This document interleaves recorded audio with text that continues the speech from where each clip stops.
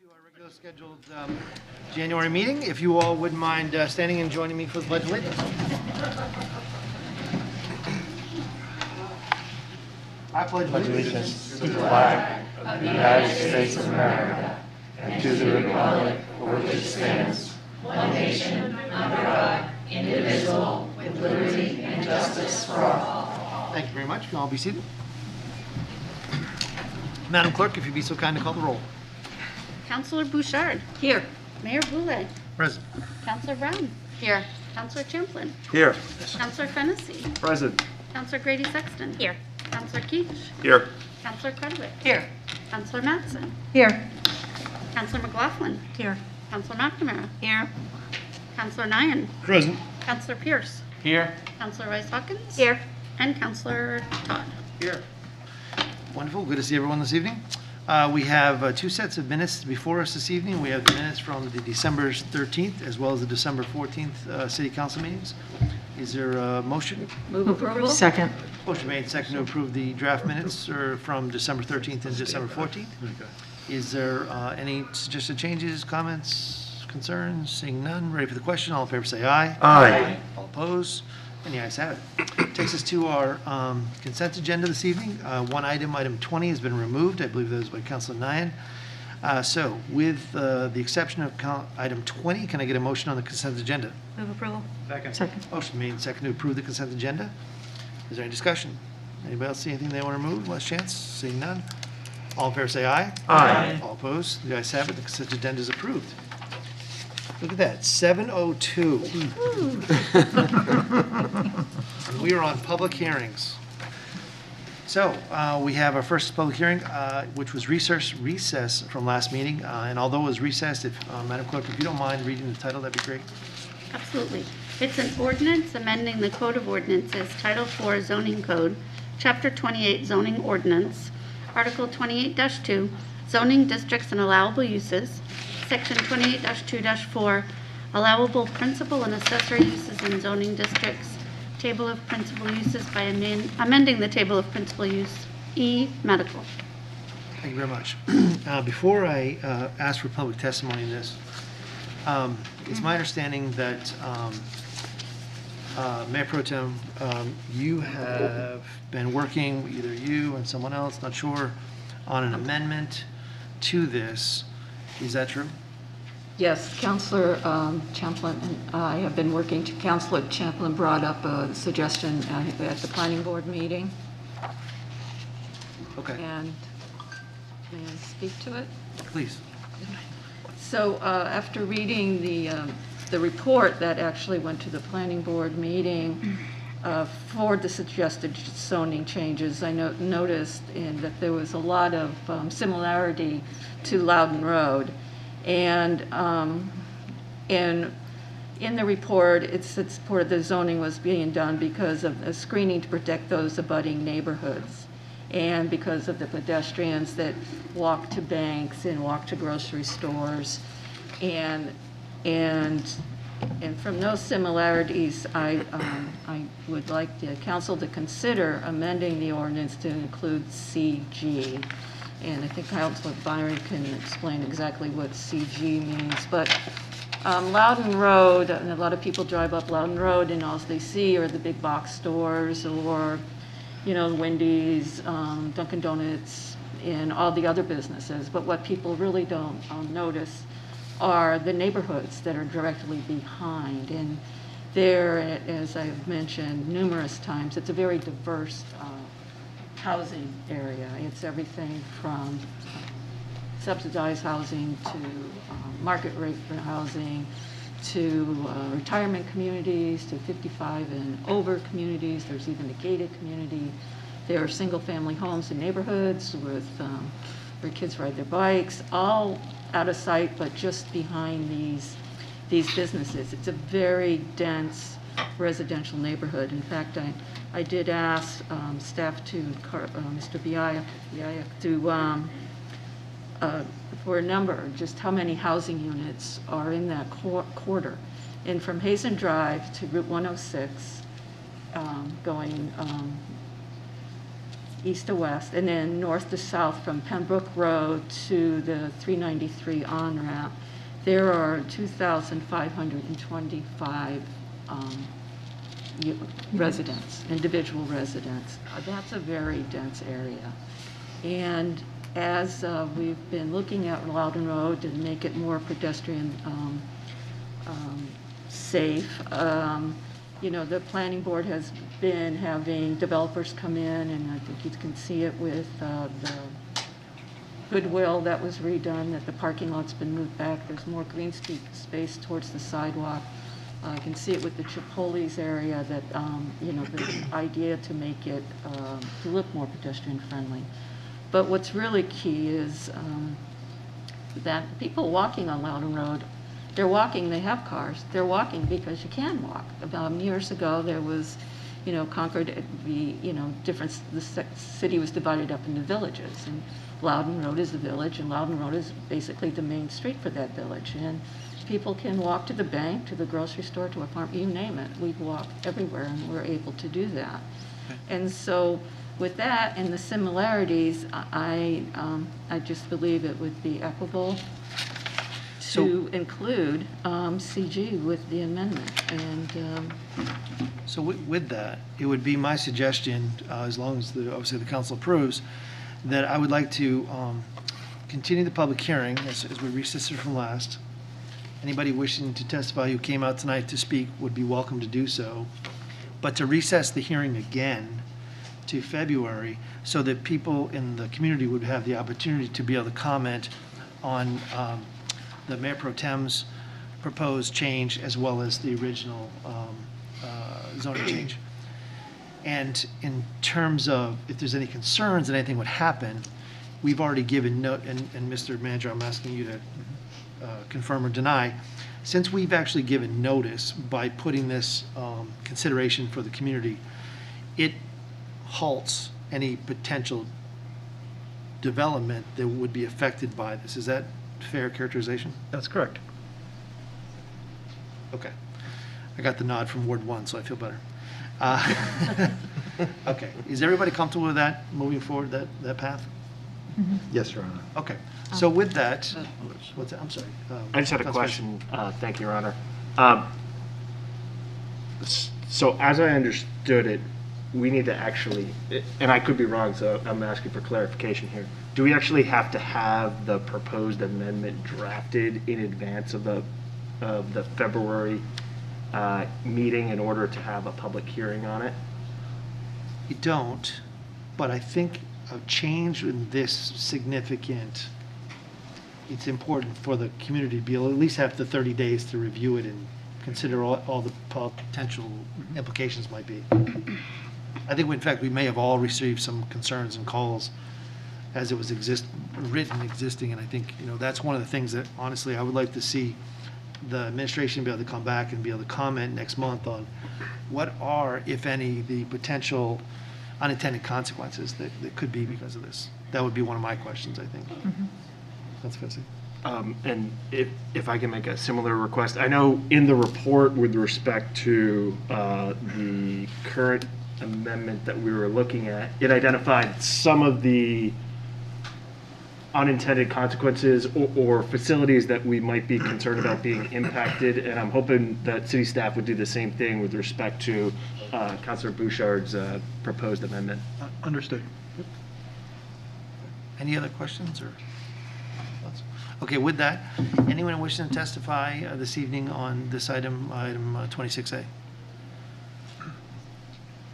Okay, with that, then we'll recess. Your Honor, there's a hand. Oh, I'm sorry. Come on up, you're welcome to, if you want to take one of the seats up here, and we have a microphone, and good evening, welcome. Thank you. Hello, my name is Sam Lewandowski. I'm actually the Assistant Director for the Recovery Friendly Workplace Initiative, but I'm here today just kind of as a new resident to the area, so exciting for me to be part of Concord now. Welcome. I noticed that there was a group of kind of services labeled as medical services, and in that I noticed there was substance use disorder treatment services. And I was just wondering if there was any kind of like research from a public health perspective done to kind of see if this would align with public health best practices. So thinking in terms of where are people located who need maybe like medication assisted treatment, do they have access to transportation? Would it serve them better to have these services in a downtown area? What would it look like for those services not to be located in a downtown area? And just thinking from kind of an economic development standpoint, we know that untreated substance use disorder costs the state a lot of money. It's actually like $2.36 billion a year. So I would think that making sure people are the most supported as possible in their recovery would actually be economically advantageous. So just making sure people can get access to services and not have additional barriers be put up in their recovery pathway. So that was my main consideration I just wanted to put forward. Absolutely. Appreciate the comments. Does anybody have any questions before you go? Councilor Pierce. Quick question. Thank you. Welcome to Concord. Thank you.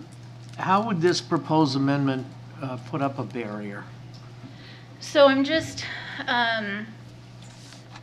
so I think one of my considerations would just be like, maybe there needs to be a little bit more time to get a better understanding of where are people located who might need substance use treatment services and where could they most easily access those. So I don't have that data or all those answers, but it just feels like this is happening a little quick and maybe not aligned with best practices from a public health standpoint.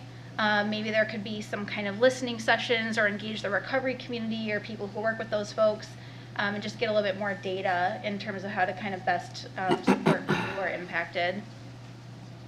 Okay, thank you. Yep. Seeing no further questions, I really appreciate you coming out tonight, and I would suggest that you stay tuned to the report that we're going to get back next month, and it may answer some of those questions. Okay, thank you. Thank you. Anyone else? I didn't mean to skip anybody last time. Okay, not seeing anyone, then we'll recess the public hearing till February at our regular scheduled meeting. Madam Clerk, item 26B, please. Yes, it's an ordinance amending the Code of Ordinances, Title I General Code, Chapter 13, Public Health, Article 13-4, Vaccinations and Communicable Disease, the wearing of face coverings in the city of Concord. Thank you very much, Mr. Manager. Yeah, I believe the co-chair of the committee wants to speak to this. Okay, Councilor McNamara. Thank you, Your Honor. So our committee met last week, and I'll share with you what came of that. The committee met and looked at the previous ordinance and several other ordinances that had occurred recently. The committee held this meeting to work on a mask ordinance, which states that any business where people not of the same household and over the age of 5 gather indoors have to wear a face covering.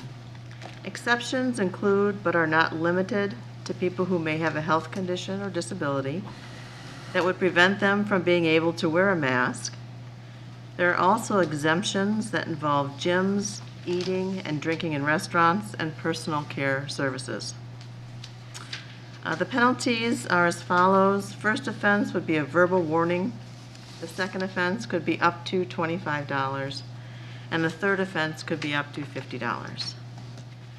The ordinance, if passed, would continue until the level of community transmission rates in Merrimack County are shown to be at a low category as defined by the CDC.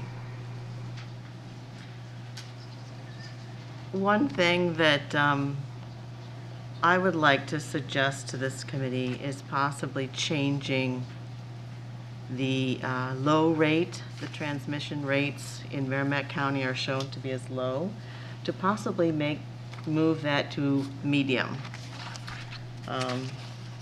or moderate transmission rate. Is that a committee recommendation, or is that your recommendation? At this time, why don't we just deal with the committee recommendation? Sure. And then any changes, if there was any proposed changes, we can always take those up during All the right. action phase. Great, thank you. Questions? I have a question. Councilor Craver. Thank you, Your Honor. Members of the council, we all received several emails with regards to the mask ordinance, even before it was presented to us, that is unconstitutional. And we did have legal counsel attend and participate in the mask ordinance writing. Can we just get our legal counsel to confirm whether this is constitutional and why it would be constitutional per the state of New Hampshire? That would be awesome. Certainly. Welcome. Good evening.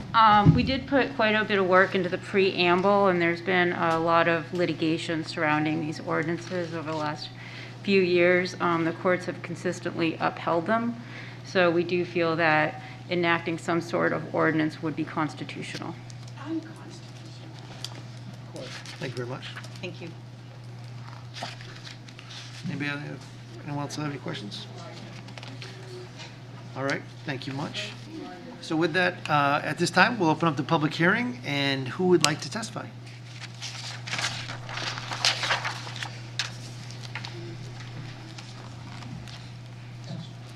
Good evening, welcome. Good evening. My name is Dr. Millie LaFontaine. I'm a Concord resident. I represent the Kent Streets Coalition Medical Work Group. We applaud the City Council's decision to reinstate a mask requirement for the public and employees while indoors in city businesses.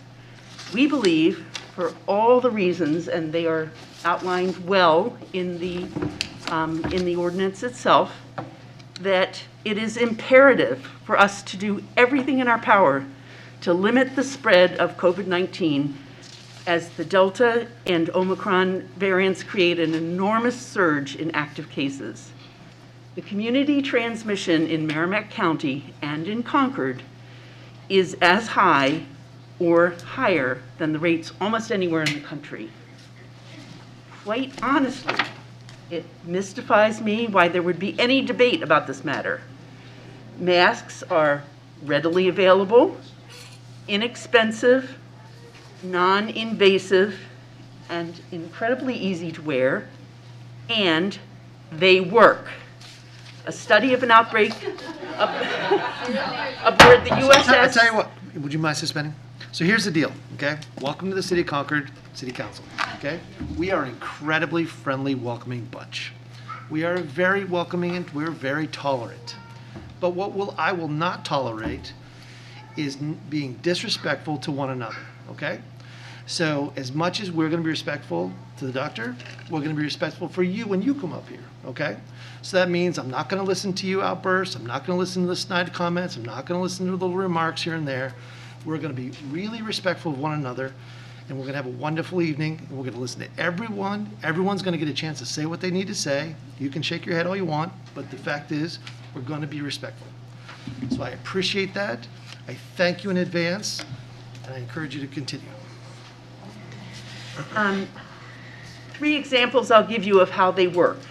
A study of an outbreak aboard the USS Theodore Roosevelt, which is an aircraft carrier with many thousands of people.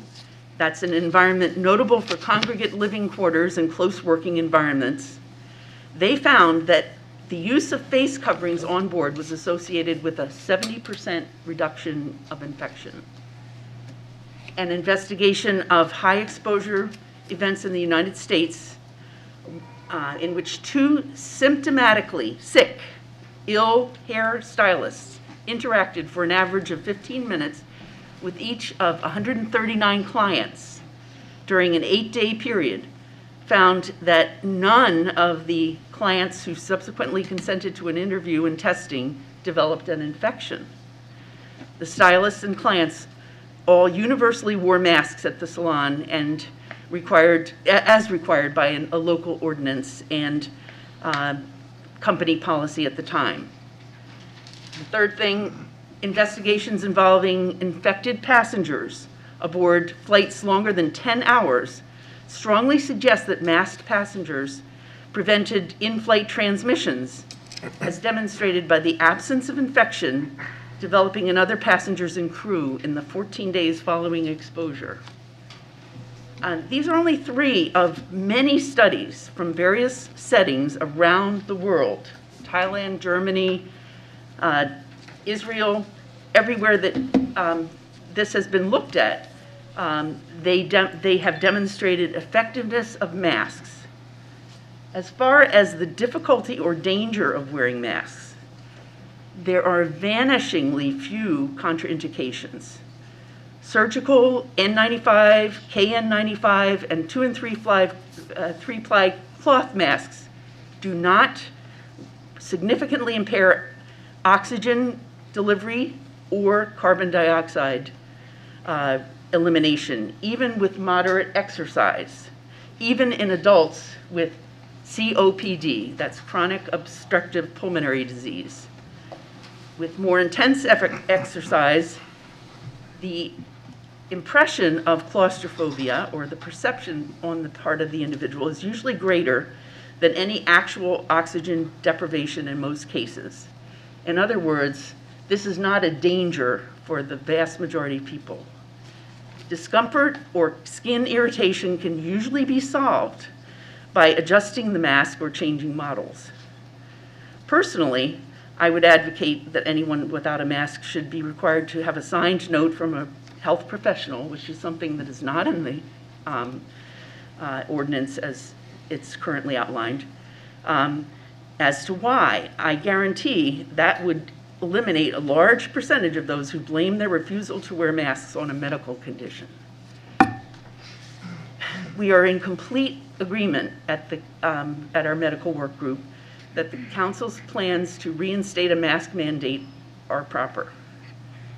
Personally, I wish it went further to include outdoor spaces where socially distancing is not possible, gyms, stadiums, houses of worships, other places where crowds gather.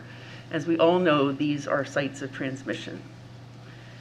I'm a retired physician, but I came to Concord more than 30 years ago because of the wonderful healthcare opportunity that I had and the fabulous nursing staff available to me at Concord Hospital. These nurses, these healthcare workers are stressed.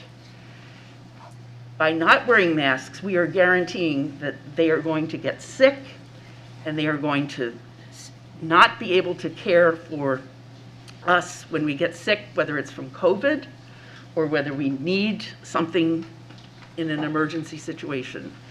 I beg you to go ahead with this now and do it until the rate of transmission is low. That's my request. Thank you very much. Thank I you. appreciate your testimony tonight. Thank you for coming out. Is there any questions by the chance? Seeing none, thank you very much. Who'd like to go next? Miss, you know what? I recognize the person in white. That's okay.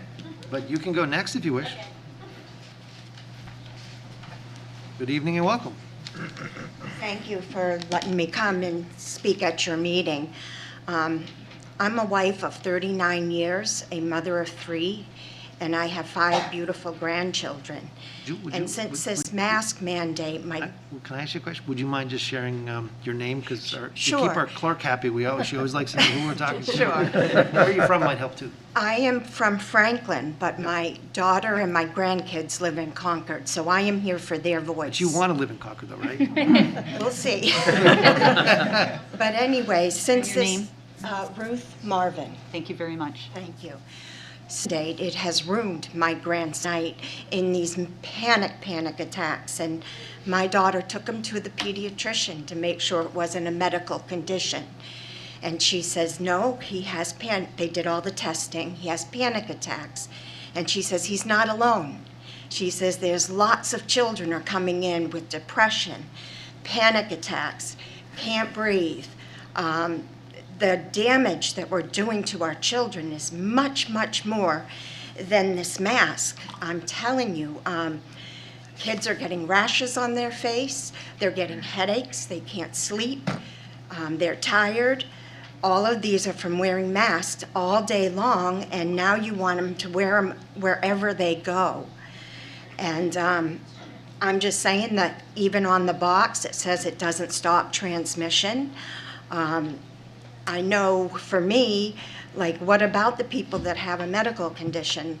I can't wear a mask. You know what? It's torture going into the store. I've been spit at. I've been told, get your effing mask on. I had a woman come right up and almost attack me.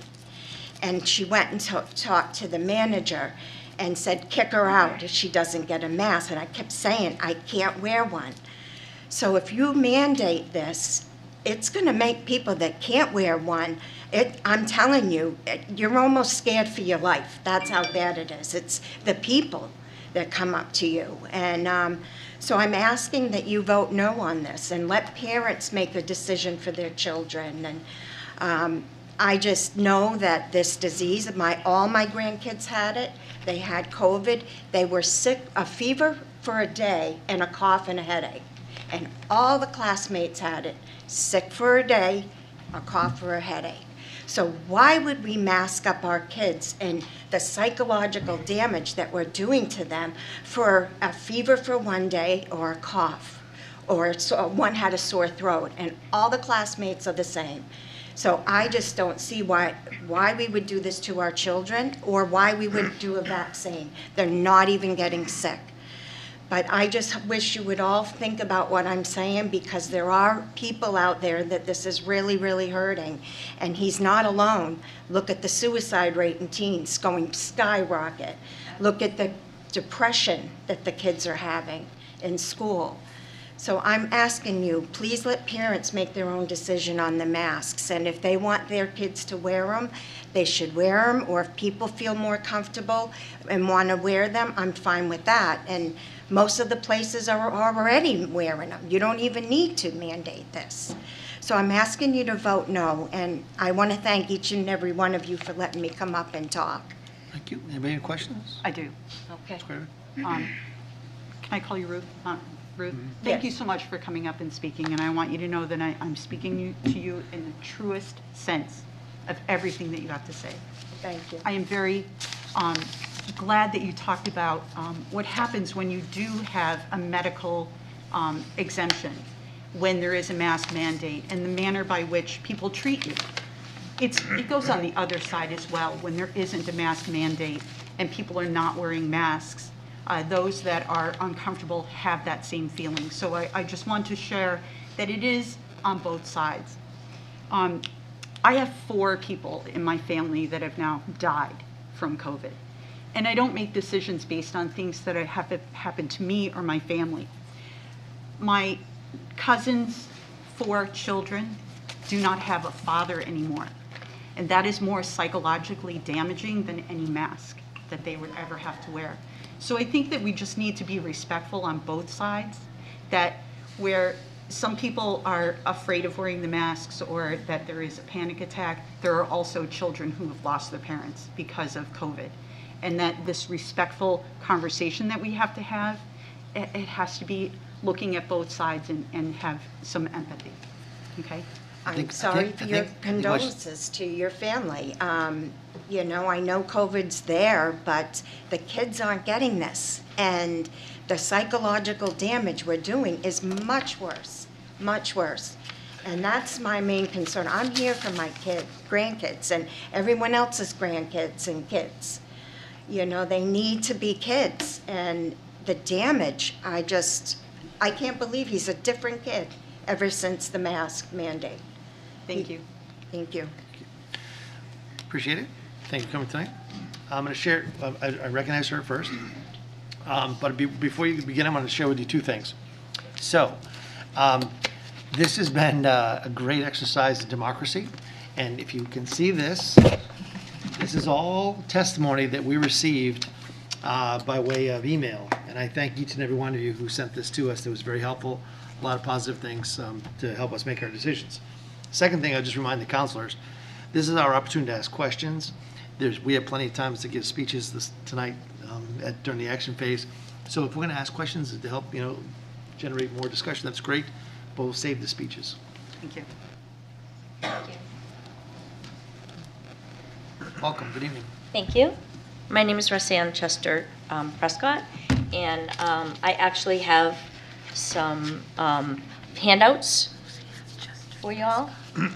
So I will just a couple of bullet points with regards to masks. I was a state employee for 20 years. I worked for the Division for Children, Youth, and Families. I worked with children, and from there I went to work with adults with disabilities, mental health disabilities. And I can definitely say in all my experience that we are dehumanizing our children and one another by having these masks on our face. I know the other side of things, people will say, you know, you can see when someone smiles. Well, kids can't. Kids have to learn. They learn by the face. They learn by facial recognition. We're already doing a huge disservice to our children. We've already seen, since 2020, we've seen the increase in opioid deaths and addictions. We've seen an increase in suicide rates, in childhood mental health. There is just so much that a simple little mask, the consequences that a simple little mask can have for a child is absolutely unbelievable, and it's probably irreversible. We don't know yet, because we don't know how long, we don't know what's going to happen 5 years from now with regards to our children. But I do know one thing is reactive attachment disorder is very real. It's very, very dangerous, and many of the studies that have been done are specifically around the human face and being able to express the emotions to the infant. We now have 2-year-olds that have been going to daycare that have never seen a face other than their parents in their own home, and that's scary. The only other thing is I would like to say is that less than a month ago, the director for the CDC said that cloth masks were completely ineffective. If we wanted to wear the N95s, that made sense. Unfortunately, you can't, an N95 has to be fitted for you properly for it to work as it's supposed to. They don't make N95s for children.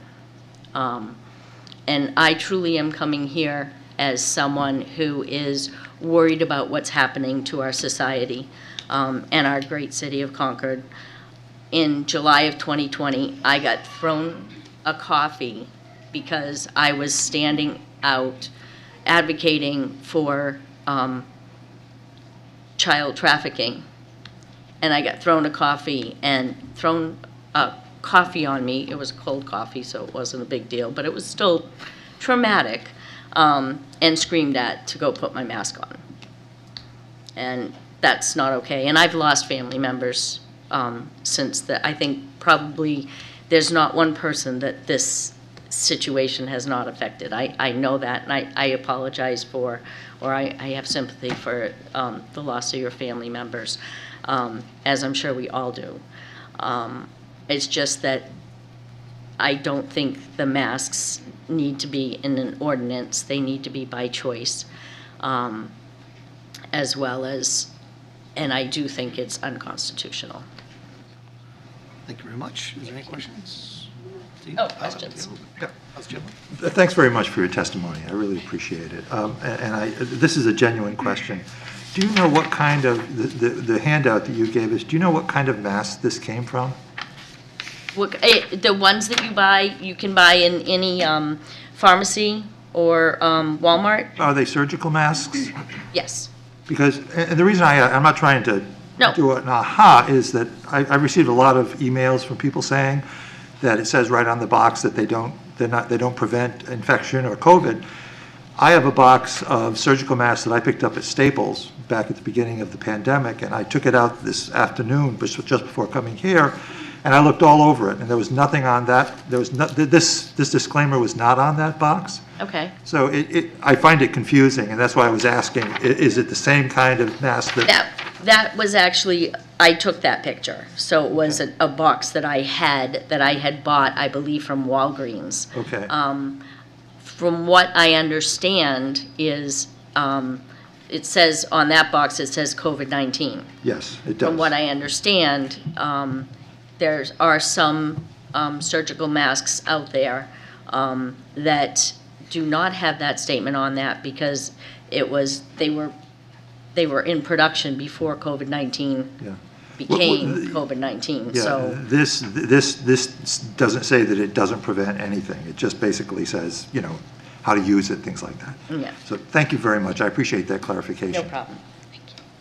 Anyone else? Thank you very much, appreciate it.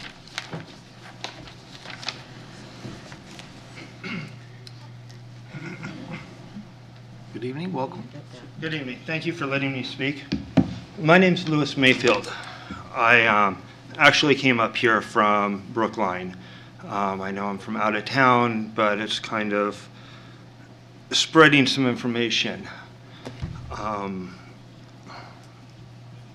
I used to be an Army medic. After I was an Army medic, I worked as a nurse in several hospitals in Southern California. And most recently, I was an EMT here in New Hampshire and Manchester and out in Keene. This last summer, I lost my mother. I lost my mother to a medical error because the doctors were not paying attention to what they should have been paying attention to. And after blowing out 3 catheters in her bladder, they finally decided to do an ultrasound and found out that she had a large growth in her bladder. She ended up going into sepsis. She died. A month before that, I lost my brother. My brother spent 10 years with Air Force Special Operations as part of the Air Force Special Operations Surgical Team. He fought in Afghanistan, he fought in Iraq, in North Africa, in the Philippines, and other places that we don't know we have troops in. My brother developed cancer while he was in the service.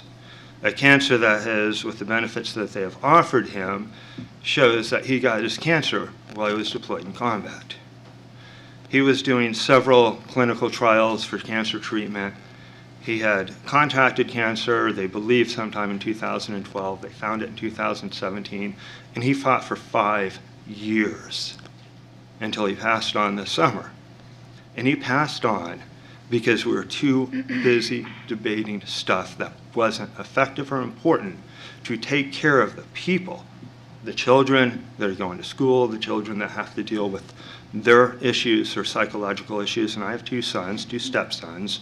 One of them is 12, the other one's 18, and both of them have gone through this for the last 2 years. If you do one quick Google search, I'll start with the top. Mayo Clinic, cloth masks. Not in the Mayo Clinic anymore, they don't work. You go through Bloomberg, your cloth masks aren't working. NBC, cloth masks aren't working. I don't have my reading glasses and I'm sorry about this.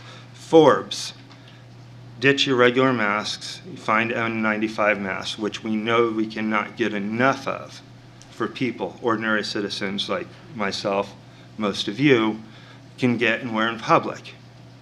The first thing that I was taught when we were talking about sterile fields is that in a sterile field, the mask you wear is effective for no more than 7 minutes. I'm sure our doctor, a good doctor that spoke earlier when she was doing her residency and she did her surgical rotation, would have heard the same thing. Masks are effective, good surgical masks are effective for a short period of time. The only masks that really work, no one can get. So what we're doing here, what we're talking about, and I'll wrap it up, is an undue burden on average citizens that just want to move on with their lives. It's time to end the madness. It's time to move forward. And I beg of you that be one of the cities here in New Hampshire, that we finally end the madness and we start moving forward. Thank you very much for your time. Thank you. Anyone else wishing? Councilor Saka. Thank you, and I'm sorry to hear about the loss of your mother and brother. We're seeing reports from hospitals across the state that they are at a critical capacity in their ICU units, that they have staffing shortages because of the increase in COVID cases. and that surgeries and medical care for community members are being put off because of the high number of cases of COVID. Would you say that that would put those families in the same position that it sounds like your brother and mother were in, about not having the attention they needed when they needed medical care? The reports that I've been reading, including from the CDC director this Sunday, is that they are exaggerating the amount of COVID cases that are filling up ICUs. It's not as large as it is. And secondly, that a lot of our staffing shortages are due to vaccine mandates and the large amount of healthcare workers that just aren't working. My niece got her first job, she was 15 years old, in Northern California in a city called Millbrae. She was working as an optometrist, doing record keeping for him. It was, it was a high school job for her. My sister talked to me tonight, they had to let her go because she's not getting a vaccine. She's 15. So yeah, we have shortages, critical shortages in hospitals, but a lot of it is because of vaccine mandates, and a lot of it is because they've put off so many other procedures that we have a backlog of people that are sick, people like my brother, who went for almost a year without any treatment other than regular chemotherapy, to go back and start having treatments again for other sicknesses that are logging in. And I would question the actual numbers, percentages of these people in ACUs here in New Hampshire that are actual COVID patients and that are regular patients that need the ICU for a different reason. Follow up? So you're saying you don't believe the medical professionals at our local hospitals? No, I believe the CDC director finally came clean this weekend and said that they don't have the information. We don't even know how many people actually died from COVID and how many people died who had COVID. That was directly from the CDC's director's mouth this weekend, Sunday, on one of the news shows. So yeah, I do question some of the, and without being, no, I do question some of the questions, some of the reports that you're getting. Thank you. Is there any other questions? Thank you much, appreciate it. Thank you very much for your time. Well, way in the back.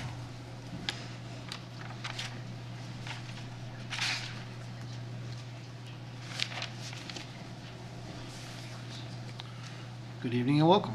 Hi, my name's Catherine Smith. I'm from Chichester. I'm a nurse. I've left my job because of the forced vaccine. I've worked with Dr. LaFontaine. I have an enormous amount of respect for her and her opinion.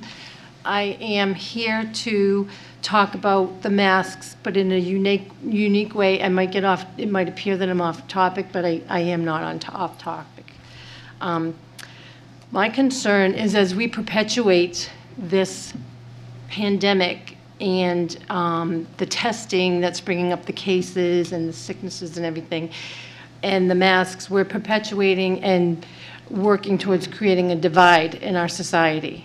And we can see that with the way people are for it and people are against it. And I question what the end game, what the outcome's going to be as we move along this continuum. And the outcome for me is I am very concerned about the COVID passport system that is being implemented in California, Canada, other countries around the world, New York.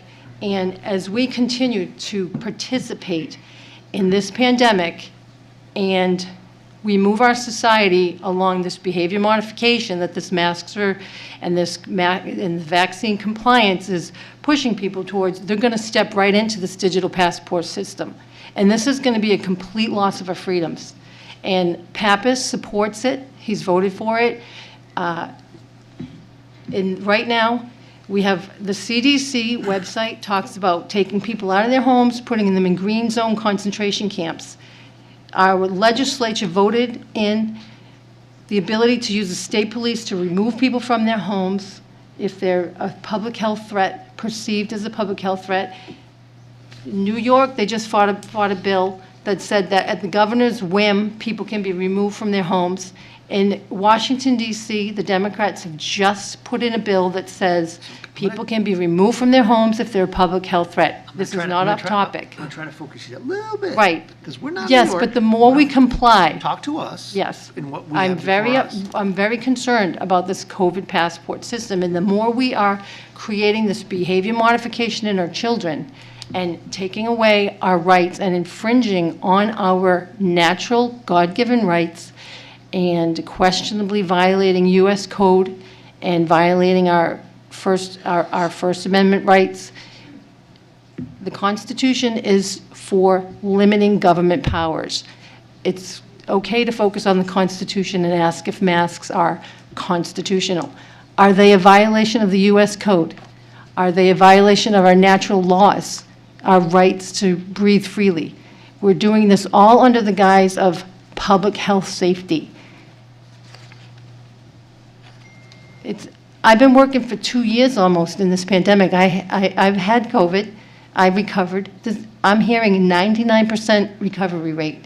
We are sacrificing our young to protect the sick.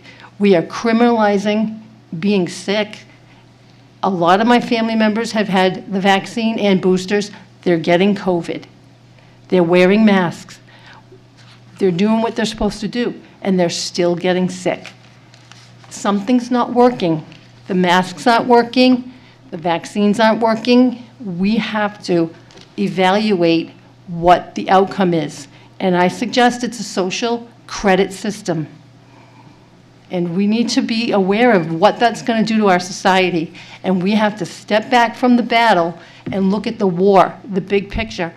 And we have to decide what we're going to hand our children for a future.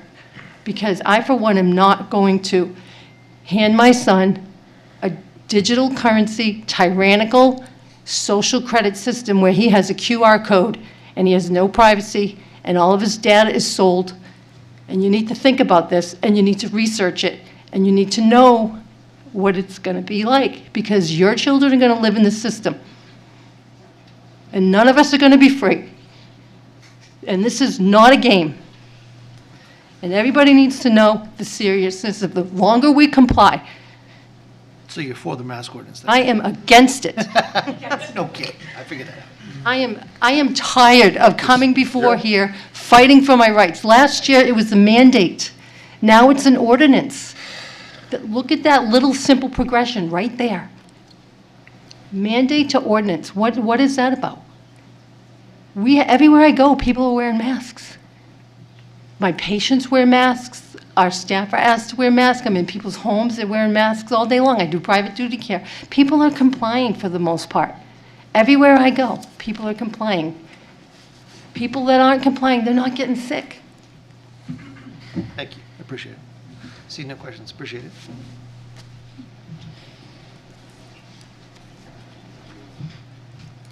Good evening. Welcome. Good evening.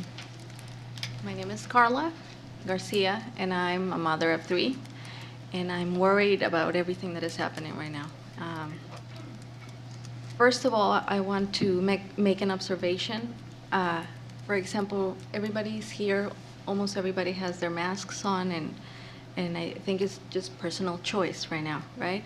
But for example, this gentleman right here was a minute or 2 without his mask. And it's just about sometimes like common sense. If it was a pandemic that is gonna kill everybody of us, I would be dead right now, he would be dead, everybody would be dead. It's been 2 years and that is not happening. This masks mandates or ordinance that you people want to implement in our society and in our city are not constitutional, and it doesn't make sense. It doesn't make sense that I have to wear a mask because I want to go and buy groceries, but it's okay for me to go sit down in a restaurant and take my mask off because I guess the COVID virus is gonna be waiting here for me to finish my dinner. It doesn't make sense. It doesn't make sense that I have to wait online to enter a restaurant, and in less than 6 feet, my table is there, and and I just have to wear it from where I'm standing to my table, and then I'm able to take it off. Like, the virus is not going to do nothing to me when I sit down and wait for my dinner. It doesn't make sense. It doesn't make sense that a kid has to sit down 6 feet away from another kid that, by the way, that doesn't have any science behind it, that being this apart of each other is going to help us not get sick. Every day we breathe a bunch of viruses and fungus and everything, every single day, every minute of our lives. How do we still alive? How do we do that? With our immune system, not because of masks, not because of vaccines. Nothing that comes from a lab is going to give you health.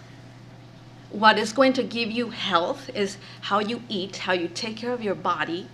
And our body is already made to prevent all those things.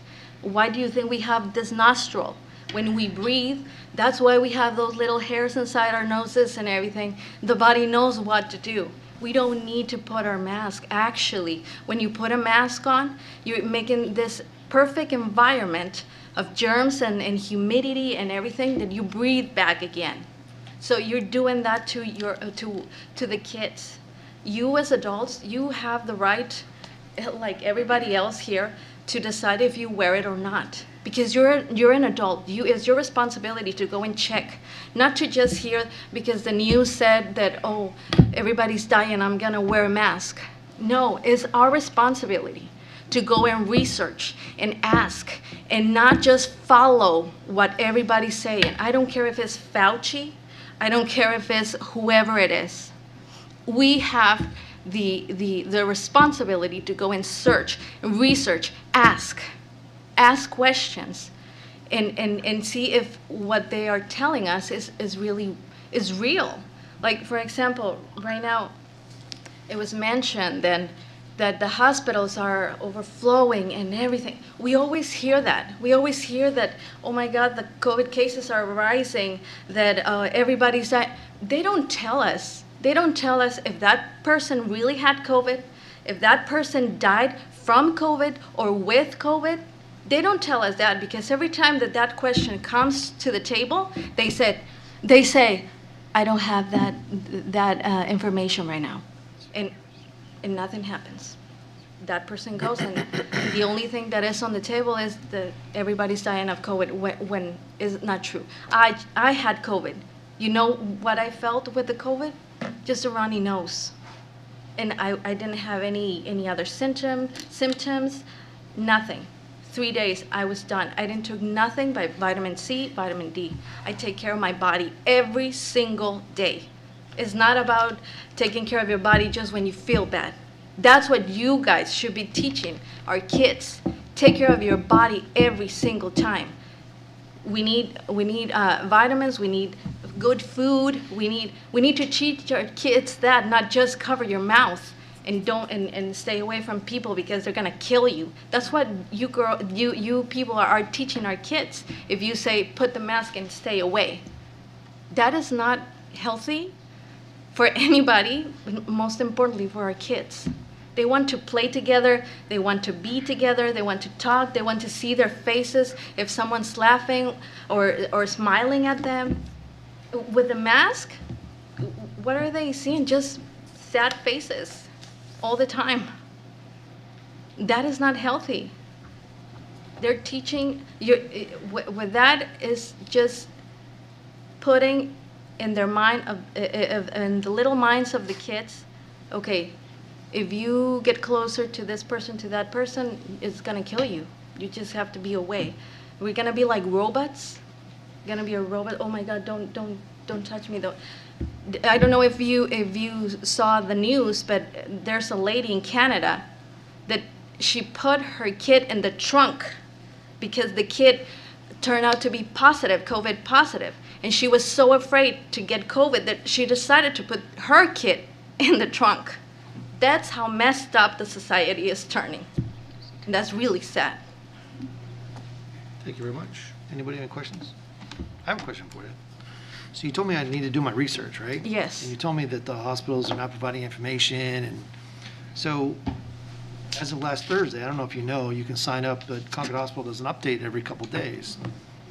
So maybe, I don't, the totals at Concord Hospital as of last Thursday were hospitalized COVID-19 patients, 40, Laconia Franklin, 11. Unvaccinated COVID-19 patients hospitalized, 67% in Concord. COVID-19 patients needing ICU level care, 6. COVID-19 patients on ventilators, 6 in Concord. So is that not true, or do you, I mean, it seems like they are talking about what's going on. Okay, the problem is not, I'm not saying that people It's- don't you get can sign up sick. for it Yeah. too, I mean. The problem is, I'm not saying that that it's not true that people are getting sick. I thought you But, said it were. okay, the thing that I'm saying is that when people get sick, when people get COVID, because actually this happened to a friend of mine. He got COVID, he went to the doctor, and the doctor said to him, go back home and just take Tylenol if you feel bad.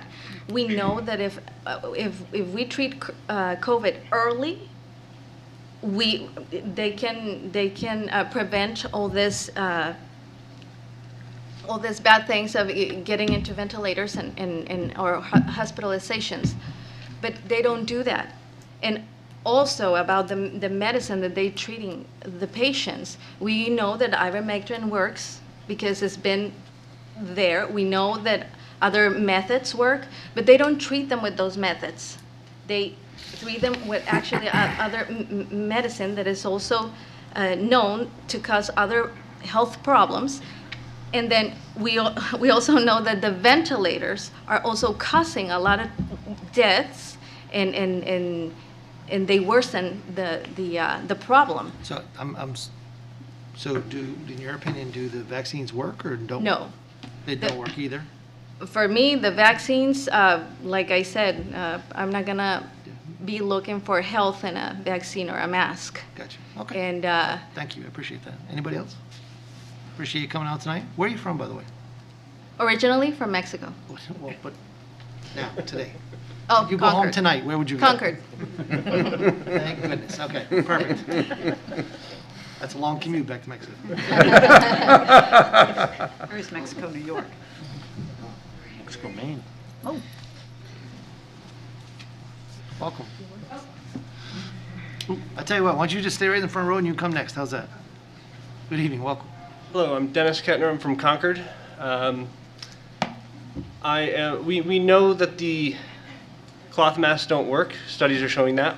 We know that there's limited efficacy of the surgical mask for a limited amount of time. Under ideal circumstances, when they're fitted ideally. We know that the N95 is the only effective way to prevent the spread of this. But I'm a licensed paramedic, and I don't say that because I'm particularly knowledgeable about immunology or virology. I'm saying that because annually we're tested, fit tested for an N95. So unless we're going to require that of the general population, what's the point, right? So that's all I had to say. Thank you very much. Oh, and so at the onset of the pandemic, you saw all these surge tents going up at hospitals. If the hospitals are truly overwhelmed, why haven't we seen the surge tents? Why haven't they put those back up? I'm sorry, the what? The surge tents, like in the Oh, parking surge lots. tent. Yeah, gotcha, thank you. If they're truly overwhelmed, why haven't we seen those? Thank you. Oh, I'm sorry, we have a question. Councilor Rousseau. Just a question. Are you serving as a paramedic right now? Yes. Thank you. Where at, if I may ask? Manchester. Thank you. But you spend your money here though, right? Well, not if there's a mask mandate.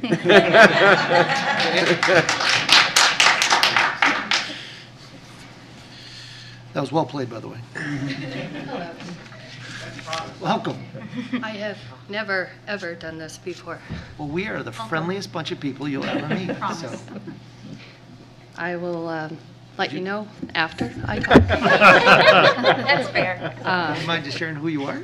I'm Noreen Pond, Nice to and meet I you, live Noreen. here in Concord. I moved here after having many years of homeless instability. I was moving house to house and personal choice of, my own personal choice, and, that's a whole other subject. But The reason I'm here is because I need to send a big reminder of how it impacts mental health.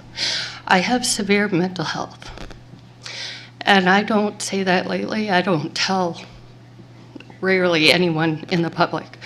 It's only by force that I have to for a hospital. I was in a hospital of November of 2 months ago. And I've been in the hospital about 23 times since I've been 14. So wearing a mask has greatly impacted my own life. And the tears really, it comes from my own struggle. It's not because I'm nervous about sitting here. It's because the struggle that wearing a mask, I've been harassed. I've been dehumanized in public. I've been dehumanized by people, oh, when are you going to get your mask? Or, here, do you need a mask? And I politely say, no, I'm okay, thank you, and I keep on going. But the harassment keeps going. When is the harassment going to stop? Not only by general public, but how about the government? How about when is Fauci going to admit that he made faults? How about Biden? How about general government? How about city council? How about when they are going to admit that that unless you change your mask a lot during the day, you're breathing in your own air, and that is not healthy for you? And I know it's such a minor symptom or like a side effect of wearing a mask, but I get migraines and I've grown up with them, and that's multiple reasons. And I get a migraine, and now my breathing has been impacted, and I have a very hard time walking and wearing a mask, and I feel like I'm having an asthma attack. But I know no doctor is going to want to see me for that, so I just deal with it. And the comment about how surgeries have been impacted. I had back surgery last month, so just over a month of having a herniated disc surgery. And that was greatly impacted. And I dealt with the pain for over 6 years. Personal choice, Amazon delivery driver, need I say more? So it's my own choices, but in the end, my surgery was put off because of COVID patients. And unless it was priority, it was not deemed to be something that needed to happen right away. And I was like, I'll drive to any hospital in New Hampshire for this surgery because my impact, I lost my job. I worked at Walmart, and I had to wear a mask all the time. And I couldn't walk up and down the stairs because I opened boxes for 10 hours. And I couldn't walk up and down the stairs and without needing to take the mask off and breathe and take a breath. And that is not an anxiety attack. I know the difference because I have anxiety, severe anxiety all the time. And so it's not, I know the difference when it's personal choice. Oh, I'm gonna have an attitude because I don't want to wear a mask, or I'm having a hard time breathing. I have to stand and I have to stop talking, close my eyes, and take a breath or two. And I will believe the numbers that masks work when the government decides to put out the real numbers, not only about mask wearing, but about the vaccines. And I will believe how many people are in the hospital with COVID, not because of COVID, like if they went into the hospital because of COVID, I'll believe those numbers when they decide to report it honestly. And how about the people who died because of a heart attack, but they also had COVID? So which one are they going to report on, the heart attack or COVID? And right now it seems to be COVID because it's way more popular. And does the flu exist right now? How about pneumonia? And how about if you go to the doctor, when are they going to honestly report that you are having asthma because of wearing a mask? Are they going to admit that? Or are they going to say, no, it's because of you're running all the time? And, or because of, some biology from your parents or something to that effect.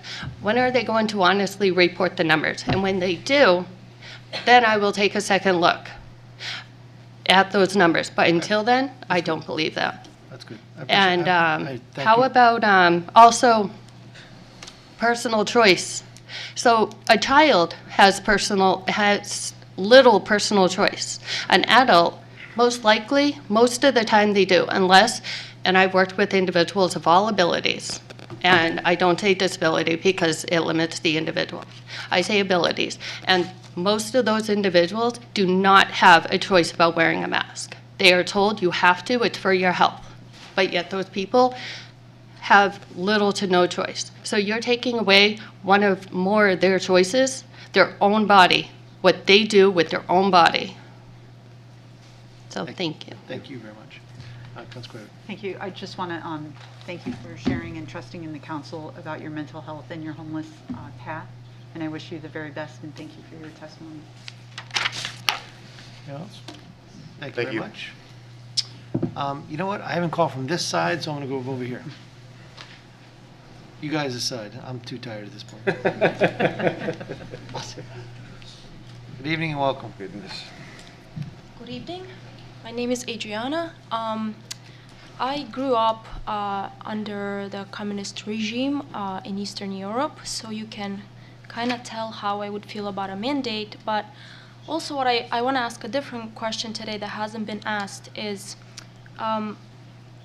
instead of a mask mandate, I'd like to see encouragement from the council out to the public on eating healthy, eating clean, exercising, going outside, breathing fresh air. All the doctors out there, I always listen to them, I try to take their advice, but nobody ever talks about that, and I wonder why. Why does it seem like the vaccine and the masks are the only choices? Nobody ever talks about choosing something that would help improve our bodies, our mental health.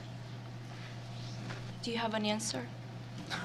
I'll tell you, there's a lot of reasons I didn't go to med school. Okay. No. Councilor Hawkins, go ahead. Thank you. A question and a comment. I didn't catch, are you a Concord resident? No, I live in Loudon. In Loudon, okay, thank you. There's a farm-to-table bill for school districts at the State House being heard this week. Just check it out. It's about making sure local produce from our farmers gets to kids in the schools. Okay, that's good to know. Adriana, what's your last name? Adrian. Adrian, what's your last name? Adrian is my last name. They're very similar. Okay, thank you. I believe we received email from you, right? Yes. Yep. There is, the governor's puts out the governor's health and fitness plan every new year. I got an email last week where you're encouraged to exercise, go outside and exercise indoors for at least 30 minutes every day. You can do it in teams, you can do it individually, and it's something he promotes and his staff promotes across the state, and he works closely with, I want to say it's in town Concord, but don't quote me. And it's an encouraging thing so that you are more motivated to work with friends or be on a team, and you do this for a whole month, and you record your data and talk about at the end what kind of changes that had on you. That's very good, and if it's encouraged, I also suggest the masks to be encouraged and not mandated. Thank you. Thank you very much. Thank you. Appreciate it.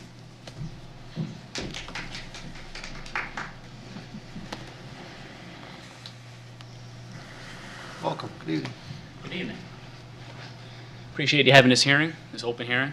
It's been interesting. I'm actually live in Northfield, but I spend a good amount of time in Concord shopping, and, well, we'll see how this goes. Question for you. It touches upon some of the things that have already been said, but you guys are all concerned about the well-being of the community, I'm assuming, right? Hence you're serving the community and all that. But are we really concerned about health when obesity is one of the I think it's the number one marker for getting COVID and being seriously ill with it? I'm getting this from Joe Rogan's interview with Dr. Malone that was recently. It was actually very well done. So how many people here really exercise regularly or take their health seriously. I mean, you know, I'm not insulting you, but I mean serious. I mean, I work outside all day, so I'm a carpenter. So it's kind of part of the gig. You know, you got to be climbing around doing stuff, but it seems kind of bogus to somebody like me when you say the governor is encouraging people to go exercise when every post he puts on Facebook is him eating cookies or doing something else somewhere. You know what I mean? It's kind of people, maybe in the upper echelons of the bureaucracy, it's kind of bought into, but for everyday working people, they see through that. You know, just because somebody doesn't have a title or went to school doesn't mean they're stupid. I mean, you know, I have a background in some other stuff, and I spent some time doing some things, and you'd be surprised, the people at the lower echelons of society, they are very sharp on things. You know, they can pick up on things that you don't really pick up on because that's their life. They have to know things that, you know. So anyway, I would suggest that maybe we should lead more by example and really take to heart what, there's a lot of people here, and they have kids and families, and so do you, but they came out here for a reason. They really do believe in this, and I really think you should take what they're saying. You know, I mean, I know we're taking notes, but a lot of what we've been told is by these, I mean, look at Fauci. He's the highest paid government employee. He's going to have the highest retirement ever. He has, he has kickbacks from all these things. They're giving remdesivir to these patients in the hospital. That's killing them. The study that they base this off of is completely bogus. I mean, just look into remdesivir and what it's doing. So the ivermectin story, I know we hear, oh, it's bad, you know, horse medicine, all that stuff, but why are the numbers as high as they are? Is there an intention and a financial motive to keep this going?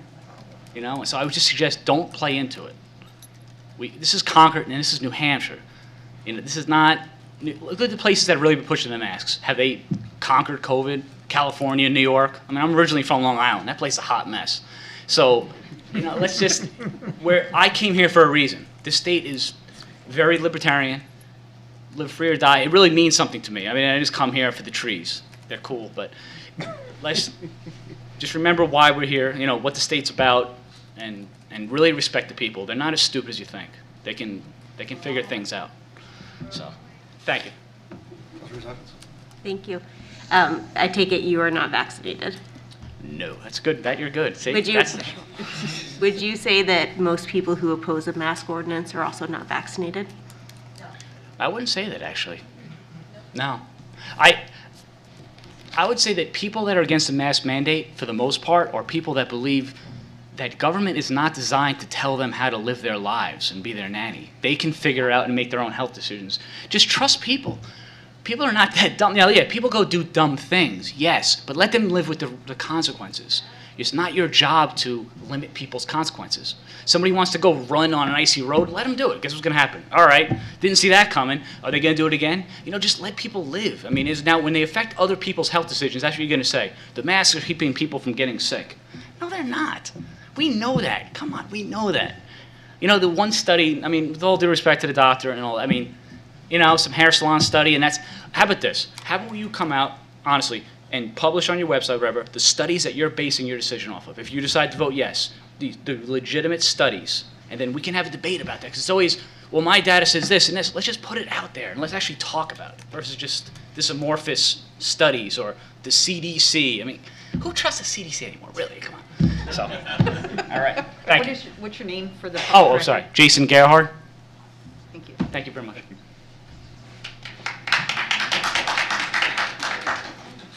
All right. I don't know whether you have a second. Nope. We're gonna, well, maybe, but we're gonna let everyone else get a chance shot first. Way back. White scarf, way back.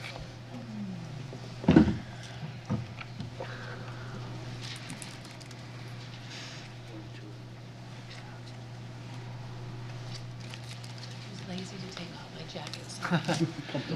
Welcome. Pam Myers, Concord. I need to respectfully disagree with your lawyer. The Constitution, both of them, say that we have unalienable rights that cannot be given by government and cannot be taken away by government. My right to breathe free, fresh air is one of those rights. My right not to wear something that I believe is detrimental to my health is one of my rights. I have a responsibility to not go out if I'm sick or if I feel like I'm coming down with something. But you don't have to mandate that or make an ordinance about that. I know the committee meetings. And to different ones, not ones here, but committee meetings are usually where you make your decisions. This bottom line ordinance, and I'm going to step on a hornet's nest. Repercussions are, well, anyway. This sounds like a money-making scheme for the city based on the consequences of not wearing a mask. Sort of like the purple bags. You know, and if you are not following the Constitution, which, by the way, supersedes any ordinance, well, you took an oath to that. Thank you. Before you go, hold on. Did you have questions? Yeah, I think we I'm might. sorry. Just before you go, you know what? We all going to want to applaud. You don't need to. I don't need that. Just relax. So,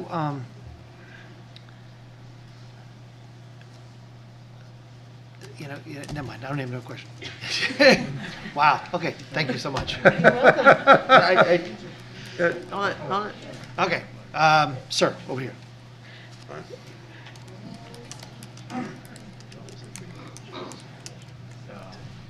Good evening. Welcome. Good evening, all. My name is Steve Robinson. I'm from Northwood, New Hampshire. I spend a lot of time in Concord, business-wise as well as personal business. Whether you believe in God or don't believe in God, my point is the best machine man or God ever made is the human body. I'm going to put an analogy for you. Take a car. You need three things to make a car run: fuel, spark, and air, right? You have the engine, right? You got the spark. You have no air coming in. The machine is not going to run, okay? Viruses have been around since the dawn of time. Way back in the, since civilization has become. This machine we have has the ability to fix itself, repair itself, think for itself. When you mask something, you're breathing your own CO2 in all day long, and you're just breathing, you're regurgitating your CO2, and it's not very healthy for you. Me personally, I've been wearing silly masks for 2 years. I have dental issues now from wearing these silly masks because I'm regurgitating my own CO2 and saliva all damn day long, and it's not healthy. And furthermore, going back to the kid situation, I was at the Governor's Council meeting at I'm trying to think of the name of it, over in Manchester. And Charlie, the governor, he said he's trying to help his friends fight depression. What does that say? Why? Why are these kids all depressed? Think about that. They don't enjoy, they can't enjoy touch, they can't enjoy feelings, they can't look at each other's faces, they can't feel emotion because they get a thing on their face. And really, that's what we're doing. They're destroying our future generation. I mean, it's a personal choice. I go to the State House on every other Friday I have off, and I grab this book right here. It's the mini version of the Constitution of New Hampshire. And in this is our rights. You can't take away our rights. It's not fair. We are all sovereign, free citizens. Okay? Now, the furthermore question, I want to see you raise your hands. Has anybody seen a hazardous bio-waste barrel for all these contaminated masks? I haven't. I see them on the sidewalk. I see them on the streets. I see them in buildings. I see them outside receptacles that are overflowing. If it's so deadly and so contagious, why are they not being contained? Explain that one to me. These masks are a facade, and it's not fair to our community, our future generations, and our society in whole. And that's pretty much, if I'm open for questions, but like I said, I really think it has to end. We're killing each other. What's going to happen in 5 years when all these studies come out and say, oh, we're wearing masks for the past 5 years, and all we got health issues and lung issues and God knows what else. Enough is enough, really. Let's breathe free air, fresh air. Fresh air is the best thing for you. Getting out there, being physical, taking care of yourself, eating your vitamins, taking physical exercise. It's just plain and simple. It's not rocket science, people, but to mask something It's putting a Band-Aid on nothing. It's not doing anything. Let's rip the Band-Aid off and let people breathe. Thank you. Counselor's office. Thank you. I'm a little deaf, so you gotta speak up. I'm sorry. Do you think medical professionals shouldn't wear masks when they perform surgeries? That's irrelevant. I mean, I don't understand why I don't understand the question. That's hygiene. That's hygiene and bacteria, and yeah, I think they should wear masks, yes. Thank you. Follow-up? But also, those masks are put in bio-waste barrels afterwards, and they're disposed of properly. Not like the masks people are wearing today. I see them all over the streets. I see them in ponds. I see them in wildlife conservation areas. They're all over the place. It's absolutely ridiculous. Thank so you, if this sir. virus is so deadly, why don't we have the yellow barrels out? Yeah, Bioweapon. you answered my question, though. The point was that medical professionals wear them and they're fine, and you seem fine with that. A follow-up question is, are you vaccinated? No, ma'am. No way in heck. I have 3 family members, 3 friends in my circle who died of the vaccine. 3. My uncle, 9 heart attacks. I have no more uncles left. I got 1 aunt on my father's side. Okay? I have 2 neighbors. 60-year-old just got her second booster. 60-year-old died, heart attack. Her husband came out, saw her dead, and smashed her head on the coffee table because she just got fully vaccinated. My other neighbor, heart attack. He's trapped in the bathroom. They couldn't get him out. He was dead before he got to Concord. Okay, so that's why I'm not vaccinated. Okay, thank you. Shut it down. Yes, exactly. Shut it down. They don't have to. You know what? Shut it down. I appreciate you testified. We showed you the respect, even though you went off of a field. Relax. We listened to this gentleman. He did a great job testifying. He shared his thoughts. He made a great case for the way he felt. And now we're going to move on to the next person. Thank you all. Thank you. But she's not allowed to ask You know what? about You know- vaccination, though. You know what? He doesn't have to answer. You don't have to answer. You can ask the question. You don't have to answer. And let me give you a little hint, just so you can put your hand down if you want to. But we videotape the meetings, so if you don't want to have to hold that thing anymore, you can actually just go online and watch the whole meeting all over again. And if you move over towards the middle, you can watch yourself when we do that shot of the person testifying every time too, if you want to do that. Right there.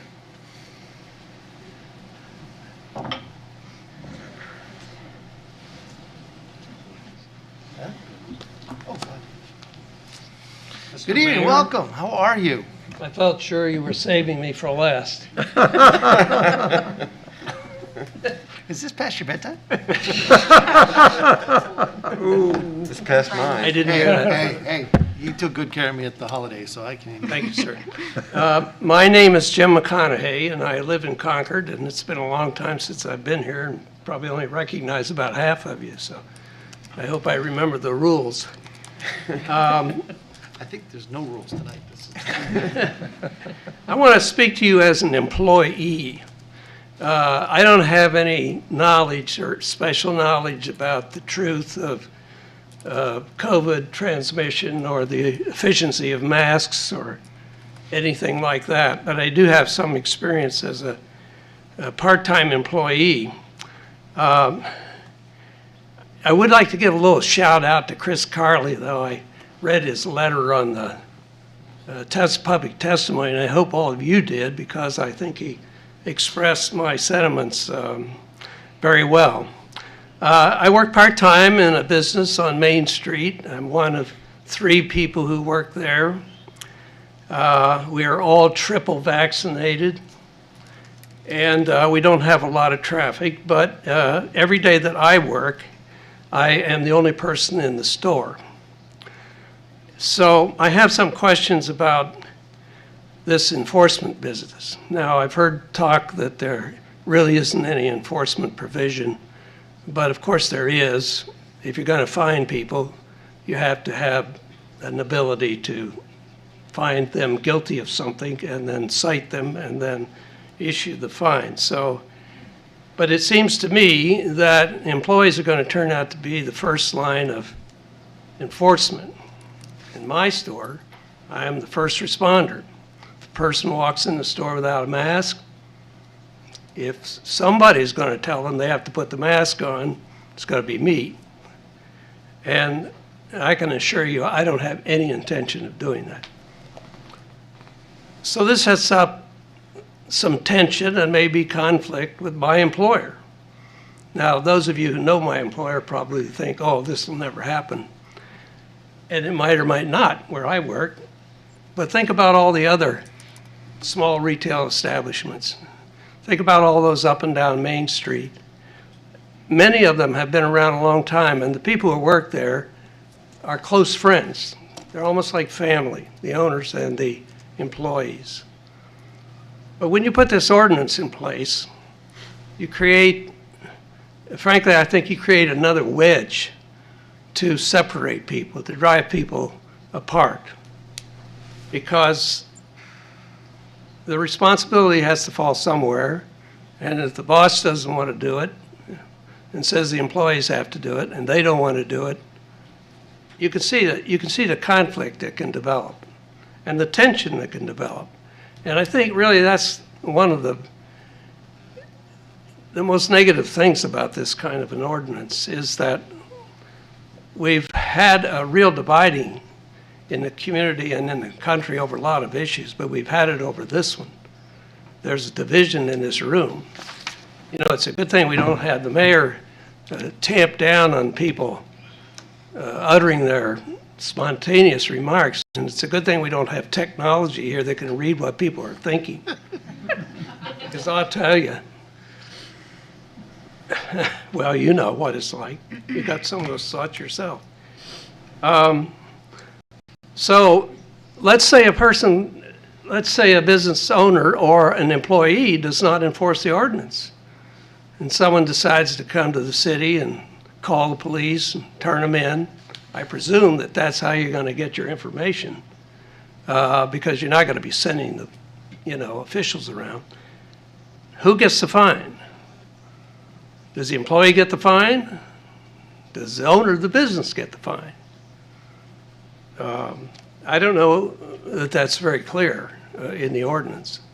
But anyhow, it's not a happy situation. So I really hope that you don't go there. The one thing I think you could do is help us bring back the concept of personal responsibility.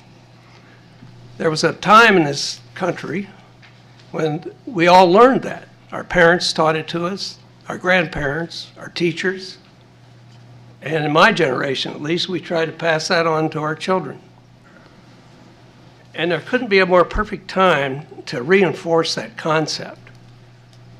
Because if you want to protect yourself from the virus, you have many, many options that we didn't have a year ago. We certainly didn't even know about them 2 years ago. If you want to wear a mask and you think that'll help, you wear the mask.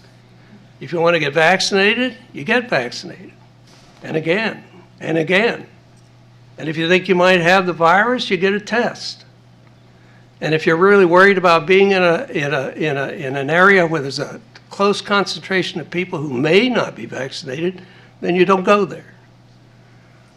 We didn't have these options a year ago, but we have them now. And the only thing that people have to do is to exercise a level of personal responsibility.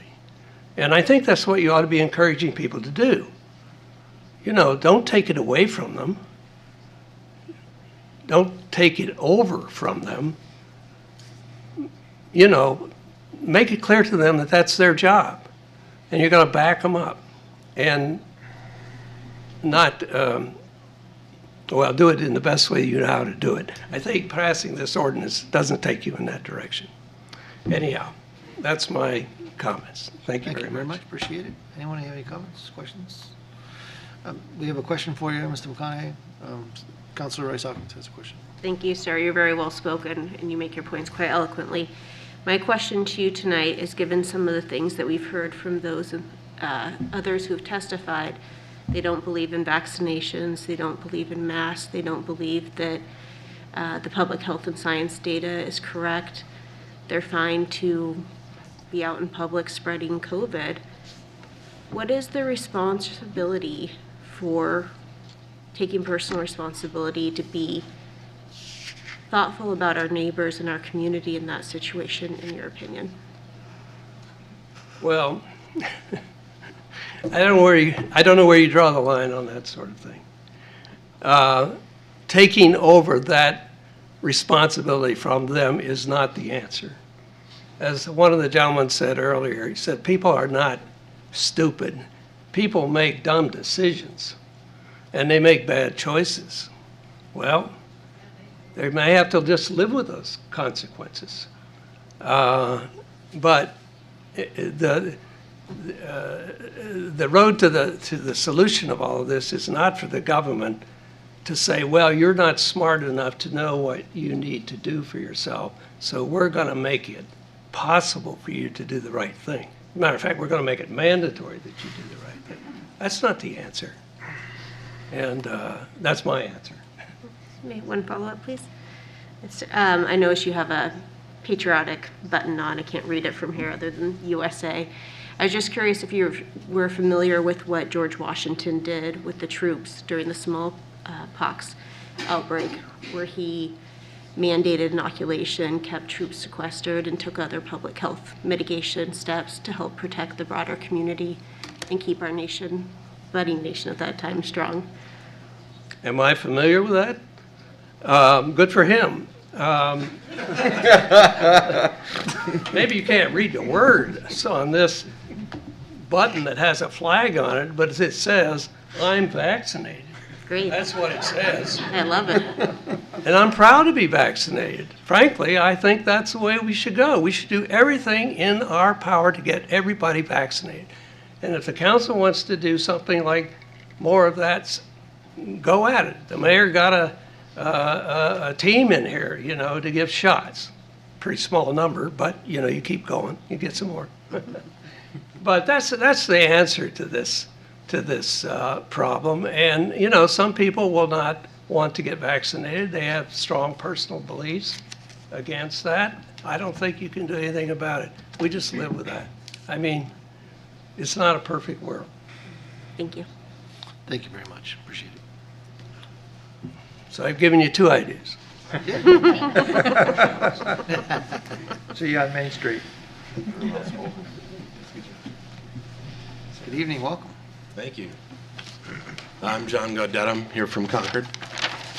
And first off, I'd like to stipulate for everybody that, you know, people have been impacted by COVID, and we all agree Long Island is a hot mess.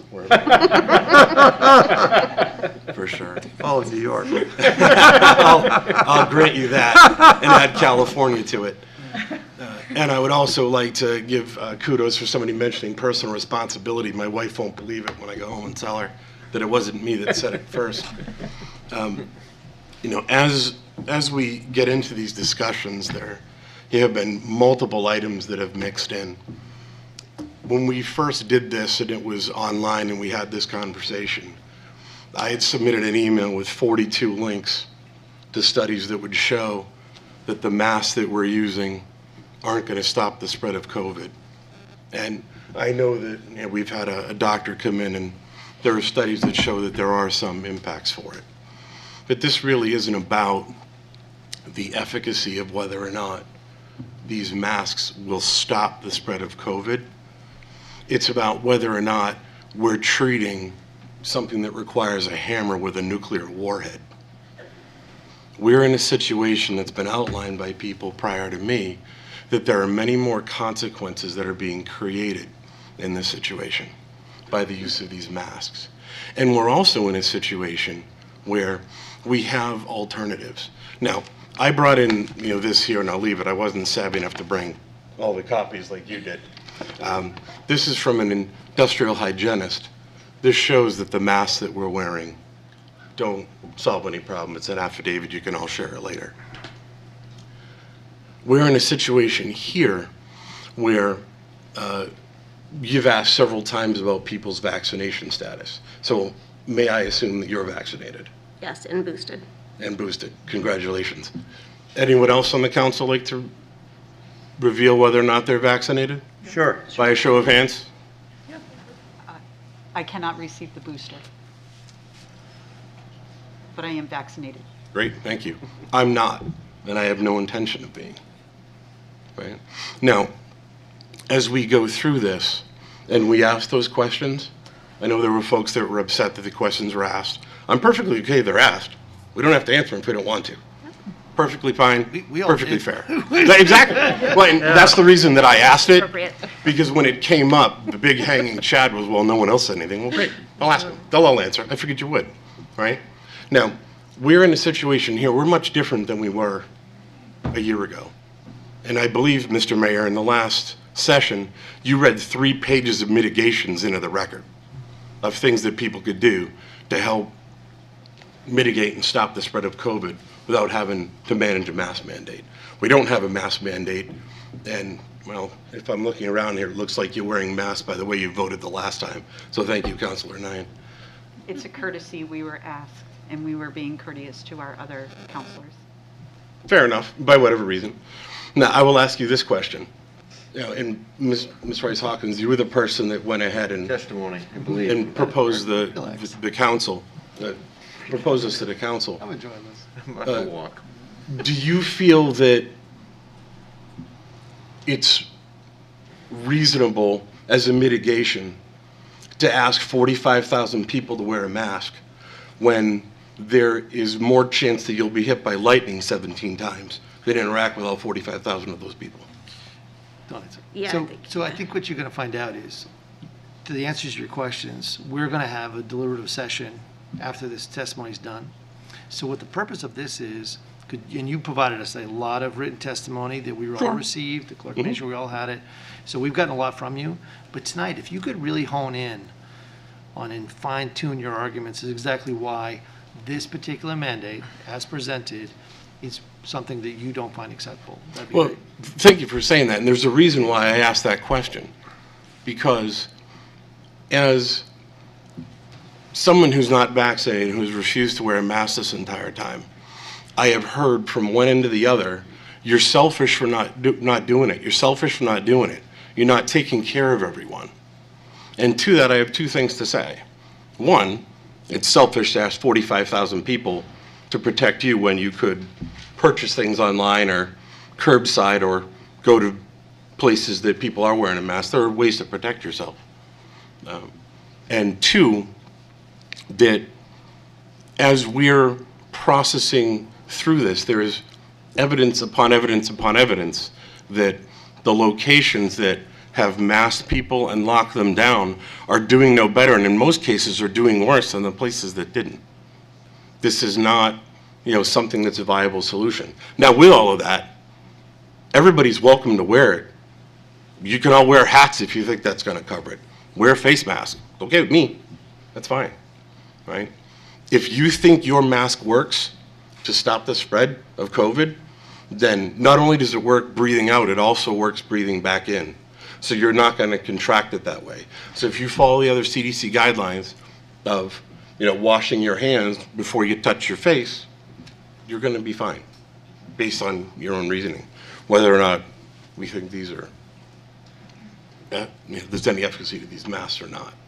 I think at this point, we're in a situation where there are enough ways for people to protect themselves that we shouldn't be pitting, one section of the town against another section of the town. And I understand that there are people that have had some serious injuries or deaths involved in it. Masking 45,000 people in Concord wouldn't have saved any of those people, as tragic as that is. Thank you very much. Thank you. Anybody have any questions? Thank you, and I appreciate all the testimony that you supplied us. Thank you.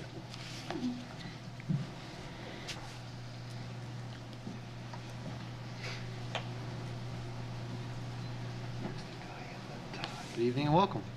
Hi. My name is Kate West, and I live in Concord, New Hampshire. I think that I thought that this was sort of a no-brainer type of thing, and so I wasn't going to come tonight. But I think that sometimes it's good to hear some reinforcement. So I'm here because I'm in favor of a mask ordinance. For a lot of reasons. I think one of the scarier things that I've heard tonight is a lot of people talking about how COVID isn't that bad, how it's something that a lot of people anecdotally have, just had a runny nose or things like that. I think that completely discounts the experiences of people that are immunocompromised in the community, people that just can't even get a mild case of COVID, or it would have intense long-term health impacts for them. When I think about personal responsibility, I think about the speed limit and how I don't trust, without there being a speed limit, that if you said there's no speed limit, the roads are yours, drive safely, that people would drive safely. I think that we need guidance sometimes in order to do the right thing. So,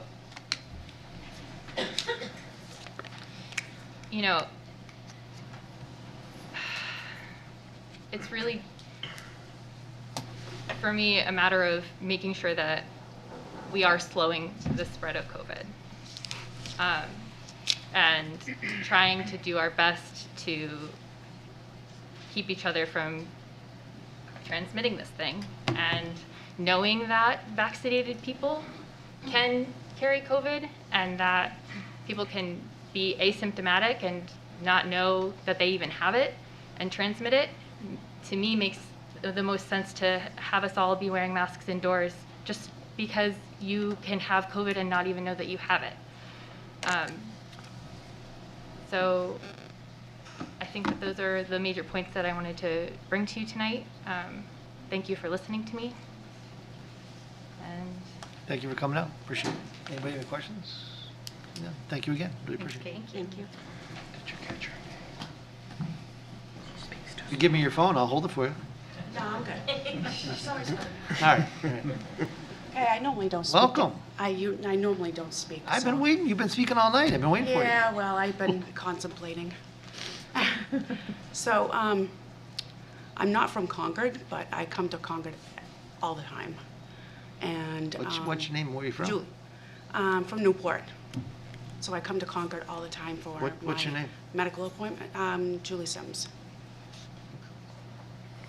So I come to Concord for all my medical appointments. And I come to a lot for like my medical shopping, for my shopping and stuff like that. So I do not support the mask mandate, and I'll tell you why. I get headaches, and I get very bad migraines 5 minutes into wearing a mask. And I have them so bad that sometimes I pass out, and I cannot even wear them whatsoever. I have not worn a mask through this whole pandemic whatsoever. And I haven't been sick whatsoever. And I just really think that this is being so traumatic with people, and it's a control issue, it's a money-making issue, and I just think that this is really, it's bad. It's bad for people. It's the kids. The kids are, it's a control thing. I really do. And that's my spiel. Thank you. Appreciate it. Anyone? Nope. Thank you so much. Yep, right there, sorry.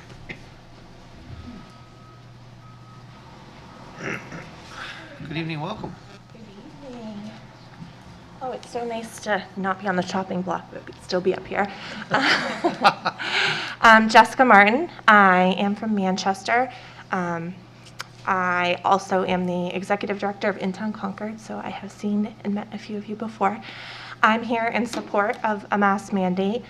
I know you've probably received testimony from many of our downtown merchants, but I too have received several calls. I'm here almost every day downtown, talking with the businesses, talking to them about staffing shortages and their experiences through COVID. And obviously I don't have any statistics to back this up, but the majority of the businesses that I interact with have expressed their sincere support for a mask mandate. They are wanting to enforce something, but they have no teeth to put it in place. So having this, knowing, It may not be 100% enforceable, but being able to say it's a city mandate just goes a long way for them with their staff. And I know the gentleman back here said, I'm not going to tell someone to wear a mask. And that, may well happen. But for the businesses that really do want people to wear masks, this gives them something to lean back on and say, this is what, the city is doing. Portsmouth has a mask mandate, Nashua has a mask mandate, Portland, Maine has a mask mandate, Manchester has for city public offices. So I think it's a matter of time that they follow suit. So just here in support. I actually think the language as far as 5 years old is actually a little old because a lot of the children, my son is 3 and he's been wearing a mask for a while now. Nashua's language is 2. I think 2 is too young. I think there's probably a sweet spot between 3 and 4 that could do it because they're all doing it in school now. They're all wearing them in daycare. And I just think if I stay in my lane, I don't pretend to be a scientist. Let the experts do that. I don't pretend to be an expert in the Constitution. But I do know something about our downtown and Main Street and businesses, and we're just continuing to face staffing shortages, and whatever we can do for our local economy to support them. These businesses don't have pools of people to pull from, so protecting their employees and giving them the backing to do that, I just think it's a pandemic, and it's what we should do. That's it. That's great. Thank you. Ms. Martin, it's always good to see you. Nice to see you. Walking up and down Main Street, there are a number of businesses in your district that have signs on their businesses today that say, hey, if you're not vaccinated, please wear a mask. If you're vaccinated, then you're free to come in without a mask. How are they enforcing that today? It's their own sign that they've put on their own property. They've set their own limit for their location. How do they enforce it? They're simply asking people to wear masks, and the majority of people, if you ask them to wear a mask, they will, or they'll leave. But I know we have several board members that own downtown businesses, and some people do get upset when you ask them to wear a mask, and that's hard for their staff. But they feel like if they had the backing of the city, that would be easier for them to do. So I think that's the conversation that they're having right now. Thank you. Mayor Pro Tem. Thank you. I just want to be clear. Are you speaking for yourself, or are you speaking for your membership of In-Town Concord? I'm speaking up for myself. Okay, so I'm you're here not personally. speaking for Nope. In-Town Concord. Nope, Okay. but I feel I do have something to offer in that conversation because I am on a regular basis downtown and interacting with businesses. Thank you. So you've done a survey your own, and your survey says that the downtown merchants want this. I have not done an official survey, no. Thought to be that's what clear. you said. No, I said I did not do an official survey. I was just saying anecdotally, being downtown with the merchants. The ones that I've spoken to, and I know a lot of them have reached out to you all, and the ones that have reached out to me have expressed. Also, when walking downtown, you can see many of them already have signs in place to wear masks in support of masks, so you can see kind of where the general consensus is there too. So just to be clear, you're not here on behalf of your board with an opinion, but this is a personal opinion of your own? This is a personal opinion of my own. Thank you. Anyone else? Thank you. Appreciate you coming out. Thank you. Thank you.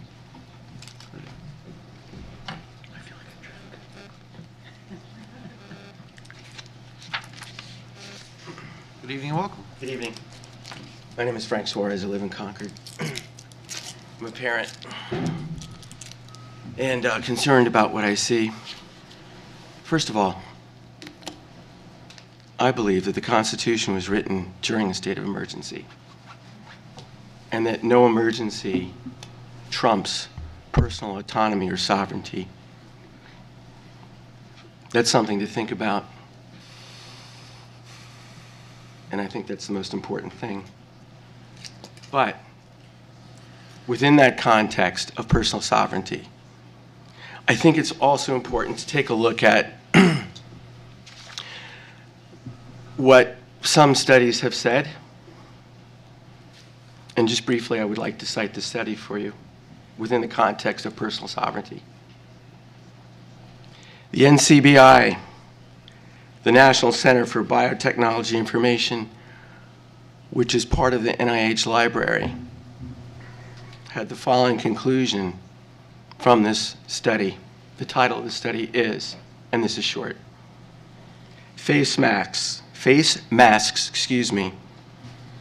in the COVID-19 era, a health hypothesis, published January 20th, 21, so last year, a year ago, pretty current. Here's the conclusion for your consideration, alongside weighing whether we step on people's sovereignty. That's important. The existing scientific evidence challenges the safety and efficacy of wearing face masks as preventative intervention for COVID-19.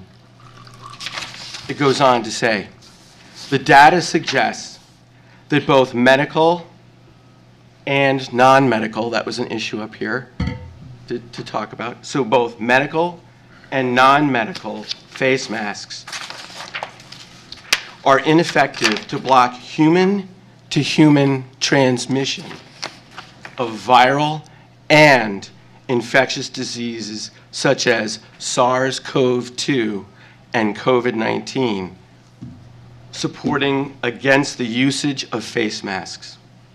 Wearing face masks has been demonstrated to have substantial adverse physiological and psychological effects.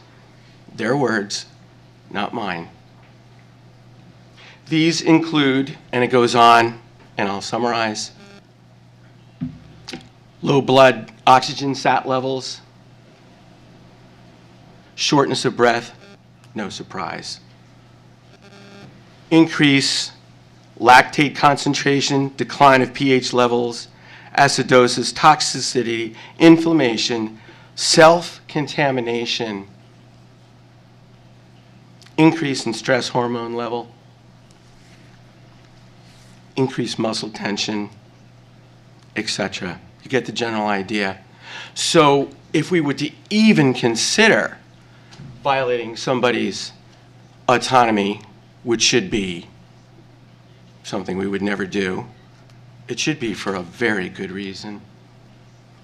And in light of this study, why would we do so?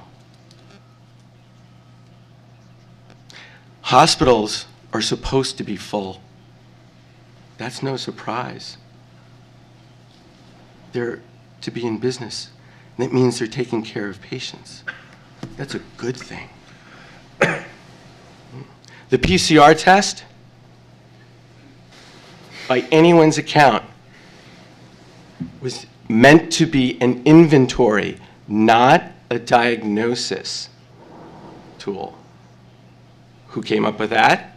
Why, the inventor of the PCR test. At best, it's 80% false positive. Don't take my word for it. It's available to anyone who cares to look and turn over rocks and see. Cases have always been about people who show a symptom, who have a sickness, who are afflicted with some physical malady, not someone who tests positive on a test, regardless of its accuracy, which in this case is 80%. Never before have we ever thought that people who were asymptomatic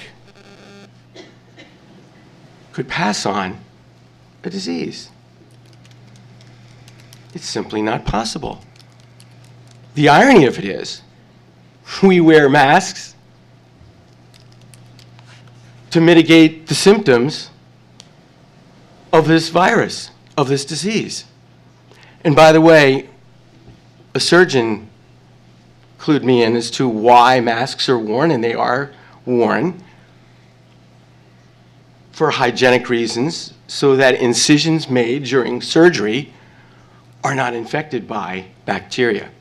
The masks that we wear are like breathing through a chain link fence, insofar as stopping a virus is concerned. Think about that. A grain of sand going through a chain link fence. Think of when you wear your mask and you smell coffee or you smell really good pizza. Those are molecules you're smelling, way larger than a virus, infinitely larger. Don't take my word for it. Basic high school biology. Look it up. And why would we violate people's constitutional sovereignty again? Why would we do that? For what possible reason? And if masks work, then what fear do those who wear them have of those who don't? Because after all, they work, right?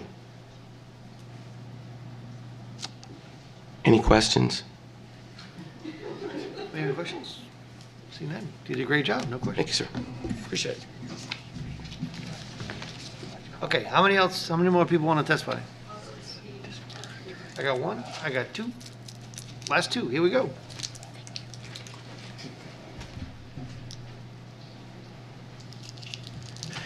Good evening, welcome. Good evening. Hi, my name is Christine Vigneault. I am from Concord, Ward 5, and I want to thank you for having this public hearing. I know it's been a long night, and but I think it's really important for all of us to be here and get our voices heard. I have so much to say, so I am keeping myself on point. I've written everything down, so I will not go off on tangents, even though I still might, but no promises. So I come in opposition to a mask mandate or ordinance in Concord. With never-ending mask mandates, we are normalizing the abnormal. With all due respect, the definition of insanity is doing the same thing over and over again, expecting different results. The kinds of masks worn by the public are completely ineffective at doing what some people believe them to do. The virus is spreading despite vaccination and despite mask use. This cannot be debated. It's a fact. Masks didn't make a difference before, and they won't make a difference now. 97 weeks ago, we were told to mask up for the sake of public health.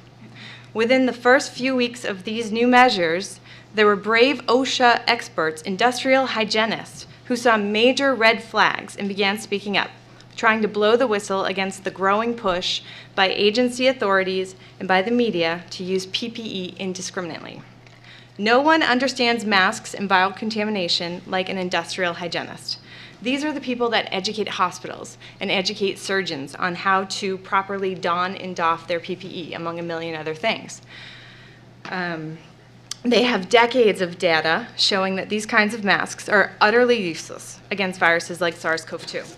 It is an incredibly tiny pathogen, 0.06 microns at its minimum viable particle, and cloth and surgical masks are expressly non-mitigating for that category. More than this, they cause serious harm on so many levels, physically, emotionally, and socially. Masks exacerbate spread of airborne pathogens through fomite transmission, which is the transmission of a disease by an object or form of cross-contamination. Think of all the times we've seen people touch their masks, adjust their masks, hold car keys, touch door handles, then touch their masks. They were never meant to be worn by the general public in non-sterile environments, and were never meant to be worn for hours at a time, and certainly were never meant for children. My children no longer are enrolled in Concord school system. because we believe the masked environment is dangerous and honestly abusive. Then there's hypercapnia, immune suppression, cardiopulmonary stress, heightened risk of mesothelioma cancer from the ethylene oxide, nanoparticles, and surgical masks. This has all been thoroughly documented for years and years before COVID. Why now does it not matter? Why have we forgotten this information exists? My husband is a physical therapist in a skilled nursing facility in town and wears an N95 mask day in and day out, as does everybody else in the building.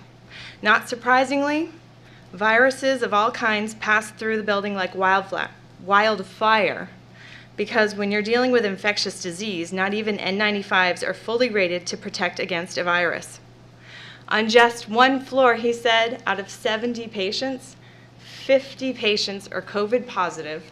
They're all vaccinated, and they always mask up with every interaction with a family member, with nurses, PTs, staff. They're always masked and vaccinated. He's come home every single day for the past 2 years with headaches and intense fatigue, which are just the short-term effects.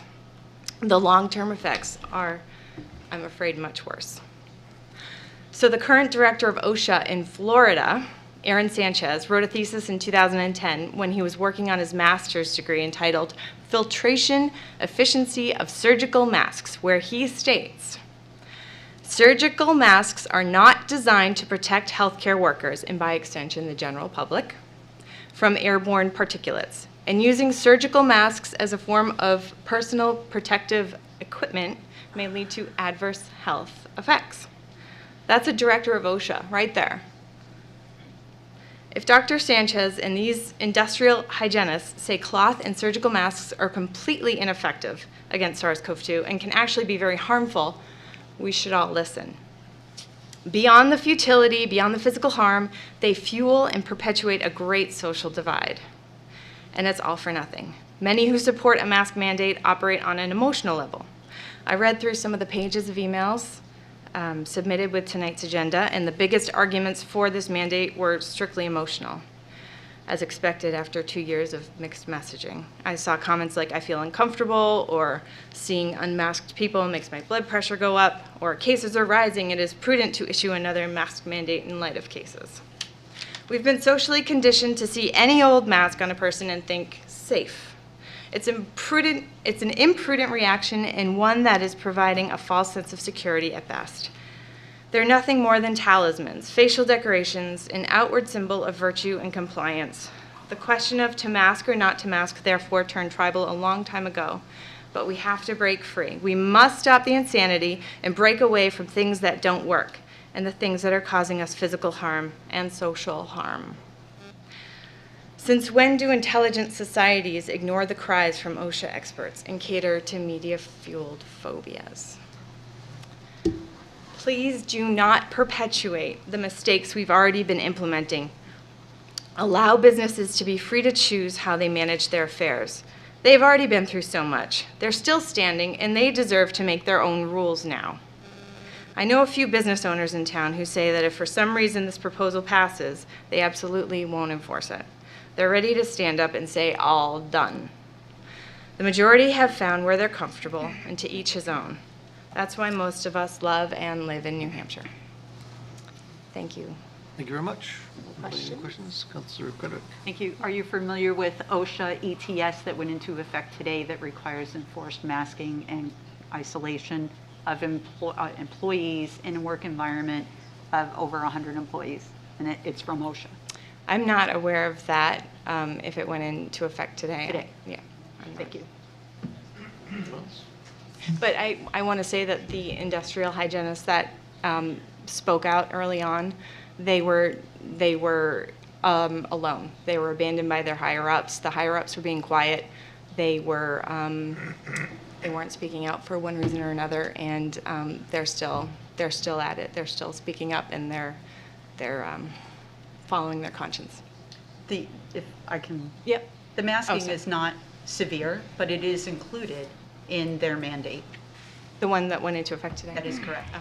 It was announced on December 17th, and it went into effect today. Okay.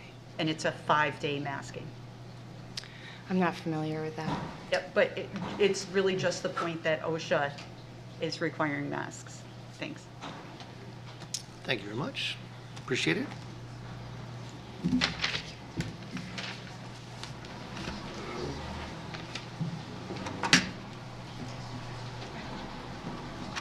Good evening and welcome. No pressure to be the last person I to sum it know, all and up. as she continued You gotta on, bring I it was like- all together. Bring it home. Okay, so my name's Jen Mercer, and I live in Loudon, and I had sent an email, I can't see your names, to Jennifer. Right here. Hi. Hi, how are you? Good, how are you? And I added some stuff to this, but as she spoke to, I was like, well, check that off list, so I'll just be quick. And I'll stay to this, because I will go on. See how, and now I'm already, okay, so I thought it was important to speak even though I had sent the email. Oops. I live in Loudon, but I work, shop, and spend a majority of my time and money in Concord. As discussed by the majority of people here, it's been well proven and documented that masks do not prevent COVID, unless you're wearing the N95 masks, not the cloth or surgical ones that people have been wearing for the last 2 years. A few people mentioned that people aren't stupid. Well, business owners aren't stupid either. Let them decide what to do with their businesses. If the businesses and people want to continue to wear the mask, then that's fine, but don't require businesses and people to. This ordinance will only harm the businesses of Concord, which I think would be something the City Council would want to prevent. You're not medical professionals, so you should not be making ordinances about medical decisions that people can make for themselves. You don't know everyone's medical and psychological story, which is why we should all get to choose what's best for us. Questions? Thank you for bringing up that we should follow the advice of medical professionals. Medical professionals across the board have recommended public health COVID transmission mitigation strategies like universal masking. What is your response to that medical advice? Honestly, they keep flip-flopping back and forth. I will talk to my doctor about what's best for me and my family and make the decision based on that, because all the medical professionals don't. Follow up? Are you aware that some associations have actually published bulletins because it is so serious to follow public health and science, particularly as a medical professional, that if you are giving advice that is not specific to that individual, that is expressing an opinion that goes against public health and science, that you can have your license revoked? So wait a minute, they're threatening doctors who know me best, They are. my history, That's not what I my said, ma'am. doctor, and they're saying, no, don't listen to that. We're telling you to do this. Is that what you're saying? I'll restate it for you, ma'am. They're saying unless you have a specific medical relationship, that person is your patient. It is so important that our medical professionals believe in and follow public health and science that you can lose your license if you do not follow public health guidance. That flops back and forth. So they can't think. The doctors are no longer allowed to think. They need to just follow what they're told. So now everybody is robots following what they're told. I think you've answered my question. Thank you. Any other questions? Anyone else? See none. Thank you very much. Appreciate Thank you, and thank you all for having us here. Have a All good right, night. I think everyone got a chance to speak. I want to thank everyone who took the time to come out tonight, and we are going to, It's like a very healthy snack. you know what, you all got to speak once. I understand, but I just wanted to ask a question of the lady council member. Tell you what, again. you know what? We're going to take a recess, and that's the best thing for my health. You can ask anything you want, for anybody you want. So seeing that, we'll close the public hearing, and we're in recess for 2 minutes. What I understand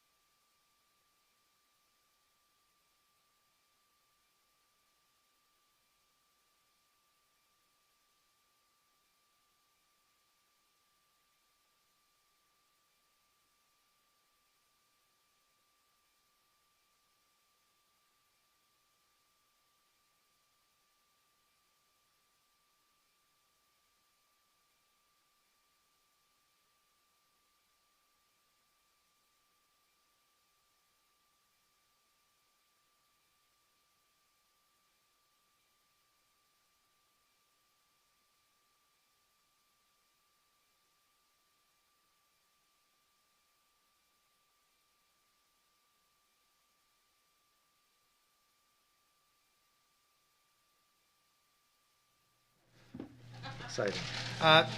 Just so everybody knows what we're going to do, we're going to continue all the public hearings. We have a bunch left we have to do, and then we get to the action phase. And if you wish to stay, you're more than welcome to stay. And if you don't want to stay, then you can watch from at home or whatever you have to do. But you're obviously more than welcome to stay. Madam Clerk, item 26C, please. It's an ordinance amending the Code of Ordinances, Title 1, or Title 2, excuse me, Traffic Code, Chapter 18, Parking, Article 18-1, Stopping, Standing, and Parking, concerning parking modifications on Kennedy Lane. Thank you very much, Ms. Manager. Yeah, and members of the council, you have the report, and the public has the report in front of them. After review, the parking committee unanimously recommend the city council adopt the attached ordinance, which you have in front of you, that removes the 20-minute parking zone located on the west side of Kennedy Lane and prohibiting parking on the west side of Kennedy Lane between Depot Street and Pleasant Street Extension. I'd be glad to answer any questions. Any questions for the manager? All right, seeing none, we'll open the public hearing. Anyone wish to testify on this item? Okay, seeing none, we'll close the public hearing. Madam Clerk, item 26D, please. It's an ordinance amending the Code of Ordinances, Title 1, General Code, Chapter 9, Water, Article 9-4, Water and Sewer Investment Fee. Mr. Manager. Your Honor, Mr. Bahia would like to present this item. Well, I wouldn't say he actually would like to present it, but he's been told to.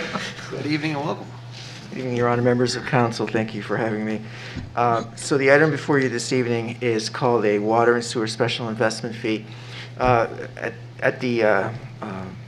the last several months, we've looked at all our development fees just to sort of get inventory of where we stand in terms of if we're competitive in the marketplace. And one of the fees that really stood out was this special investment fee. So what happened was in the 1980s, the city had a policy where in certain instances it would create infrastructure to stimulate future development, economic development, particularly around the mall, for example. So there are several districts that were established as a result of that, where the city council back in 1989 decided to say, well, in instances where we've done this, we will create an additional fee structure so that when anyone comes in and it develops property in these districts and they hook up to water and sewer, they will not only pay the base sewer and water investment fee, which is already can be quite substantial, they'll also pay a special fee on top of it. Because the council and administration at the time in the 80s, late 80s, they saw that the economy was really heating up and they expected a lot of development in a very short time. For the folks who've been in New Hampshire quite a while, they know that that didn't happen. There was a crash, actually, shortly thereafter, and then the economy sort of bubbled up and down, as it tends to do, cyclically, and that level of development took a lot longer, and it didn't really materialize to the full extent as was conceived at the time. So there's still a lot of vacant land in these districts, and I know that the council is well aware that housing is one of our highest priorities. And when you run the numbers and you look at all the development costs, and then you tack on a special water and sewer investment fee, it can, in certain instances of a large multifamily project, for example, it can be $200,000 more for a project. So as a result of that, we present this information to FPAC back in the end of 2021, and FPAC recommended unanimously that we look to eliminate this fee. I want to make clear that the fee is not tied to any debt issue, for example, so it was never conceived that way. It was just a fee that was established, and I provided all that back up to the council recently. Happy to answer any questions. Thank you very much. Who has questions for Mr. Bahia? Councilor Fennessy. Thank you. Thank you. So I just had a quick question. You threw out the number of $200,000. I'm wondering how does that work out on a per unit basis? I know when we think about particularly affordable housing or any sort of housing, we think about what is the cost on a per unit basis. Sure. Well, I mean, that's where you could divide it per unit for any project and get whatever the number of units are. I mean, if you look at our overall cost structure per unit, you're talking anywhere, and this is overall, this would be all the fees included, could be anywhere between $5,400 to $7,500 per unit, just the regulatory costs.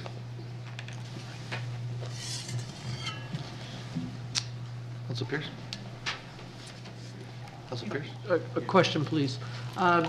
Thank you for this. In looking at these fees, and I think you presented a good case here, but is there a way that we could maintain these fees and somehow collect them based on the amount of fees that came into play, stretch payments over multiple years. Certainly, that's one of the options you could look at as a council. From an economic development perspective, what we found in dealing with the marketplace we have today, which is a challenge, as council knows, we've been fortunate. We've had some multifamily housing developments built. They have, to the last one, basically, the last several years, been affordable, subsidized housing. Marketplace housing really haven't had much luck outside of the downtown where anybody's gone through and done that. And I can tell you, I've had those conversations with folks when I talk about, here's your sewer and water fee, and then on top of that, here's another fee that does that. So there is already a built-in disincentive. So we could have the discussion about, well, look, but this fee is spread out over time. If it's a rental property, it's likely that the owner will then just pass that cost on in terms of the rent structure. And so that, there could be a debate as to whether that makes sense or not in terms of all the housing costs we're looking at. But yes, that is an opportunity. You could do that. The recommendation, I think, was made because we were looking at, we haven't generated much revenue with this special investment fee. In the last 10 years, it's generated $150,000 to $155,000 over a decade. So to me, that strikes me as it's been one of perhaps among a litany of other things, a disincentive for folks, because it should be generating more than that, but it's not, because those properties have not been developed. Okay, thank you. Councilor Brown. Thank you, Your Honor. And thank you for the report as well. You mentioned that it may disincentivize. Is it possible that we could use this information to actually incentivize developers and control the fee, adjust it based on the type of development that they're proposing? I'm not sure I quite follow, Councilor. I'm wondering if we can use it, to incentivize, not just clear it off the books completely, but keep it as a bargaining chip. We could. I think we'd have to rewrite the ordinance in such a way that would allow for that flexibility, because right now, the way the ordinance is written, I believe it's tied to meter size, or a number of units, things like that. So if the council wished to do that, we could look at, creating some sort of a structure that might allow us that sort of flexibility to negotiate it, if you will. Thank you. Anyone else? Let's pass. Thank you, Your Honor. Do you think that it might be a way, I think Councilor Brown uses the word incentivize, I'm going to pick up her word and say, would it be an incentive for developers to build with us because we've dropped the fee? Or a way to market, I guess? Sure. Ostensibly, that's what I think as staff we were trying to convey with the whole notion of the elimination of it, because if the council were to approve it, the first thing I would try and do in the next couple of days was get the word out to the community, to the development community, that, look, this council has just been very proactive about making it cheaper or less expensive to develop property and build, whether it be commercial or housing in the city of Concord. Okay, thank you. Anyone else? Okay. Thank you very much. Appreciate it. Thank you. Anyone wishing to speak on this item?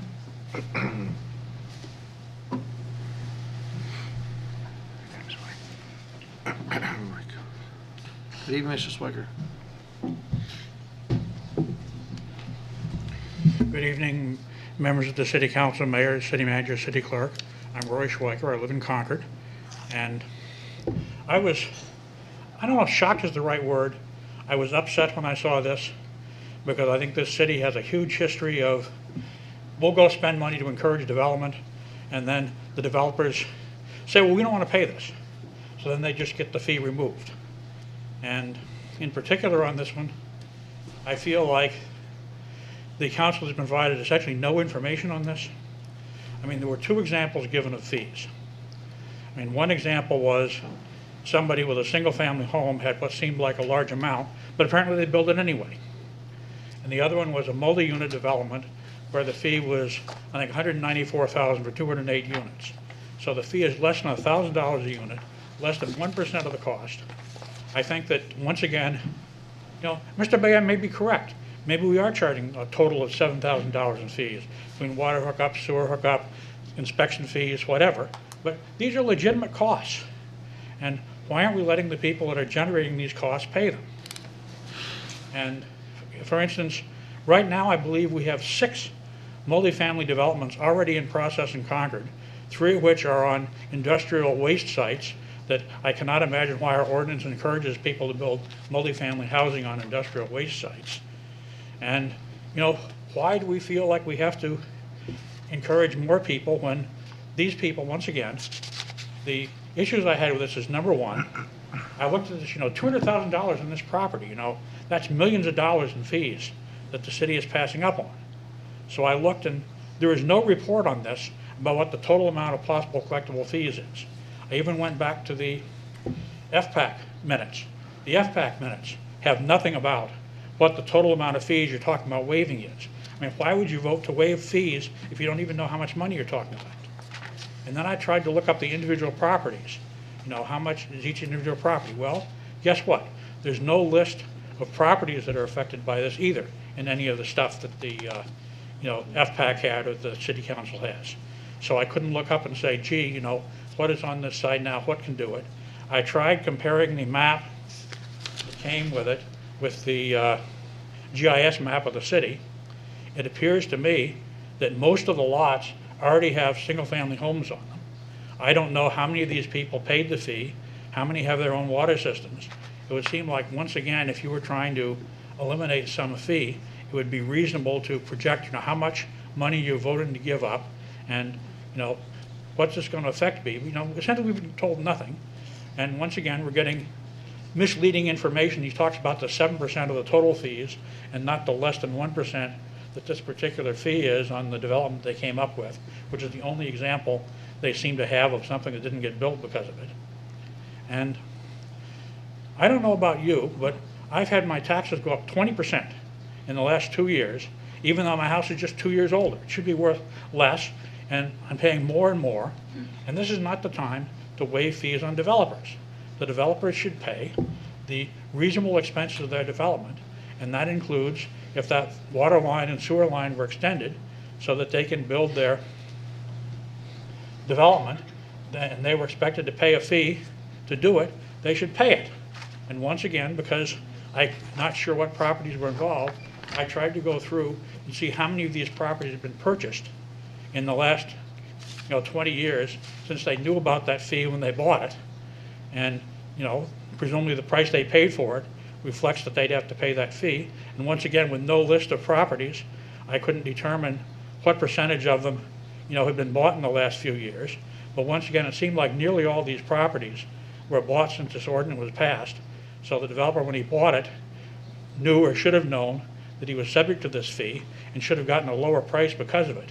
So then to go back and tell the ordinary folk of this city, who are already being choked with increases, so we're going to pick up this fee to make it easier for more development, even though probably most people in the city would say, I'd rather have that site a vacant lot than have another traffic generator out there. And the last thing is, I've been talking about the 20% increase in property taxes I'm paying, but I have a feeling that maybe these fees are not going to wind up in property taxes. They're going to wind up in increased water and sewer bills. And that's even worse, because people complain about property taxes are regressive, that people do not pay higher property taxes in proportion of their income. Well, there was a guy named Colin Campbell from Dartmouth a few years back who said, well, that is true for individual people and for primary residences, but when you consider that wealthier people tend to have more expensive homes, they tend to own ski condos and beach houses more so than poorer people, so the total property taxes paid is closer to proportion to the income than you think. But that's not true of water bills. People pay the same amount per gallon of water sort of in the old days. And so that's regressive in terms of a poor person probably use more water proportionally than a wealthier person. And it's even worse with the new system. Up till last year, you had to pay for 2 units of water whether you used it or not. And I mean, that was outrageous. Now, why should you pay for water you weren't using? Well, they changed it this year. Now you pay for 2 units of water even if you use nothing. And then if you use the 2 units of water, you pay for the 2 units of water you used. So it's even worse. Everyone is paying this front-end load of 2 units of water. I mean, it's not exactly, But, for me, in my case, that's similar. So we're paying for water we don't use. And so if you're going to take this fee that should be paid by the developer because he knew about it when he bought the property, and instead you palm it off on water users, then this is, hurting the poor people in the city. Once again, when the water rate increase came around in the spring, you got something from city staff. Well, we looked at the big water users in the city, and they will be the third lowest in the state in terms of their water rates. Yes, but what they didn't say is if you look at the little water users in the city, they're the third highest in the state in terms of water rates, and the minimal users in Concord pay double what 2 cities in the state pay. So you're taking these people that are already paying too much for water rates, and you're going to palm off this unknown amount of money, which could be millions of dollars. It could be only $200,000 because the city hasn't provided any information on how many fees you're waiving. So I would say, if it was me and I was here, I would say no, we're going to let the developers pay their full share and vote this down entirely. But certainly I think most you should vote is, we'll send it back to staff, make them tell us how much money total we are waiving and which lots this is on so people can analyze it. We shouldn't be giving away potentially millions of dollars and putting it on the least people. And I know we have a new leader in our Environment Committee this year, and I hope that maybe we can get some action on this water system whereby you're charging people for water you don't use and making it cheaper for people that do use water and waste it. Maybe we should get the water bill revised, and the City Green Committee should look at stuff like this. And if we had a city racism committee, which maybe we'll get someday, I know there's a council interested in this stuff, taking poor people and making them pay higher stuff is the sort of stuff that keeps people down. You can never get ahead if the city is lumping fees on poor people instead of on developers. I mean, I would go so far as to call that structural racism because it's people of alternative backgrounds that are more likely to be poor. And this thing is just outrageous, and I hope you vote no. Thank you. Thank you very much. Any questions? Councilor Fennessy. Thank you. Thank you, Mr. Schweiker. Good to see you as always. What is your water bill a month? I'm just curious. I believe last month it was $28.98. And once again, if I can expand on that, once again, in this thing we got from, justifying the water increase last year, they said nearly everybody was within $5 on their water bill. And, sure, if you're a Beaver Meadow Golf Course, an increase of $5 is nothing. But for people at the low end, that's a 20% increase. And at least one of the people here is on social media, and there was a thing they're complaining about, low-end users that got these whopping water bill increases. Thank you. Just a quick follow-up. You mentioned part of your concern is about your property taxes going up, correct? Yes. Okay. If we remove this fee and it encourages more development, so these vacant lots become possibly commercial places or residential, wouldn't that help contribute to lowering your property taxes? I think that is a misconception that the City Council has been sold by the development staff. I think that what we've been getting on these industrial properties is not industrial development, which might create good jobs and good salaries and pay taxes. We've been getting housing, which in the past at least has paid less than its new cost, because if we had only housing in the city and no industrial properties, taxes would go up. The fact we have industrial and commercial properties tend to keep them down. Adding more residential properties is only going to increase the tax bill and not decrease it. And you can try and get around that any way you want to, but these people have real costs. Some of it may be in additional schools. Some of it may be, we just had something in the planning board where they were building this dense apartment site on a commercial site. They wanted to reduce the number of parking spaces because the people wouldn't have cars, but they didn't want to pay for a sidewalk even on their own property, much less to extend it anywhere where the people could walk to. So once again, the taxpayers are going to get stuck with a cost that should have been going to the developer. And, I think that we have a problem here. I'll tell you a story. There was a guy who said, I'm a insurance adjuster. I adjust insurance claims. And the other guy says, downwards, of course. And the guy says, well, yes, how did you know? Well, because you adjust them upwards, the insurance company wouldn't hire you. I mean, we have the same problem with the development department here. They seem to think their job is to do giveaways to developers. What we should do is save $500,000, eliminate the development department, and make the developers pay the $500,000 to get them to come and give these proposals. Anyone else? Council Chairman. Thank you, Your Honor.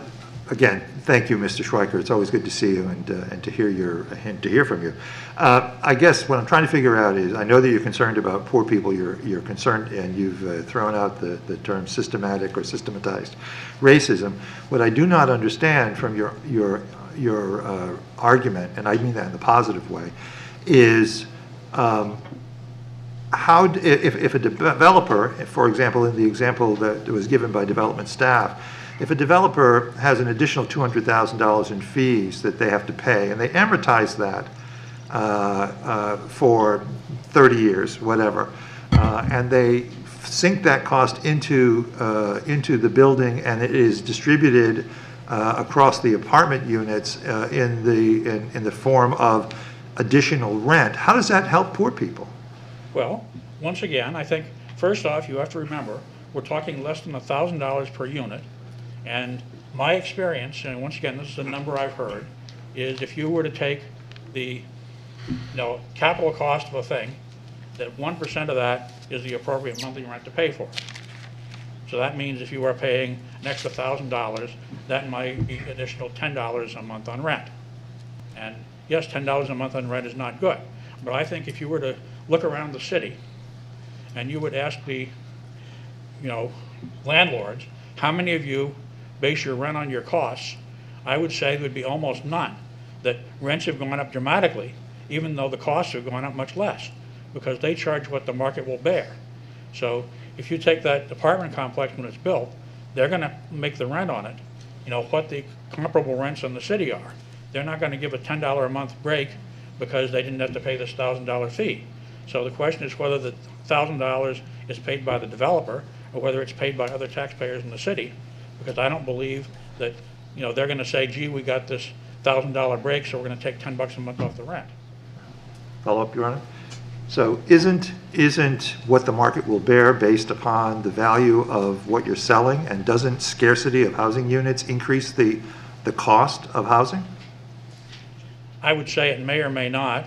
I think that once again, we're having a regional rental market because, as you may or may not have noticed, many of the people coming into Concord are not living and working in Concord. They're coming from elsewhere and working elsewhere. So adding an additional 200 units in the city is not going to just reflect the city. It's going to reflect the whole surrounding area. And I think the more interesting thing about all of this is, once again, we have a peculiar thing in the city that any job is good. We just pay $3 million to create 300 part-time, low-wage jobs with no benefits. And I don't consider that a good thing. I consider now we have people that are going to be looking for help from the city, and maybe one of the ordinances we should think about is any job you create that's less than $15 an hour and doesn't have full benefits, you have to pay a $10,000 fee to open your business to cover housing for that person. Because, these crummy jobs are not really helping us. We have too many of them already. Thank you, Mr. Schweiker. Thank you, Your Honor.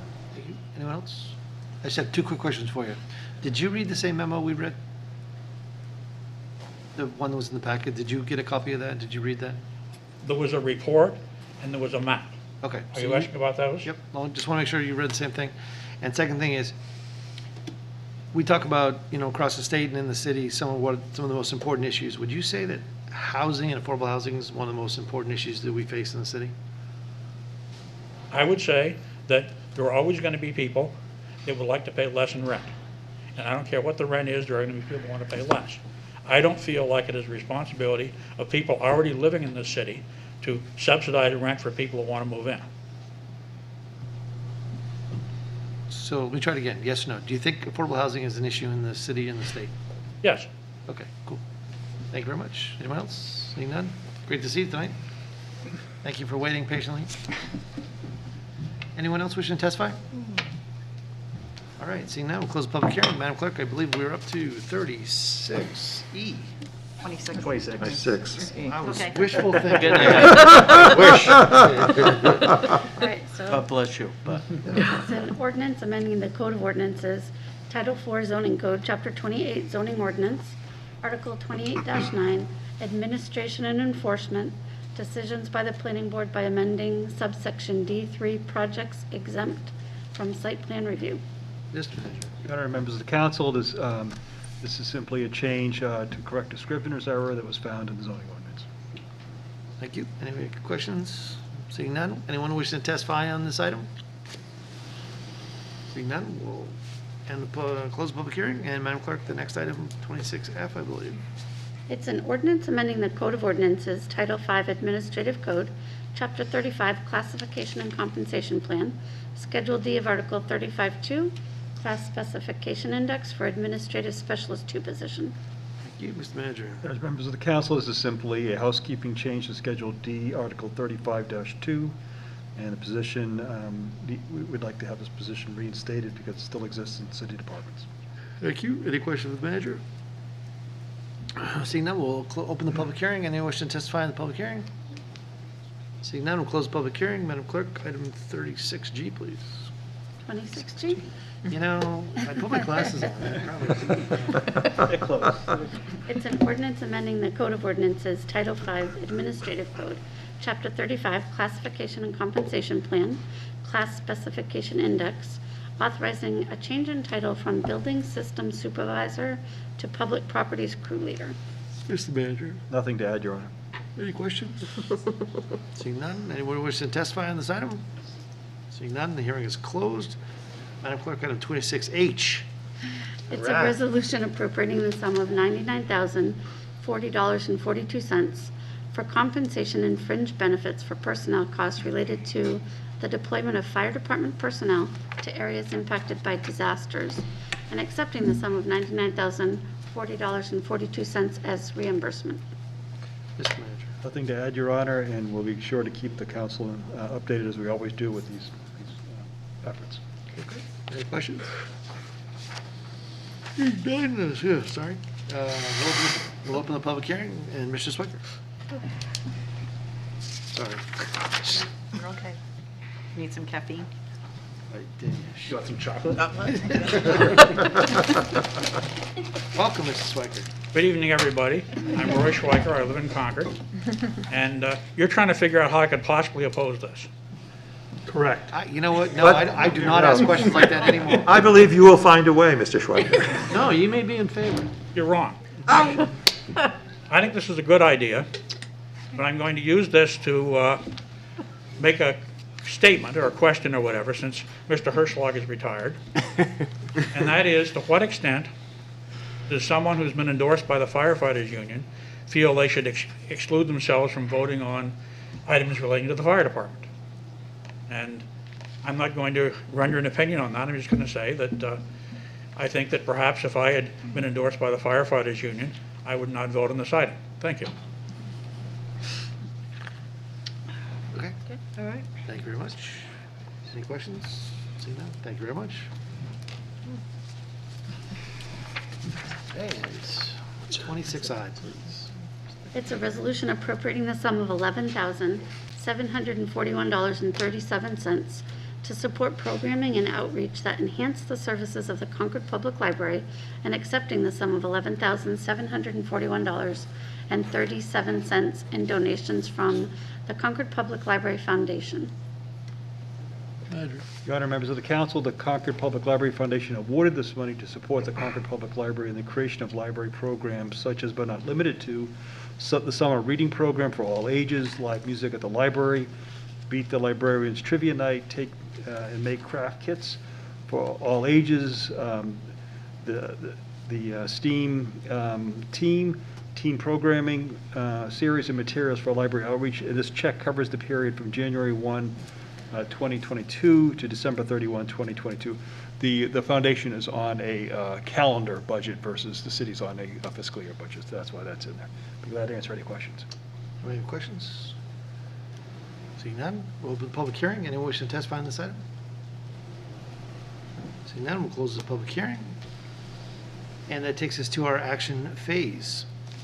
Item 27 has been recessed. It takes us to item 28. Madam Clerk. It's an ordinance amending the Code of Ordinances, Title I, General Code, Chapter 13, Public Health, Article 13-4, Vaccinations and Communicable Disease, the wearing of face coverings in the City of Concord. Thank you very much. We have item 28 before us. I want to make a motion. Mr. McNamara.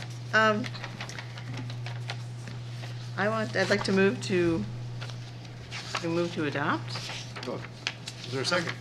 Second. Motion made second to adopt item 28. Is there any discussion? Councilor Chaplin. Your Honor, I think that under different circumstances, I would have asked this after the bill was, or the ordinance was introduced before we went into public hearing, but I have a question on this proposed ordinance, and that is whether or not it has an impact on performers on stage in performance venues, because that's an issue that I was discussing today with a couple of people, and there is concern that this could have an impact. If that's the case, it could have an impact on our live performing arts venues. So I'll answer it for you. The answer is yes, because it includes all businesses, but our attorney's here, and I would yield to her. Good evening. This was based on Nashua's ordinance, and it is very extensive, so I would agree that there are no exemptions for performers. As you know, the governor's task force had a lot of different requirements for masks, and I think they had one, but Nashua had, even when the governor's task force was in effect, had promulgated a similar ordinance that was pretty broad, and there are very few exceptions. Follow up, Your Honor? Please. So this would affect the Capital Center for the Arts, both of their stages, the Concord Community Music School, the Audi, the Hatbox Theater, all live performance venues like that. I would agree, as currently drafted, yes. Thank you. Thank you, Your Honor. Anyone else?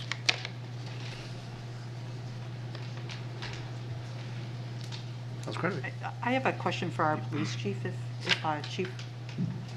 Chief, could you join us?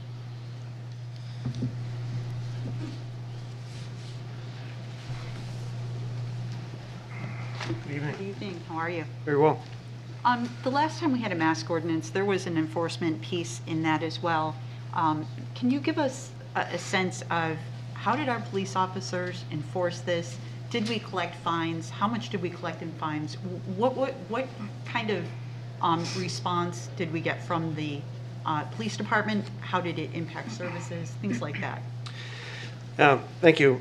So, as you all know, when the City Council adopted the face covering ordinance the last time, we also had the companion state executive orders in place. So the state pretty much took care of the complaints with the restaurants and the like, and so we dealt with all of it. But with the face covering ordinance, we had 53 lodged complaints. We did not issue any citations. It was more of a education and mediation with the different retail establishments. Can I ask a follow-up?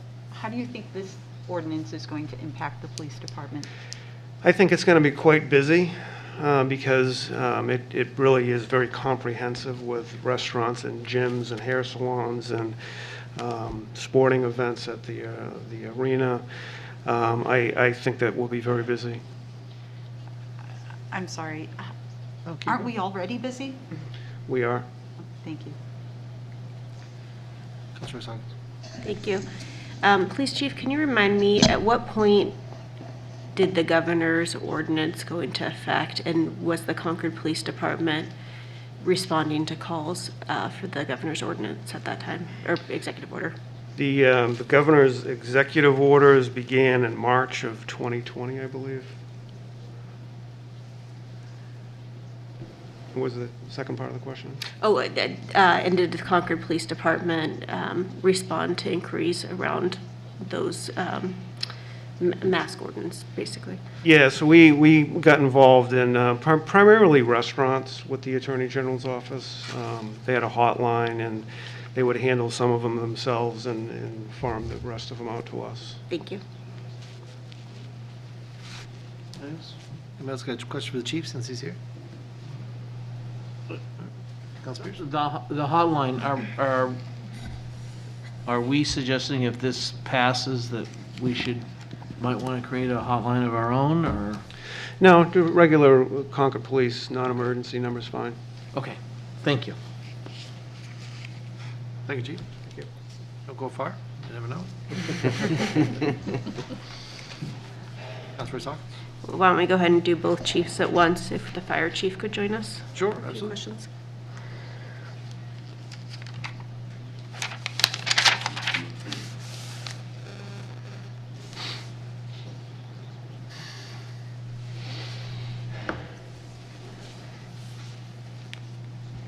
Thank you. Good evening. Good evening. The Fire Chief, would you mind sharing with us the impact of the increase in COVID cases in New Hampshire and how that's been affecting the Concord Fire Department? So I'd say the pandemic as a whole has had a number of challenges it's presented with, both from patient care, from delays at the hospital associated with staffing shortages up there, to supply chain issues with the generator we're trying to buy, to triple increase in costs for gloves that we use all the time. So it's had a variety of impacts on the organization. Follow-up. Can you talk specifically about the wait times at the ER and the increased need for staffing and ambulance response for COVID? Yeah, so periodically we recall a ambulance and staff it with overtime personnel when the call volume is it reaches a certain point and the hospital emergency room reaches a certain threshold. When they start having, there's not an exact science to when we call people in. It's how long we're waiting in the parking lot of the ER, waiting to offload so they can find a bed for a patient. It's how many hallway beds they have in use, how many people they have in the waiting room, things of that nature. And there's not really a perfect science involved with it. Where battalion chiefs look at everything that's going on in its totality, and then they make a decision whether we're going to bring in some additional personnel to help improve response times and take care of that backlog. Follow up. Do you have any information on how many times we've had to employ bringing in either mutual aid or bringing staff or ambulances online that hadn't been scheduled? So the staffing with the overtime personnel it's kind of a reactionary process, and again it's very difficult to predict when we'd need that. So I don't have the exact number of times we've recalled the ambulance. It's probably closing in on around a dozen at this point, and again it's a reactionary process. It's not a. It's difficult to make it a proactive measure. Mm-hmm. And then last follow-up, and then if anybody else has any. Can you talk a little bit about what the morale is for staff right now? They're obviously responding in pretty high stakes environment right now with everything going on. I don't necessarily know if there's a morale issue in the organization right now. There's certainly it's stressful. It's very stressful on the personnel. I know it's difficult when they're trying to turn around to get in service, waiting to offload a patient. They do have a desire to serve the community. They do try to do everything that they can to make it as quickly as possible, but Yeah, it does. It certainly creates a level of stress on them when when things are backlogged, when the paperwork is backlogged, when they can't take care of their community. Thank you. Just an FYI, most of these questions I think come from the union president, I think, and they're all good and relevant. We're going to have a discussion about this during the comment section. I've asked the manager to be prepared to kind of discuss some next steps going forward, and then to get your feedback and whether you want to move forward or not. So I appreciate you asking these questions. Just But a there's gonna be clarification, will there be a these were my further- questions. What's that? Just a clarification, these were my questions. Thank you. Okay. But we're going to be having further discussion about it, so don't forget these questions because they're going to be really relevant to the conversation coming later. Councilor Credit. I apologize. He did have his hand up first. It was a finger, but this one. Thank you, Chief. Those were good questions. But looking back to last year and regarding the face mask mandate,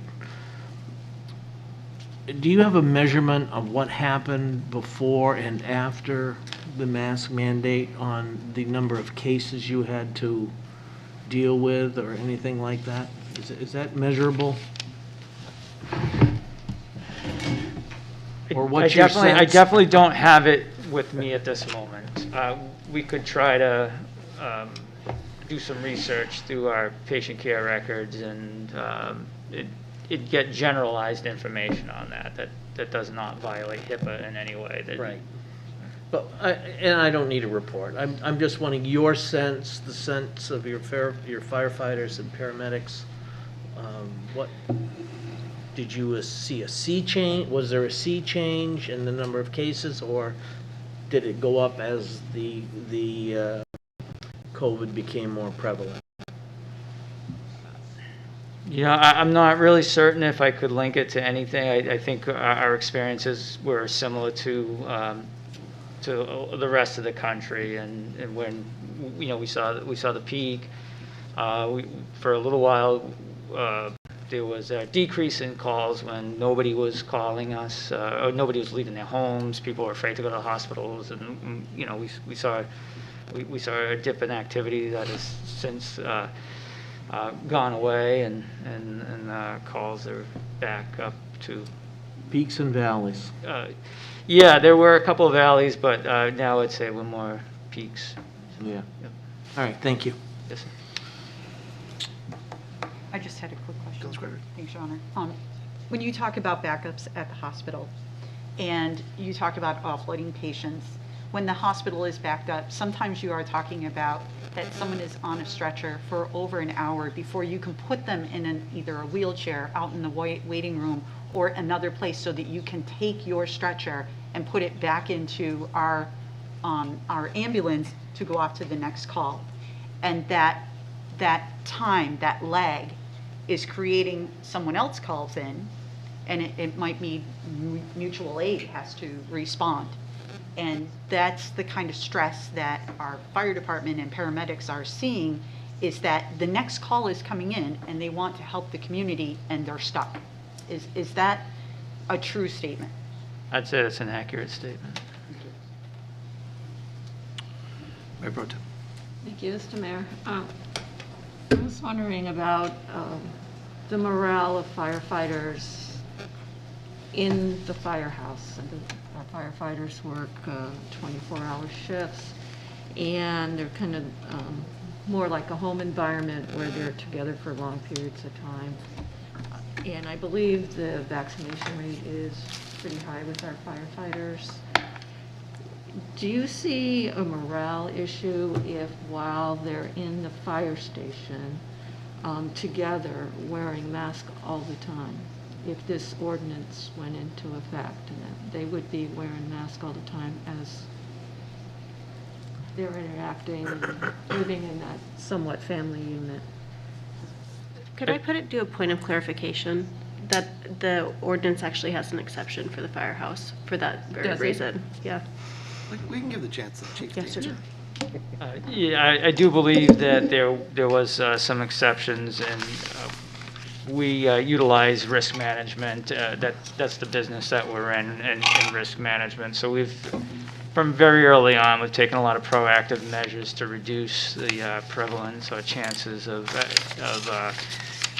transmitting COVID in the firehouses, from air filtration systems to carbon dioxide meters, to ensure that we're getting adequate airflow, to high levels of vaccinations, to access to testing, and again, we've implemented a risk management approach to dealing with COVID within the firehouse, and then as well as the access to PPE when their folks are out in the field and operating, as well as decontamination measures and things of that nature.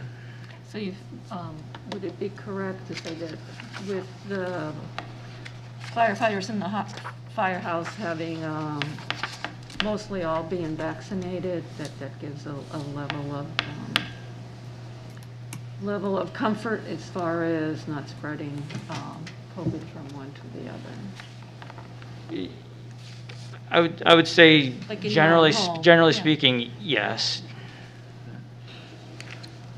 Thank you. Okay. Anyone else for the chief? Thank you very much. I think we're going to be talking further about this in a little bit, so don't go far. Yes, sir. Thank you. Okay, we have a motion before us. It has been duly seconded on the proposed ordinance. Anybody want to chat about the ordinance? Proposed ordinance. Council Keach.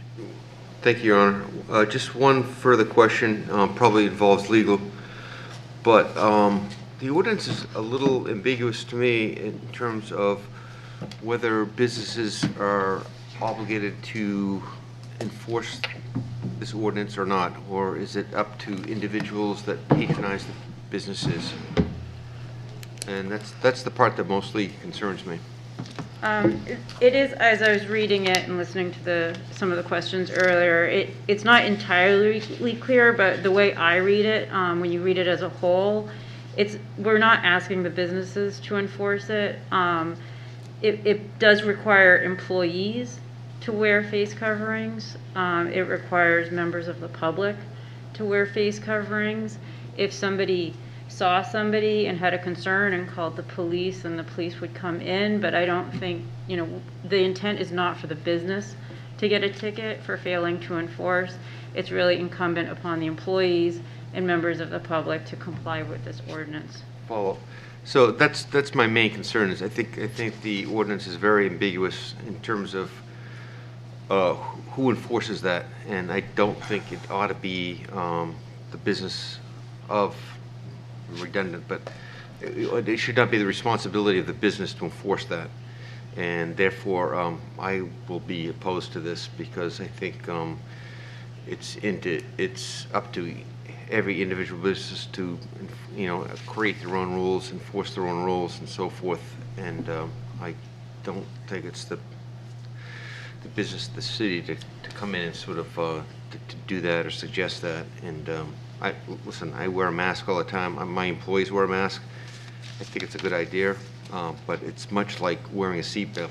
Like, don't wear one if you don't want to, but you're kind of silly if you don't. But I just want to clear that up, because I think it's very ambiguous about who's on the hook in terms of you're a business owner. Yeah, there was a discussion at the committee about that specific question, and the committee, my recollection is there was a consensus that businesses should not be fined.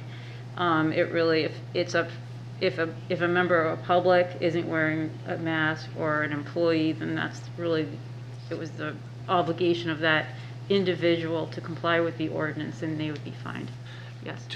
I'm going to get you one second, but just to follow up that quick, I'm curious what your answer would be. In Section 8, though, it says that all businesses open to the public, including restaurants, retail stores, etc., shall post at each public entrance a notice stating face coverings required per the City Concord ordinance. Pretty clear and understandable.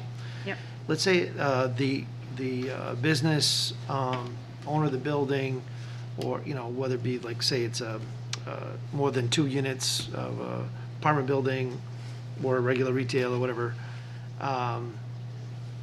if that's not posted, who's fined?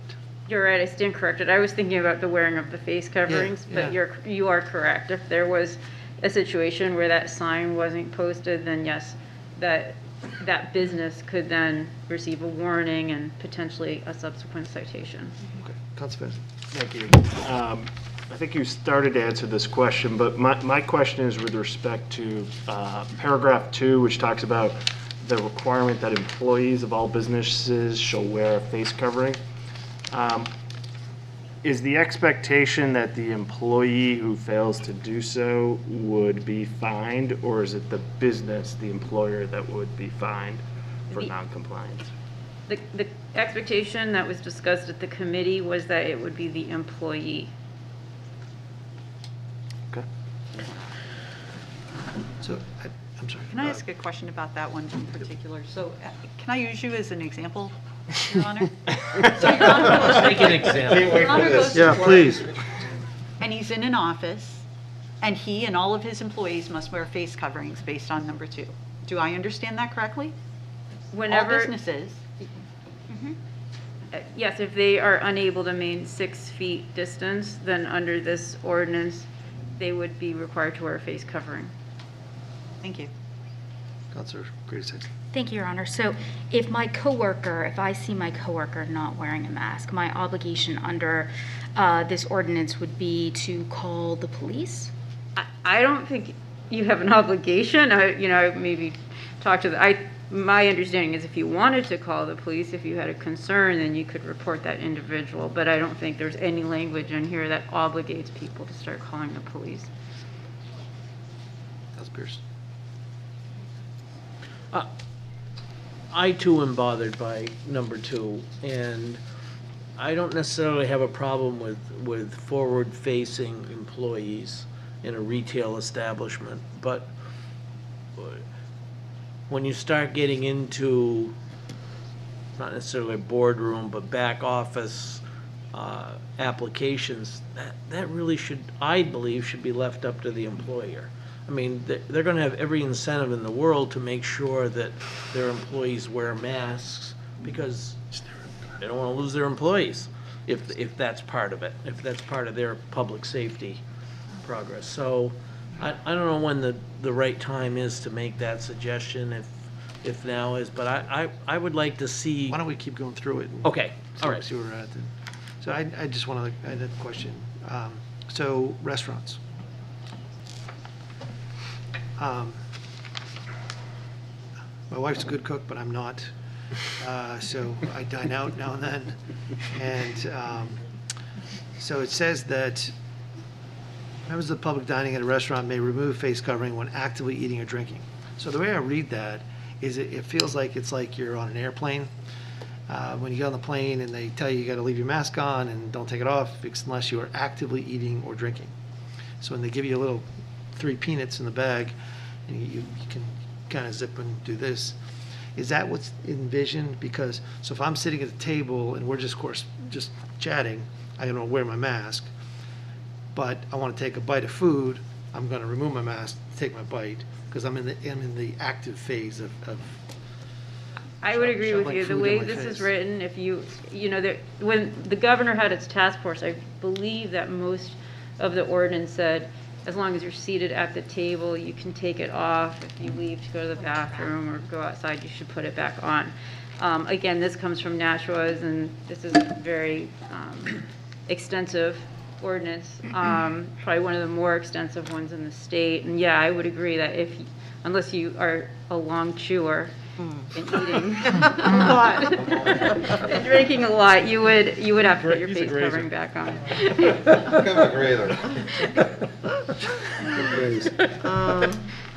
Who else? Anybody else? Any comment?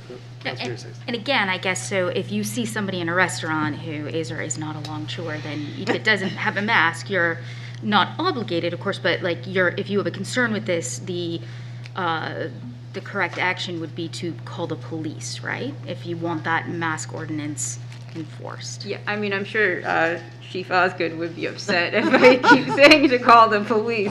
I think But that's the each enforcement individual- mechanism, correct? Each individual needs to make a decision whether it's to, go to the business, call the follow-up? police, but certainly The business is to do what if they get a complaint? Well, I guess that's where Yeah, I mean, if the business is interested in enforcing this, I mean, there's been discussions that businesses want this. So if this is something that the business wanted and they want to enforce it, it gives them an opportunity to notify the patron that they need to comply with the requirements or leave. If the business was not interested in enforcing it, then certainly you as a customer could take whatever action you felt was appropriate. Thank you. That's fancy. Thank you. I just had a question with regard to paragraph 5 related to the residential or commercial building complexes. The ordinance as drafted would require a face covering while in common areas and communal spaces. My understanding is that in most, if not all, condominiums, for example, common areas are defined as to include public spaces outside of the condominium itself. So as I read it, this would require face coverings even outdoors in common areas as defined under the declaration documents for a condominium. Is that consistent with your understanding, or is there some other intent behind common area? So what I will say is that when we looked at Nashua's, they regulated, what I recall, both indoor and outdoor spaces. And so the committee looked at it and they made some changes to Nashua's to make clear, for example, businesses, it would just be when it's indoor. And I think that, and I can't speak for the committee as to what they would recommend, but I do believe the intent was only to have it in indoor spaces, and this might be a section that was overlooked during that meeting.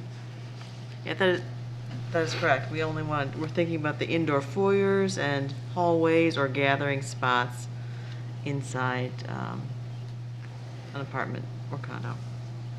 Yeah, if I can just, a quick comment.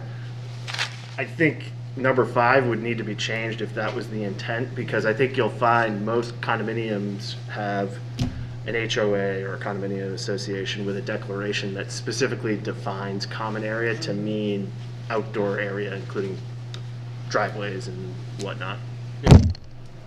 For instance, in my condo area, the mailboxes are outside, but it's designated as a common area, but it's outside, so there's no differentiation that I see here. If I don't wear a mask walking to my mailbox. Right. Not yet. So Councilor Fennessy, I hear you recommending that when we get to that point that we just add indoor before common areas.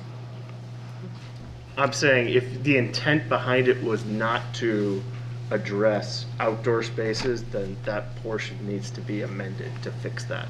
And follow up, which could be achieved by adding the word indoor before common spaces. On number 5? Yes. I think that probably could be addressed by doing that. I'm just saying, when you use the term common areas, as Councilor Pierce can attest, that has a defined term in a condo building. I think we're all on the same page. I was just making sure I understood your intent. Anybody else? Mayor Pro Tem? Thank you, Mr. Mayor. I'd have concerns about the ordinance when hearing the conversation we're having, and going back to the restaurant piece. I think now it's cool outside, but restaurant workers working on the line or dishwashers, this could be very uncomfortable and hot for them. But second of all, just looking at too the part about getting your hair cut, getting a facial. So I go to a restaurant, and the way this reads, I got to take my mask on and off when I'm actively eating or drinking, but I could go have a facial for an hour and not have a mask on at all. It just seems the inconsistencies in the intent of public health is erratic. And back to the comment on the firefighters in the firehouse aren't explicitly exempt, but the city manager is authorized to establish reasonable protocols with the fire department relative to face coverings. I just don't think we're in the same space we were when we first did a mask mandate. We have businesses that have put up the plexiglass, have done other safety measures. Citizens have heard to social distance, citizens have heard to wear masks. Not all masks are created equal.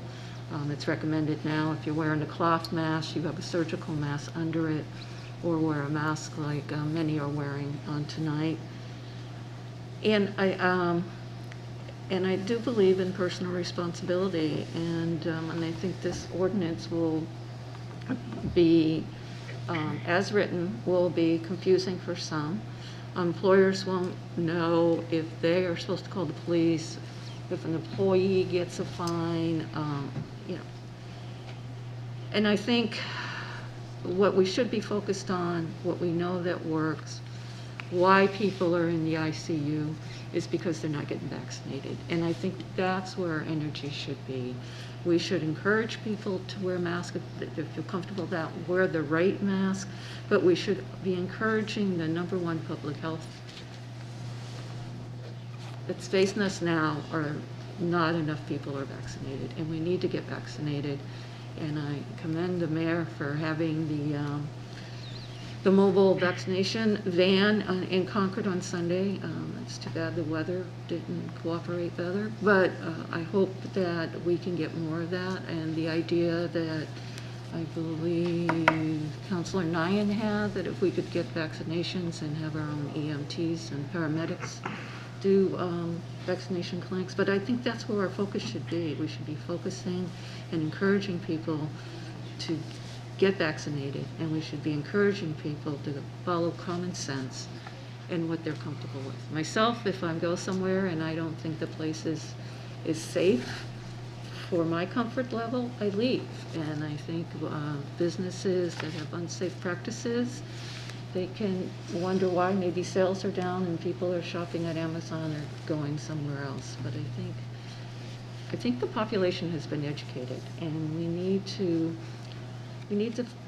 take some personal responsibility here. And I think as policy leaders, we need to encourage people to do the right thing and really hammer home on getting vaccinated, because that's the only way we're going to get out of this. Without people getting vaccinated, we're just going to have one variant after another, and it's just going to keep going. And then not all masks are created equal, so we can feel safe in a place, but you know, if we're not wearing a proper mask or wearing it correctly, it's not making you any safer than you thought you were. So that's where I'm at this point. Council Fessy, go Council Credit.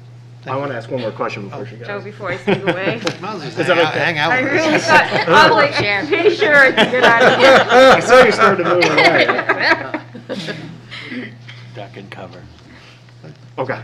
I didn't know. Did you have a No, question? go ahead Okay. first. I'll let her go, so you.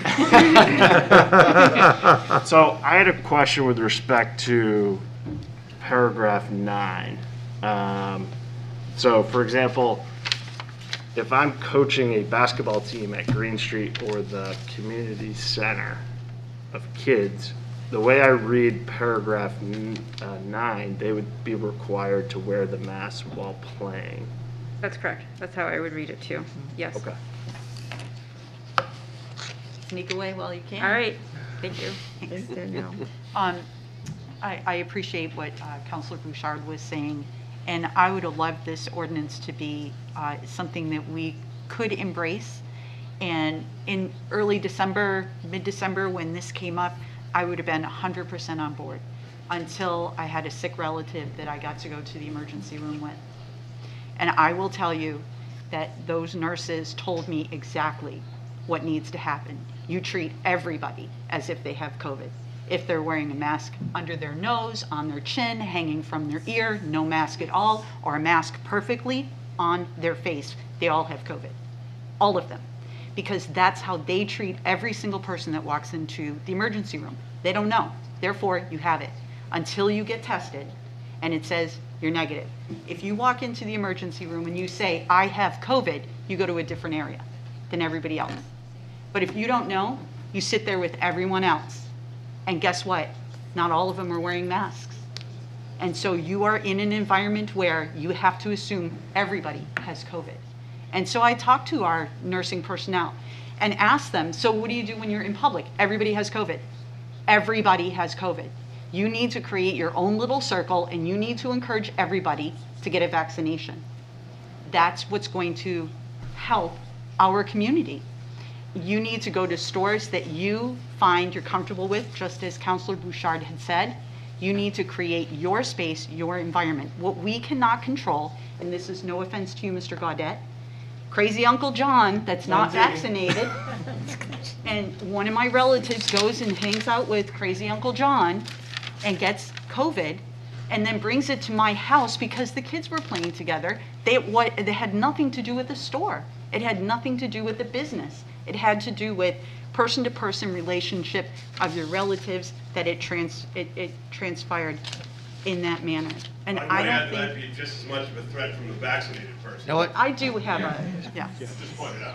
Anyway, the point is that we should be encouraging the vaccinations, and we should be looking at our circle of friends and trusting that they are doing everything that they can to protect themselves and us, and that we need to pull our circles close but encourage everybody to get vaccinated. Thank you.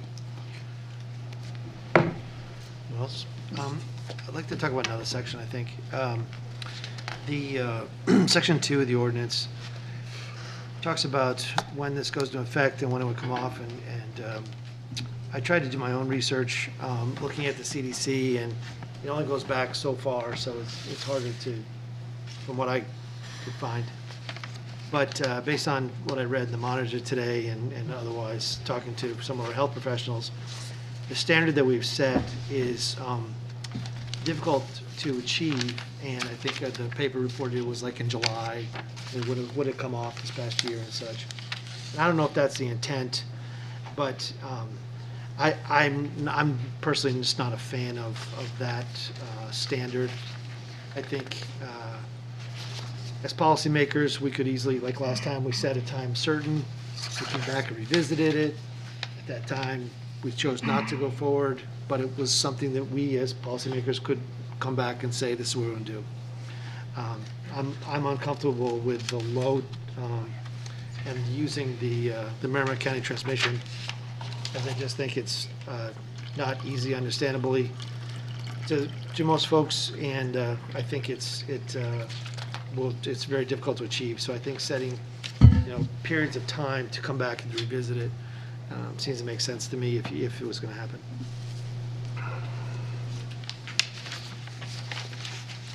Okay, we have a motion, it's been seconded before us. Is there any other discussion, debate, or are we ready for the question? Would this be the appropriate place to add amendments? Sure. Okay, thank you. I would like to add an amendment to number 5, to add indoor before common areas. I would like to add an amendment to number 9.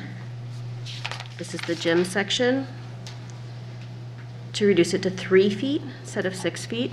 That was a request by some gyms that already require masks but needed a slightly smaller space to be able to conduct their business. And I would like to add number 12 and renumber 13 and 14 to add musical performers and other live performers may remove their face coverings while they are performing.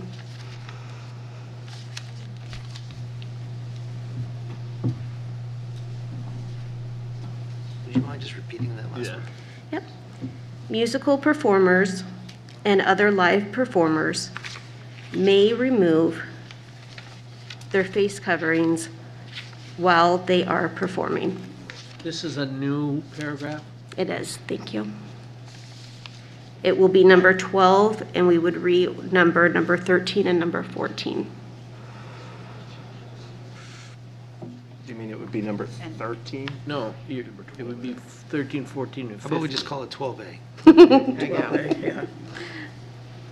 I'm sorry, yes, it'd be number 12, and we'd be renumbering 13 and 14. 12, 13, and 14, thank you. So current 12, 13, and 14 would become 13, 14, and 15? Thank you. Yep. The motion, is that correct? And An amendment. that's my move for amendment, and I think I captured most of the big ones. And what if we want another amendment? We'd wait? We must take them all at She once. needs a if you want. second, doesn't she? But I was Second. kind of, I'll be honest with you, Yeah. I'm trying to be a little more open. We to- appreciate that. Thank Yep. you. I move to look at section 2 and amend the low defined by the CDC when the mask mandate's lifted to possibly moderate.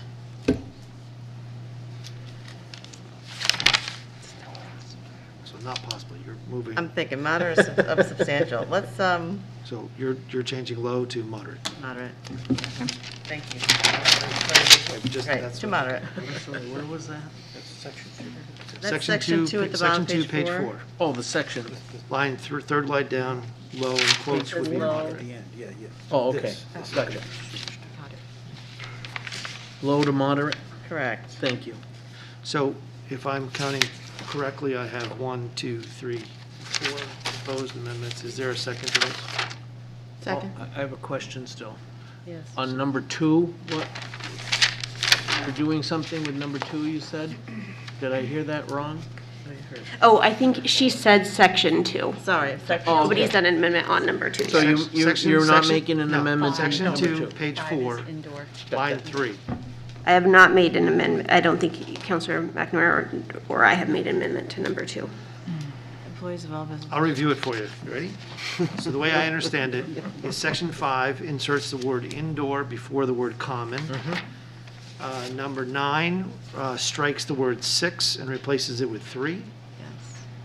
Don't ask me what number it is. I'm going to call it 12A. It's the exemption for music and live performers. They may remove the coverings while performing. And then in section 2, again on page 4, line 3, it strikes the word low in parentheses and replaces the word moderate. Did I capture all those? And So then far. I have a question on number 2 that I would like to submit, Sure. that this pertain to retail businesses, employee-facing. So employees of all retail businesses shall wear a face covering over their mouth and nose when interacting with the public. Tell you what, I hear you, and just hold on one second. Okay. So, being both on the committee, trying to give you a lot of latitude, I want you to be able to address your concerns first. I don't know that that may be different than what you're thinking, so I can take yours together, because I'm assuming you're seconding each other's motions. Yes. Actually, Councilor Brown has seconded them each, but we're fine. I only heard one, so I wasn't Yep. sure if it was both for both. And then, or would you prefer that we add Councilor Pierce to the list that you have, or would you rather act upon it separately? I would like to discuss Councilor Pierce's. So, okay, then I'm going to make a ruling that yours will come up after we deal on this. Okay. Okay. Before we vote on the final. Yeah. Yes. So we have 2 amendments before us, 2 versions, okay? Okay. Anything else? And is there a second to Councilor Pierce? I will second it for the purposes of the discussion. Thank you. Okay. You got all that? I do, yeah. Okay, so we'll take up the First Amendment first, which consists of the change to number 5, number 9, again, I'm calling it 12A, I'm sorry, and section 2. Is there any discussion? Mayor Pro Tem. I just want to, I think everything in the amendment makes sense, it makes it clear, but we're just watering down what we're here for. I mean, now it's not 3 feet, it's 6 feet. Musical, any kind of performances in a venue, we're making exceptions. I just don't see where we're going with this, where we just keep watering it down.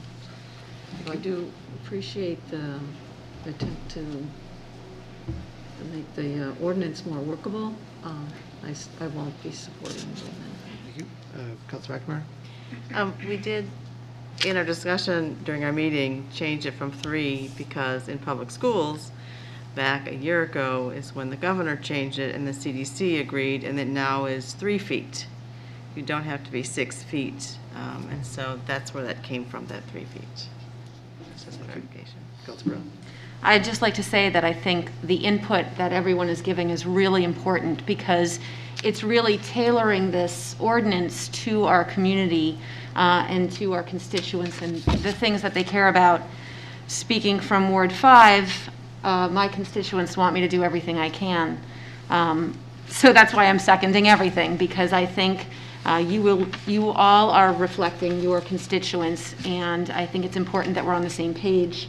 And we work together to make, I don't see it as watering this down. I see this as tailoring it to our community. Thank you. Councilor Hawkins.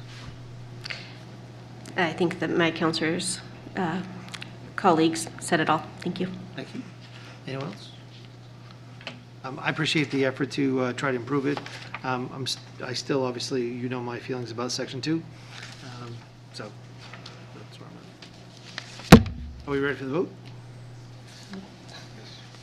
Okay. All in favor of approval of the amendment, say aye. Aye. All opposed? No. Nays have it, motion fails. Councilor Pierce, you have a motion. Roll call. You have a roll call? The roll call's been called. Madam Clerk, you must call the roll, starting with Councilor Rice-Hawkins, please. Councilor Yes. Rice-Hawkins. Yeah, yes, thank you. Councilor Todd. Yes. I didn't hear. Yes, okay. Councilor Bouchard. No. Mayor Boulay. No. Councilor Brown. Yes. Councilor Champlin. Yes. Councilor Fennessy. No. Councilor Grady Sexton. No. Councilor Keach. Negative. Councilor Kretovic. No. Councilor Mattson. No. Councilor McLaughlin. No. Councilor McNamara. Yes. Councilor Nyan. No. Councilor Pierce. No. So it fails 5 to 10. Very much. We have a motion before us to change item 2 to add the word retail after all and before businesses. The motion's been seconded by Councilor Hawkins. Is there any discussion? Councilor Hawkins. Point of order. If 10 of my colleagues just voted to not improve this ordinance, I have to admit, it seems a little moot to continue to work on the ordinance. And it seems a little frustrating that 2 people volunteered for the subcommittee, and I came back early from my holiday with my family to do this because my constituents, your constituents, have asked for this.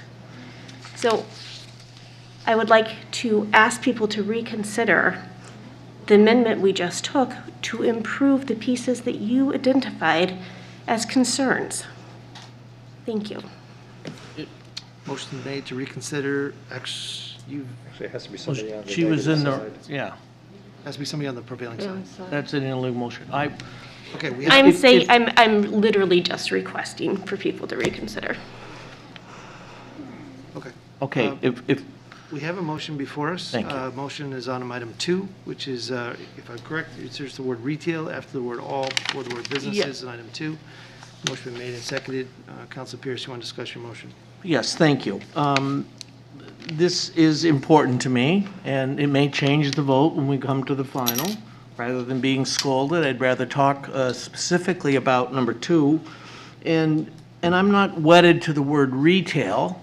I would like to be more specific on customer-facing employees. As I said before, I think when you start telling businesses what they do in their back room and those kinds of things, I think the incentive is there for the business to do the right thing and to individually look at people, whether it be the dishwasher that is in a hot environment, literally, and food preparation, of course, you're going to want that. I want to leave that up to the businesses, but for employee, public-facing employees, I think the wearing of the mask is important. So that's, I don't know what the words are, but it could be just public-facing employees of all businesses shall wear a face covering. It may be as simple as that. And that would satisfy me.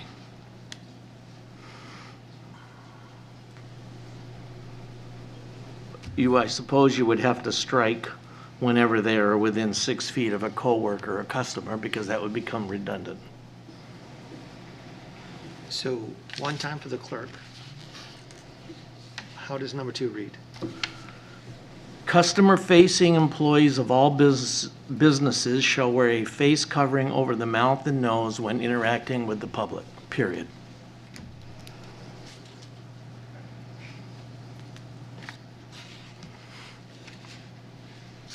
Okay, thank you. Is there any discussion? Any have questions? Okay, Councilor I'll make a Sutton. comment. I'll be honest, I struggle with this one a lot. I'm sorry? I struggle with this one a lot. I think if you listen to some of the testimony tonight from those who choose not to get vaccinated and choose not to wear a mask and don't believe that COVID is real, despite the death of 836,000 Americans and over 2,000 Granite Staters, that it makes me hesitant to put somebody in a space where they may have to work next to somebody who is openly willing to spread COVID around the office. That said, if there is a way to get this ordinance through to do any good in the community, I will support it. Anyone else? I can just say that, I'm sorry, did you, yeah, thank you, Your Honor. I can just say that I have been speaking with my constituents who are business owners. Michael Herman from Gibson's, he submitted a letter and just saying that they want the backing of City Council. He recognizes that not everyone is going to comply. And I spoke with the police chief earlier, and he said, yes, there were fines that they could have, but it was more of an education piece. So it's not, you know, we're not going to willy-nilly charge people, you know, we're not going to be calling the police on our friends and neighbors and coworkers. But this is something that is supporting businesses. My ward covers the hospital and people who work in the hospital, and patients are afraid to go see their doctor because there are others who are in shared spaces that are not wearing a mask. So they want to see the city backing them up with some teeth. Not everyone is going to comply, we understand that, but this shows that we listen to our constituents, we heard them, and we expect them to take their own personal responsibility and do the right thing. Thank you. Thank you. Anyone else? Mr. Mayor, I would just add that having voted on the prevailing side, if this amendment is seconded and voted on, then I will move for reconsideration.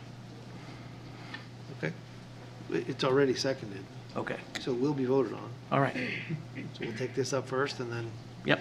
we'll open a subsequent motion. Okay, are we ready for the question? So we have the change to item 2 is proposed by Council Pierce, seconded by Councilor Rice Hawkins.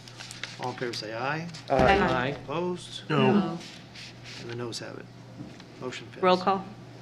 Motion, request for roll call has been requested by Councilor Rice Hawkins. And please, Madam Clerk. Roll call starting with Councilor Councilor. Rice Hawkins. Yes. Councilor Todd. Yes. Councilor Bouchard. No. Mayor Boulay. Yeah. Councilor Brown. Yes. Councilor Champlin. Yes. Councilor Fennessy. No. Councilor Grady Sexton. No. Councilor Keach. No. Councilor Kretovic. No. Councilor Mattson. No. Councilor McLaughlin. No. Councilor McNamara. Yes. Councilor Nyan. No. Councilor Pierce. Yes. Failed 6-9. Motion failed, 6-9. Okay, so we're back to our original proposed ordinance. Is there any other comments? Sorry, I definitely missed a note there. Mayor, did you vote on the prevailing side? Or, I mean, sorry, did you vote yes or no on that one? I voted no. You voted no. I missed somebody. Thank you. The vote was 6-9. Oh, I missed Councilor Pierce, that's why. Thank you. Would you like the clerk to go through the roll? I'm good. Thank you. Okay. Is there anyone else?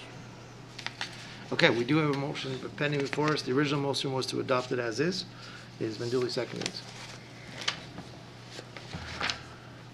Anybody else? Councilor Russo. Thank you. We've heard a lot of testimony here tonight. I don't believe anything that I'm about to say will change the trajectory here. I did promise these constituents I would share their voices. As you all know, many of our constituents are not here tonight because they were concerned about the spread of COVID in our chamber, where masks are not required, and the presence of those who've professed not to believe in public health or science, who are willing to spread that. Hey. It pains me. Sorry. Yep. Zip it, okay? Please. I didn't say anything. You know what? Just be nice. You're asking us to Just- be nice when we're getting shot at You know what? from the board here. I'm gonna stop and just tell you one last thing. I sat and listened to everything you said with the utmost respect. And I have done the same, and I have All I'm not asking made you to one do. word out of turn. Just let the counselor speak. She has that right. I was not stopping her. I didn't say anything. Believe it or not, I wasn't actually referring to you. Fair enough. Thank you. Lynn says she's a Concord resident who works with in healthcare treating cancer patients. She supports a mask mandate for all employees and members of the community. Masking is quite simply the easiest way to mitigate this ongoing pandemic. Annie, a nurse, says other cities have done this for the health and safety of their citizens. Please do the same for us. Masks work, they're not intrusive. It's a simple matter that is easy to do and makes big changes. Bob and Deb wrote, as two of your constituents, we'd like to express our concern by asking that you support continuation of mandating masks in public places. They go on to talk about being seniors. They're also parents of two people who work in the school system and have grandchildren in Concord High School. They know how dangerous it is. I would like to note, for those who aren't aware, Merrimack Valley School District, which draws from several towns, including many of the communities represented in some of the testimony tonight outside of Concord, had 176 students absent today. 176 students. They have a mask requirement. It is community transmission that is driving up these numbers. The kids today spent their time in the library, the gym, and the auditorium working from Chromebooks. The staffing is low, so they've had to combine classes. There's a discussion going on about whether or not that school district will have to go remote in order to provide an education and a safe environment for those children. Bert wrote, COVID is straining our healthcare system. This is a public question about how to address it. It's already been answered. Social distancing, masks, vaccination, and testing. Masks are one measure that will help. They help the wearer and those around them. Nan, just wanted to let you know that Concord needs to activate a mask ordinance. It's imperative to enforce this, as I'm unable to go anywhere at this point in Concord. I'm immunosuppressed and have been advised by my physicians to avoid others without a mask. I've had both vaccines as well as my booster. Please vote for the mask mandate in Concord. We have lived in Concord for 48 years. I taught at Eastman School for 26 years. Thank you. Reverend Joel Eaton quoted Reverend Dr. Martin Luther King Jr., who said that all life is interrelated, that we're all caught in an inescapable network of mutuality. The Reverend wrote, "To wear a mask is to love my neighbor. When I wear a mask, I affirm to those around me that we are tied in a single garment of destiny. Whatever affects one directly affects all indirectly." He asked that we pass this mask ordinance. It pains me to hear some of the testimony here tonight that refutes public health and science, and to know that counselors in this chamber are going to side with those viewpoints instead of the medical community, our longtime Concord residents, our small businesses, our families who have people who are high risk because they're immunocompromised, they face a medical issue, they experience a disability. I know that masks are not the only thing. I think it's great we're doing the vaccinations. We also know the transmission is really high in our community. We know our healthcare system is strained.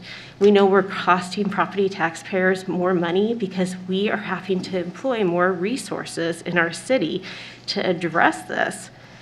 So many reasons that I really, really would love to see this ordinance pass in Concord. And that is what I have to say. Thank you very much. Councilor. Thank you, Your Honor. I want to thank Council Rice Hawkins and Council McNamara for putting in the work on pulling together this ordinance. I've heard from so many people, not just people who I don't know, but I've heard from many people who I know and respect who very passionately and sincerely want to have us implement a mask ordinance. I've also heard from people who I trust and respect, who have given me very reasoned arguments why not to do this. It has nothing to do with many of the issues that have been politicized, but more personal perspectives. And I've tried to balance all of those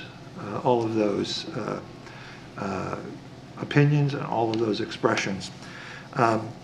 I think the key thing here is that everybody's experience is different. I've talked to people who have had deep personal losses due to this pandemic. We've heard today from people for whom it was no more than a cold or a sniffle. And that's the insidious nature of the disease. It's not the same, and it's not predictable. And that's caused a lot of confusion and a lot of distrust of information. It has been my intention to vote in favor of this ordinance due to the failure of the amendment that would have held performers on stage harmless from this. I am not going to be able to vote for it because I know that that would be a death knell to our struggling performing arts centers, which we rely on to create a vibrant, active, attractive community. So for that reason, I will be voting against the motion that is currently before us. But I would just urge people to please be vaccinated. It's a small step. My 7-year-old grandson had his second vaccination. Nothing happened to him negatively. He has had almost no side effect at all from it. And he sent me a picture of him giving the thumbs up showing his vaccinated arm. I commend the mayor on the effort he's made to make vaccinations and boosters available in the community. And I certainly will support any efforts he makes to continue to do that. Thank you very much. Thank you, Your Honor. I guess, so I think it's probably easier to just go through the list of what I believe. I believe in COVID. I believe that people have died because of COVID. I believe that this has been detrimental to families and businesses and the communities and the hospitals, our healthcare workers, our public safety, etc. I believe the number one way to get out of this is by vaccination. I believe I wear a mask, my family wears a mask, my friends wear masks. I think you should wear a mask. I try to stay socially distant from others. I make calculated risk decisions every day, depending on how big the crowd is. And in my job, I'm actually forced to actually have to go into crowds at times, which really makes me nervous. But I have to make those assessments and those about how I'm going to live with this every day. I try to, exercise all the CD things of wash my hands and being clean and disinfect and monitoring my own health and such. And I try to do all those things. I've listened to the medical community here in Concord. I've got people who I tremendously respect who tell me that absolutely you should have mandatory mask mandates, no question, no doubts. I have other people who serve alongside those individuals who also say, where did you go to med school, Boulay? You have no idea what you're talking about. That was a direct quote, actually. That you should not be in the business of doing this. You should be in the business of making it easy and accessible to get people vaccinated as fast as you possibly can. That is the way out of it. I still think one of my biggest problems is I think enforcement's an issue, but the way we were measuring it, I just didn't think really worked. I think when I look at the COVID vaccinations that we have here in Concord, we're at, I think the last time I looked at it was Friday, we were at 66% with one dose and 60% fully vaccinated. I think those are far too low, and we need to do much better to protect folks to really truly make a difference. I think that we should lead by example and not mandate necessarily, but we should lead by example like some of the other communities have. And if this is voted down, I did prepare a resolution regarding the wearing of face coverings in certain conditions in the city of Concord. One thing, what it does is what I've asked is that we strongly encourage coverings in accordance with recommendations of the CDC. I talk about employees, how we encourage them to do this as well. I put in here to stress to the city manager to make sure that I know you have the authority, but what I wrote was to authorize to make necessary rules relative to wearing of face coverings in city-owned buildings. I think we should do that in our own buildings. We did it before. I think we should do it again. I think that's leading by example. But I think we should continue to push forth and to encourage people to be positive and such. So if it does get voted down, I would be bringing this forward for your consideration. Anybody else? Councilor Kretovic. Thanks, Your Honor. I would only like to add that a number of people that wrote to us with regards to the mask ordinance, they wrote before we even had it in front of us. They didn't look at it. They were just simply forwarding emails that came from some particular site that was based on the Nashua ordinance. There were other people that I wrote and I said, I can't tell you whether it's good or not because we have nothing in front of us. So a lot of the testimony that we received prior to Wednesday or Thursday was simply pass anything or pass nothing. And it's very hard to make decisions based upon something you don't have in front of you. And then when we did finally get the ordinance, this is really thick. And it doesn't follow what the CDC is saying, which is if you are vaccinated and if you are boosted, then you shouldn't have to wear a mask. And it's taking away the whole entire premise of people being able to have some freedoms. But in reality, what Mr. McConaughey was saying with regards to personal choice, it doesn't matter if you're fully vaccinated, boosted, if you're not comfortable, you're not going to go into a situation where you're not wearing a mask or you're simply not going to go. And I think that this is very restrictive, and that is why I was not in favor of it. Anyone else? Councilor Pierce. Thank you, Mr. Mayor. I, like all of you, receive many emails. I appreciate all the hard work that folks put into this.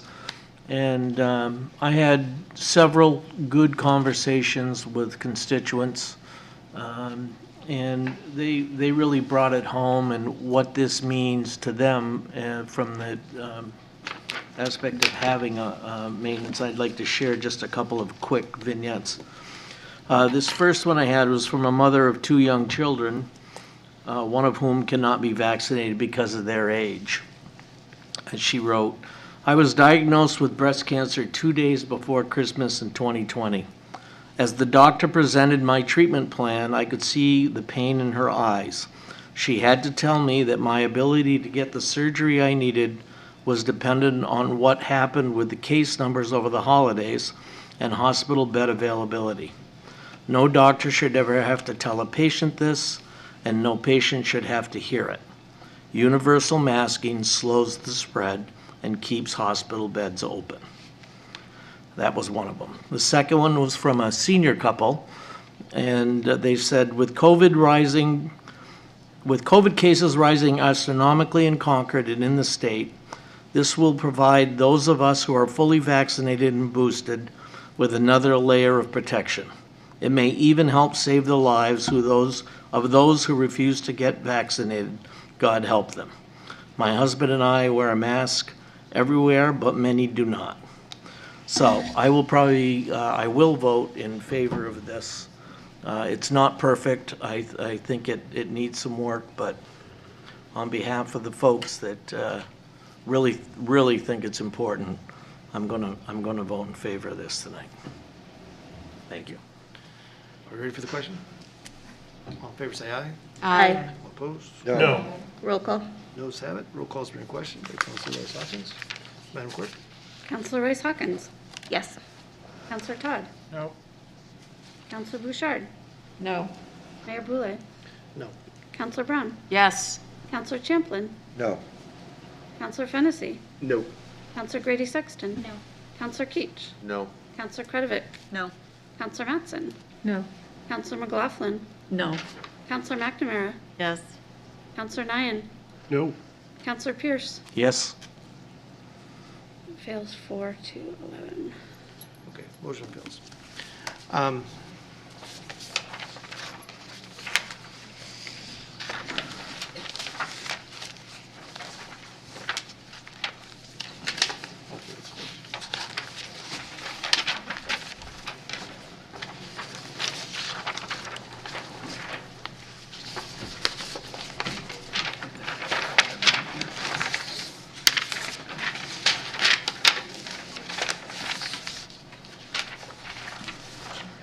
really do have enough copies of it.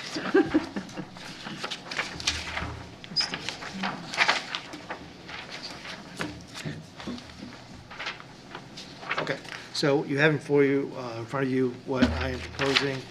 It's simply a resolution. The whereases should be very familiar because these are exactly from what was in the proposed ordinance.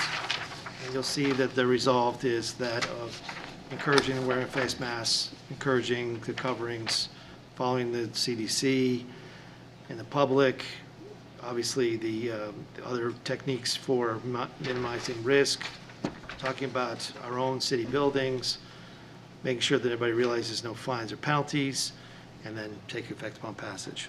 It's pretty straightforward, pretty simple. Councilor Grady Sexton. Thank you, Your Honor. So with this, as I'm reading this in number 5, this would allow the city manager to exempt performers on the stage at the auditorium from having to wear face coverings? I think it would not only do that, but I think you probably have the issue that was discussed at the committee level and here in terms of firefighters. I think there would be there's probably several examples of those things.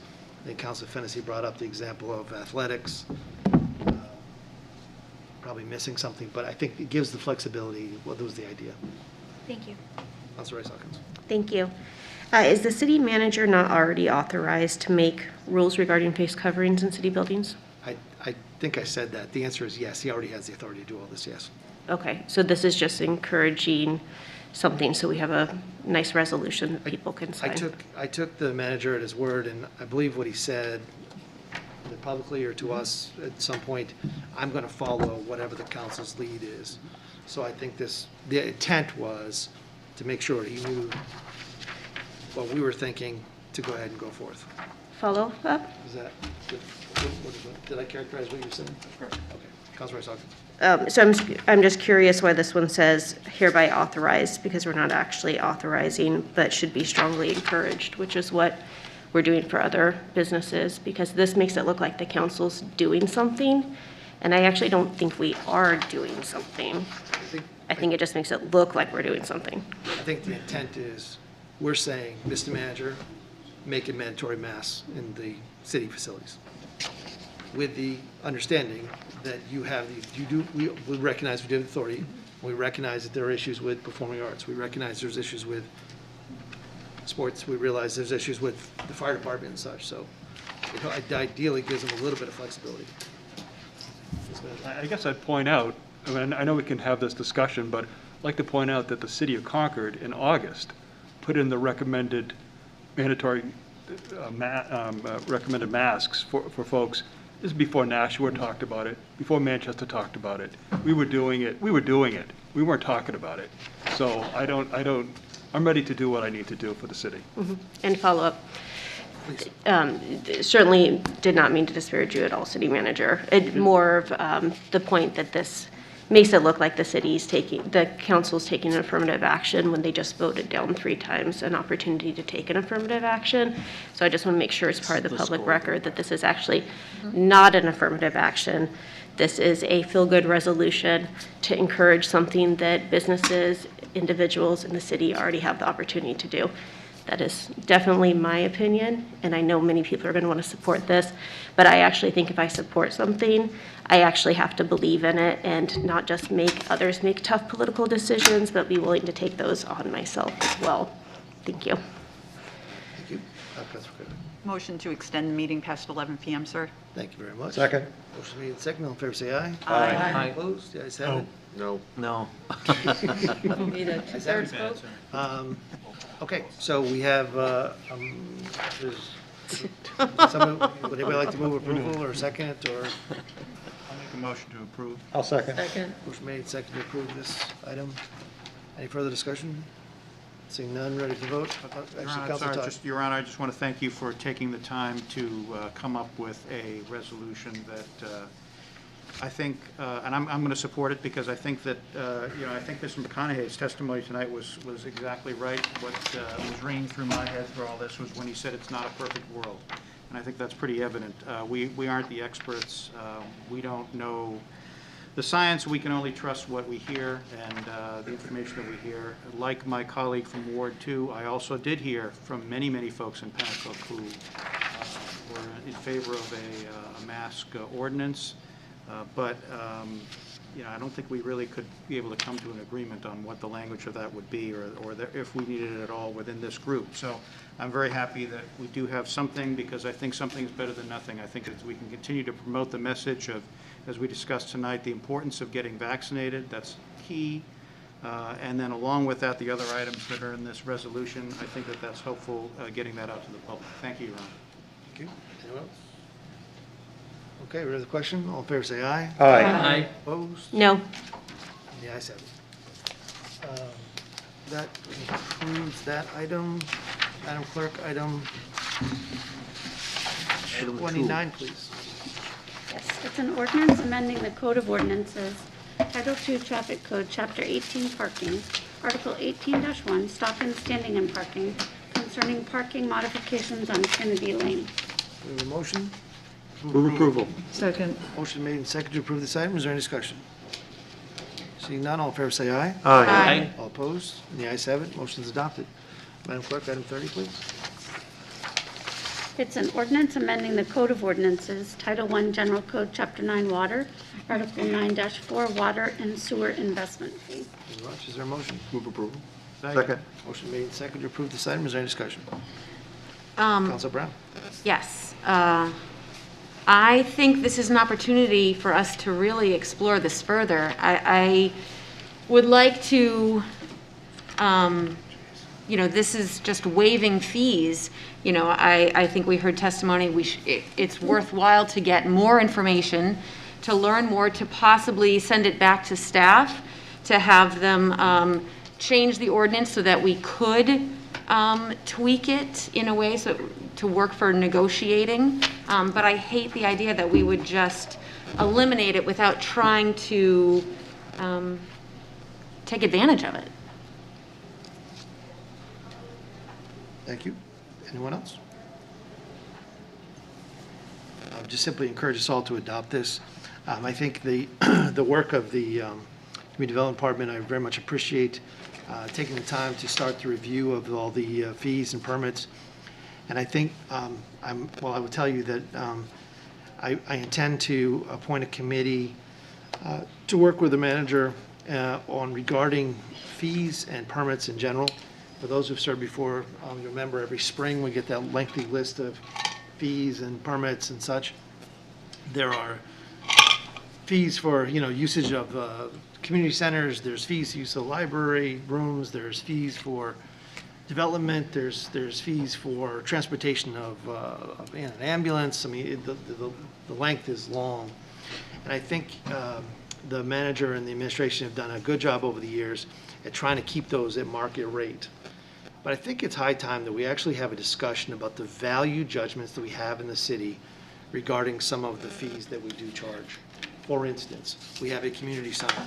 We have a community center that happens to be located in the Heights. And I think that, here we are, some folks can't use the community center because it's priced out of their range where they can actually use it. So I appreciate the fact that the manager and administration have always tried to offset some of our costs. I think that's laudable. But I think we have to have that value conversation about, is this where we want to be? Is that $20,000 we may make each year worth it in preventing somebody who may want to use it and should use it? This particular fee, in terms of the development community, this is a fee that was added as a special assessment in basically. So a developer does pay the water and sewer investment fees. It's not like, I don't want anybody to be at home who's still watching at 11:11 to be confused that a developer, they pay the water and sewer fees. This would just simply remove the special assessment on top of that. And I think that if you believe, as I believe, that affordable housing is one of the most important issues in this community as well as in the state. And I'll give you an example. I was talking to the Boys and Girls Club, Chris Eman, and we were talking about Pennacook and what was going on with childcare and how they were working with the Pennacook community with childcare and such. And I asked him, I said, well, what is the number one thing that the city of Concord could help you to make sure that we are providing a safe environment for our children after school, preschool, whatever it might be? And he said, Jim, housing. Housing is number one. That's the number one thing you can do to help us. Now, granted, there are a lot of other things as well, but that was the number one thing he said, because my workers need a place to live. So I think that, you know, when you look at the properties, and in particular, I think one of the ones we looked at was Break a Day Drive. I just use, there's nobody looking at it now, so I feel safe talking about that. But I believe this would have added $400,000 in fees, water sewer pickup on that particular project. Is that correct? I would have added, yeah, between the two water and sewer fees, the multiple layers, yes, it probably would have around $400,000. $400,000 in trying to put a housing project together is real money. So I think since they're already paying it, we're not doing away with what they still have to pay what anybody else would pay. It's just doing away with the special assessment. I think it's very reasonable. But I also want to have the discussion later on about all the others. I think it's worthwhile. Council Pierce. Does this fee in any way have any effect on our water rates that the residential taxpayers or water users pay? I mean, does it somehow feed back where it would affect water rates?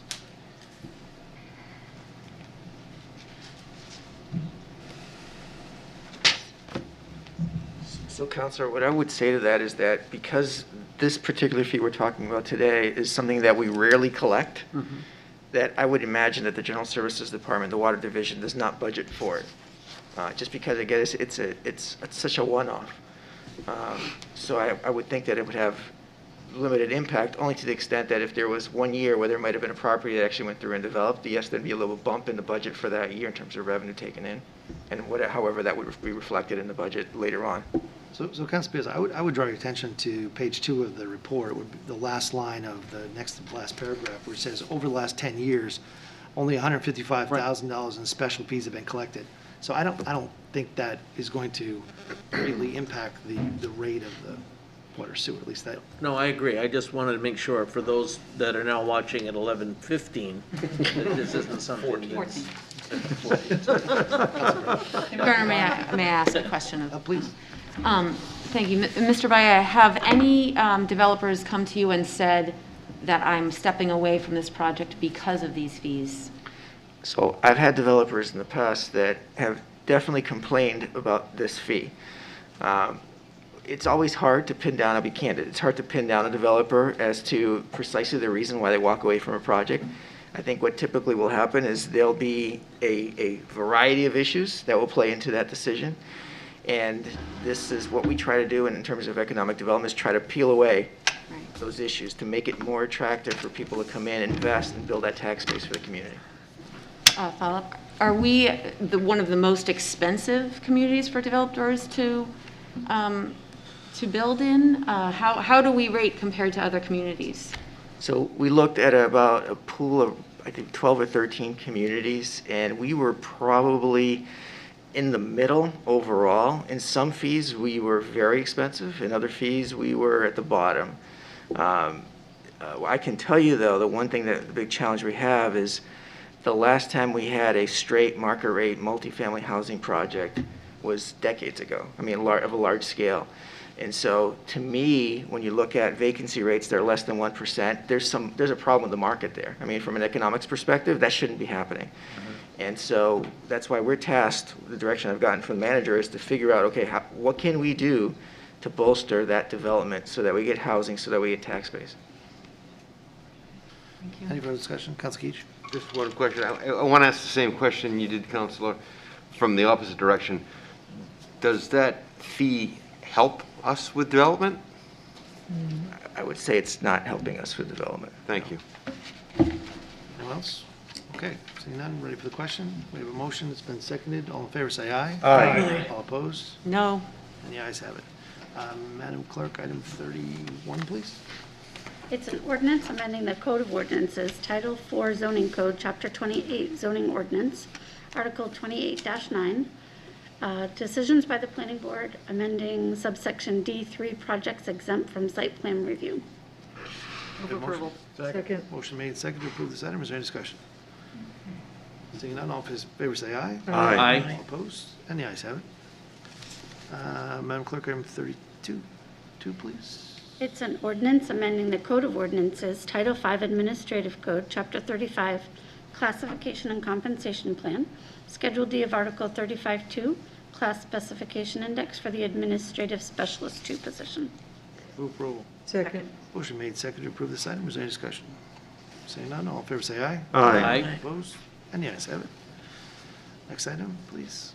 It's an ordinance amending the Code of Ordinances, Title V Administrative Code, Chapter 35, Classification and Compensation Plan, Schedule D of Article 35-2, Class Specification Index, authorizing a change in title from Building Systems Supervisor to Public Properties Crew Leader.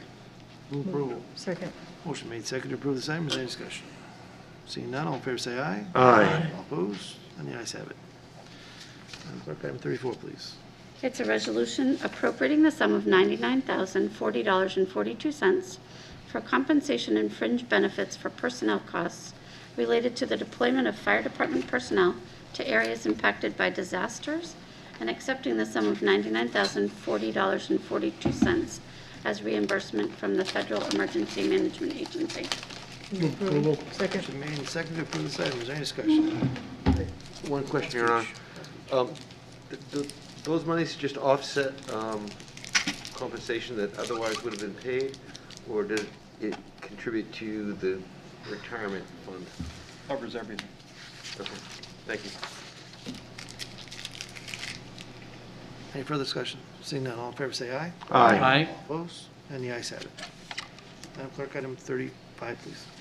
It's a resolution appropriating the sum of $11,741.37 to support programming and outreach that enhance the services of the Concord Public Library and accepting the sum of $11,741.37 in donations from the Concord Public Library Foundation for this purpose.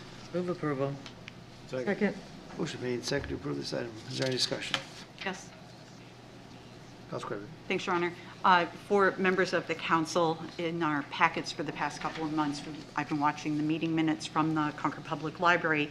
And 60 years ago, the Library Foundation was formed to support the Concord Public Library. And here we are in 2022, and much like other nonprofit organizations within the state, within our city, this nonprofit is going to be changing their mission, perhaps the name of their organization, and they are not going to limit themselves to just supporting the Concord Public Library any longer. So people that make contributions to the foundation, their money might be going to Bow, it could be going to Hopkinton or other areas, other communities, other nonprofit organizations that they would grant money to. It's common that nonprofit organizations would have to adapt in order to survive in regards to contributions that we make to the Concord Public Library Foundation. I think that our residents, those people that contribute, need to know that they would have to designate that money to the Concord Public Library in order to assure that it does help the library in Concord. Otherwise, it will help other organizations, and that is absolutely fine as well. But I just wanted to point that out, that this is going to be a change in their organization and in their organization structure that could impact the manner by which people think their donations are going to support Concord Public Library. Thanks. Question, Your Honor. Councilor Kretovic, do you know if the organization will change its name as well to the Concord Regional Library Foundation? From what it says here on their website, that they are considering a name change, so I don't know that that is an actual, but they are looking at changing their mission of the foundation. Thank you. Your Honor, yes, I can actually speak to this because Actually, you can't. You have a conflict of interest. No, I can speak about this. We are not actually voting. I can provide testimony about this topic. We are not taking a vote on this. I am providing clarification about the Concord Public Library Foundation, which is not considering changing its name. And I would like to point out that the foundation gave funds to the Overcomers Refugee Services because they were not, the community on the Heights was not being served by the library. The library during the pandemic was only offering services online. The Heights branch was shut down. And it is in the mission statement for the library, the Concord Public Library Foundation, to support library services. And that is exactly what it was for. It went to overcomer refugees so that they could access the Concord Public Library.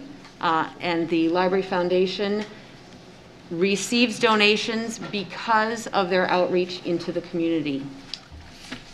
Thank you. Thank you. Thank you. Anyone else? That's all right.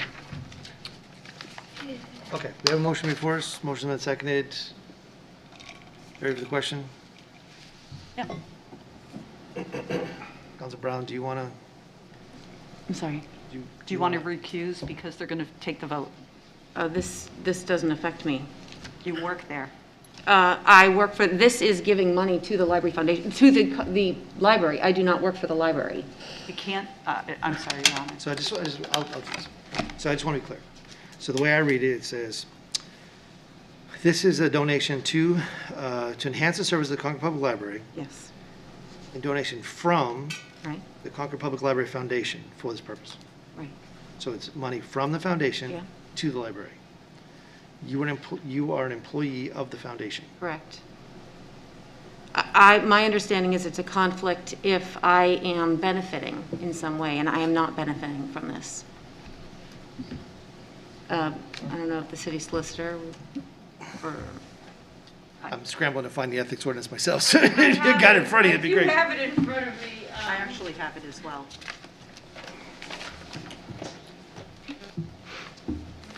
I can read it to Councilor Brown, and she can make a determination as to what she thinks, but it's ordinance 163, conflict of interest. It exists when a person takes an action or makes a decision that would affect his or her financial interests, the financial interests of the person's family member, or the interests of the organization in which the person is a member of a governing body. I think that's the most recent one from 20. Oh, I should probably. So as this is not money coming to me. But you're part of the institution. It's a perceived conflict of interest is what I'm suggesting. Perceived only being that it's in the courtesy to say that while I work for the Concord Library Foundation, I won't be voting on this issue, so there isn't a perceived conflict of interest. Point of order. Would that then extend to committee members who are parts of programs that provide funds to the city for like things at the Everett Arena or Black Ice Pond or other things of that nature? Well, I guess I would suggest. Hold on. I think you asked me. Yes. So can you just state the question again, because I'm trying to figure. Yes, I think it's an interesting dilemma, and I just want to point out before we all weigh in too much here, that we have committee members who sit and make recommendations from committees throughout city government who similarly serve in roles either as consultants, lobbyists, or governance for businesses or nonprofits that contribute funds or do business with the city. So I just am asking if that would also, if that would apply universally. So I'm going to make a ruling. You all can challenge the chair if you wish, but here's my ruling. Because it's 11:25. So I'm going to rule. If you want to vote, you can vote. My personal opinion is I would not vote if I were you, but if you want to vote, you vote. Fine by me. But I would like to refer this item to the Rules Committee and to the Legal Department for further examination so we don't have this discussion in the future. Let's just figure it out, and then we'll know what the way it's going to be going forth. Point of order. Councilor Hawkins. So it's the Rules Committee that will does the review of the ethics ordinance or ethics language? Yes, in the past, the Rules Committee has always dealt with rules, the ethics, any charter changes, that kind of thing, yes. Thank you. Yes. Your Honor, will they also, I'm sorry. Sure. Will they also examine committee membership as well? Or is it just looking at this issue? I don't think we've ever actually talked about committee membership, to be honest with you. It raises an interesting question. I'm not about to do a knee-jerk reaction at this time of night because my brain is probably not as clear as it should be. So that's why I said let's refer to the Rules Committee. Let's work with the Legal Department. Let's come up with some language and some standards, so we all understand, exactly know how it's going to be going forth. But that's the way I'd rule tonight, and if you don't agree, feel free to challenge the chair. You're more than welcome to. But I think that's the fairest thing to do this evening. By committee, are you talking about municipal committees on which we sit? I'll be honest with you, I'm not perfectly clear on the committee portion, because I didn't know if it was, and that's why I didn't want to get into it tonight, because there's the committee of the organization, there's the committee of like our standing committees, there's. All right, thank you. I was referring to advisory committees, and I think I would actually say while the rules committee is looking at the ethics rules in general, it'd be a great time to update those as well. Sounds good. So, Council Brown, what would you like, what's your preference? Would you like to vote or not? I will vote. Choose the vote. We have a motion before us, is pending, motion's been seconded, all in favor say aye. Aye. Aye. All opposed, and the ayes have it. Okay. Boy, I haven't dug out these rules in a while. That was a lesson. Chamber stuff. And.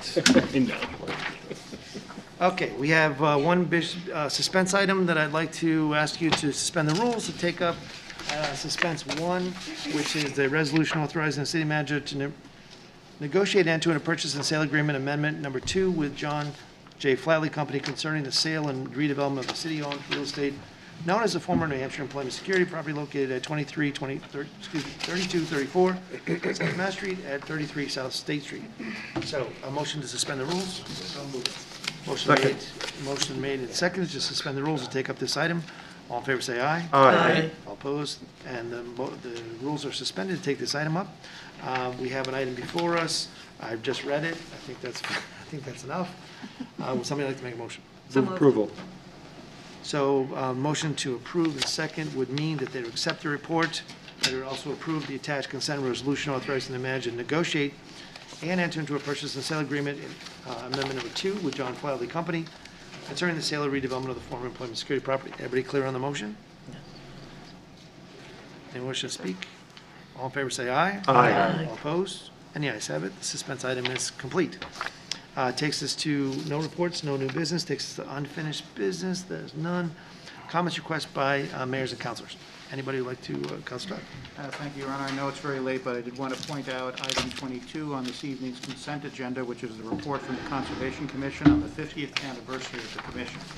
And I would just like to thank city staff for creating the report and the committee, commission members as well for their work on that. I think it's an excellent report, and I would encourage everyone to read it, and I encourage members of the public to read it, especially.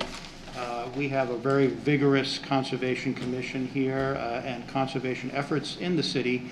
I think they're very important for many, many reasons, many of which are outlined in the report, but generally I think we're at a serious advantage in the city of Concord because we do have this commission in effect, and I also just would like to thank all of the members of the commission for their volunteer time and efforts, which are quite a bit. In doing the good work that the commission does. So just a point of reference on that. Thank you. Thank you. Anyone else? Councilor Chaplin. Thank you, Your Honor. A constituent recently raised an interesting question with me. They wondered why it was that they were putting their biodegradable plastic trash bags inside purple city bags that possibly were not biodegradable. And I wanted to see if we could ask the city manager to check into whether it might be possible to see whether at some time in the future we could convert to biodegradable purple bags. Thank you, Your Honor. Thank you. Anyone else? Councilor Brown. Thank you. I would just like to draw everyone's attention to the consent agenda item number 19. It was the annual comprehensive financial report. In it, they talked about the full-time equivalents, and I'd like to point out that the fire department has had 106 personnel in 2012. They now have 100 personnel. And when you turn the page, you can see the calls answered. In 2012, 106 personnel answered 7,182 calls. 2021, with 100 personnel, they answered 8,961. So that's an increase of 179 calls. So our first responders are being stretched very thin. Just like to note that. Thank you very much. Anyone else? Okay, I had two, sorry, Councilor Beckman.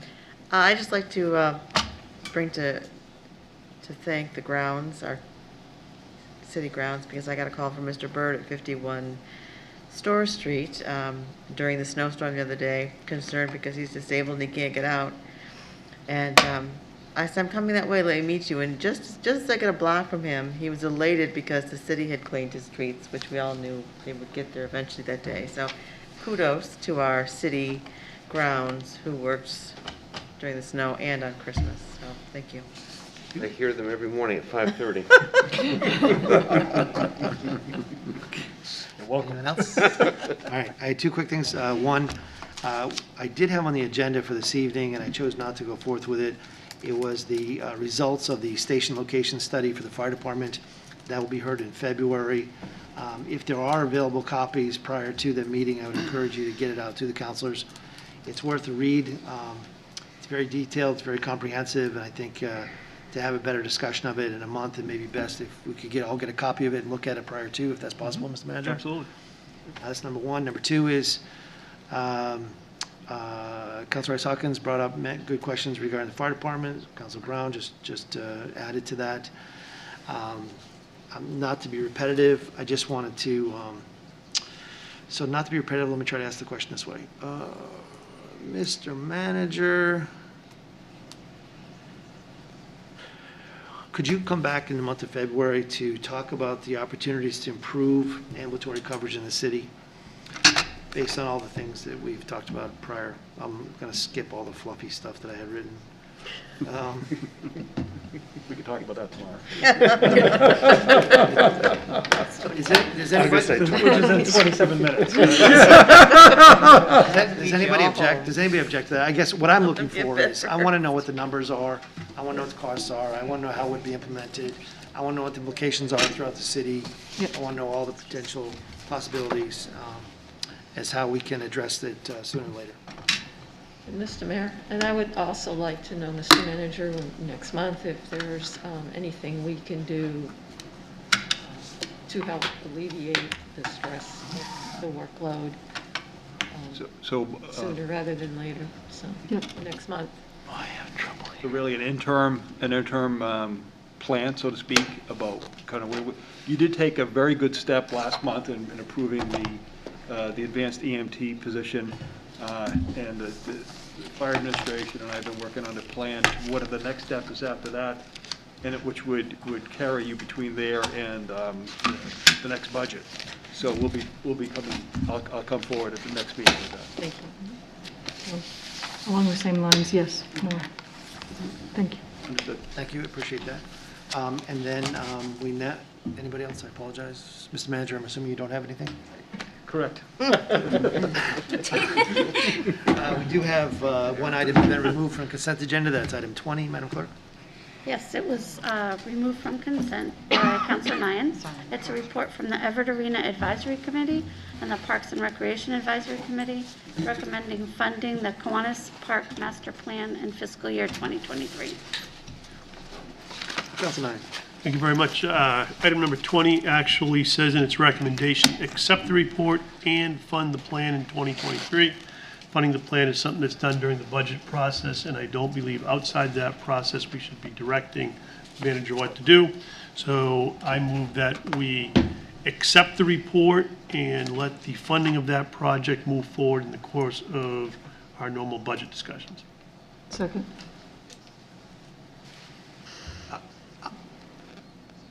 I'll support it. I just don't read it the same way.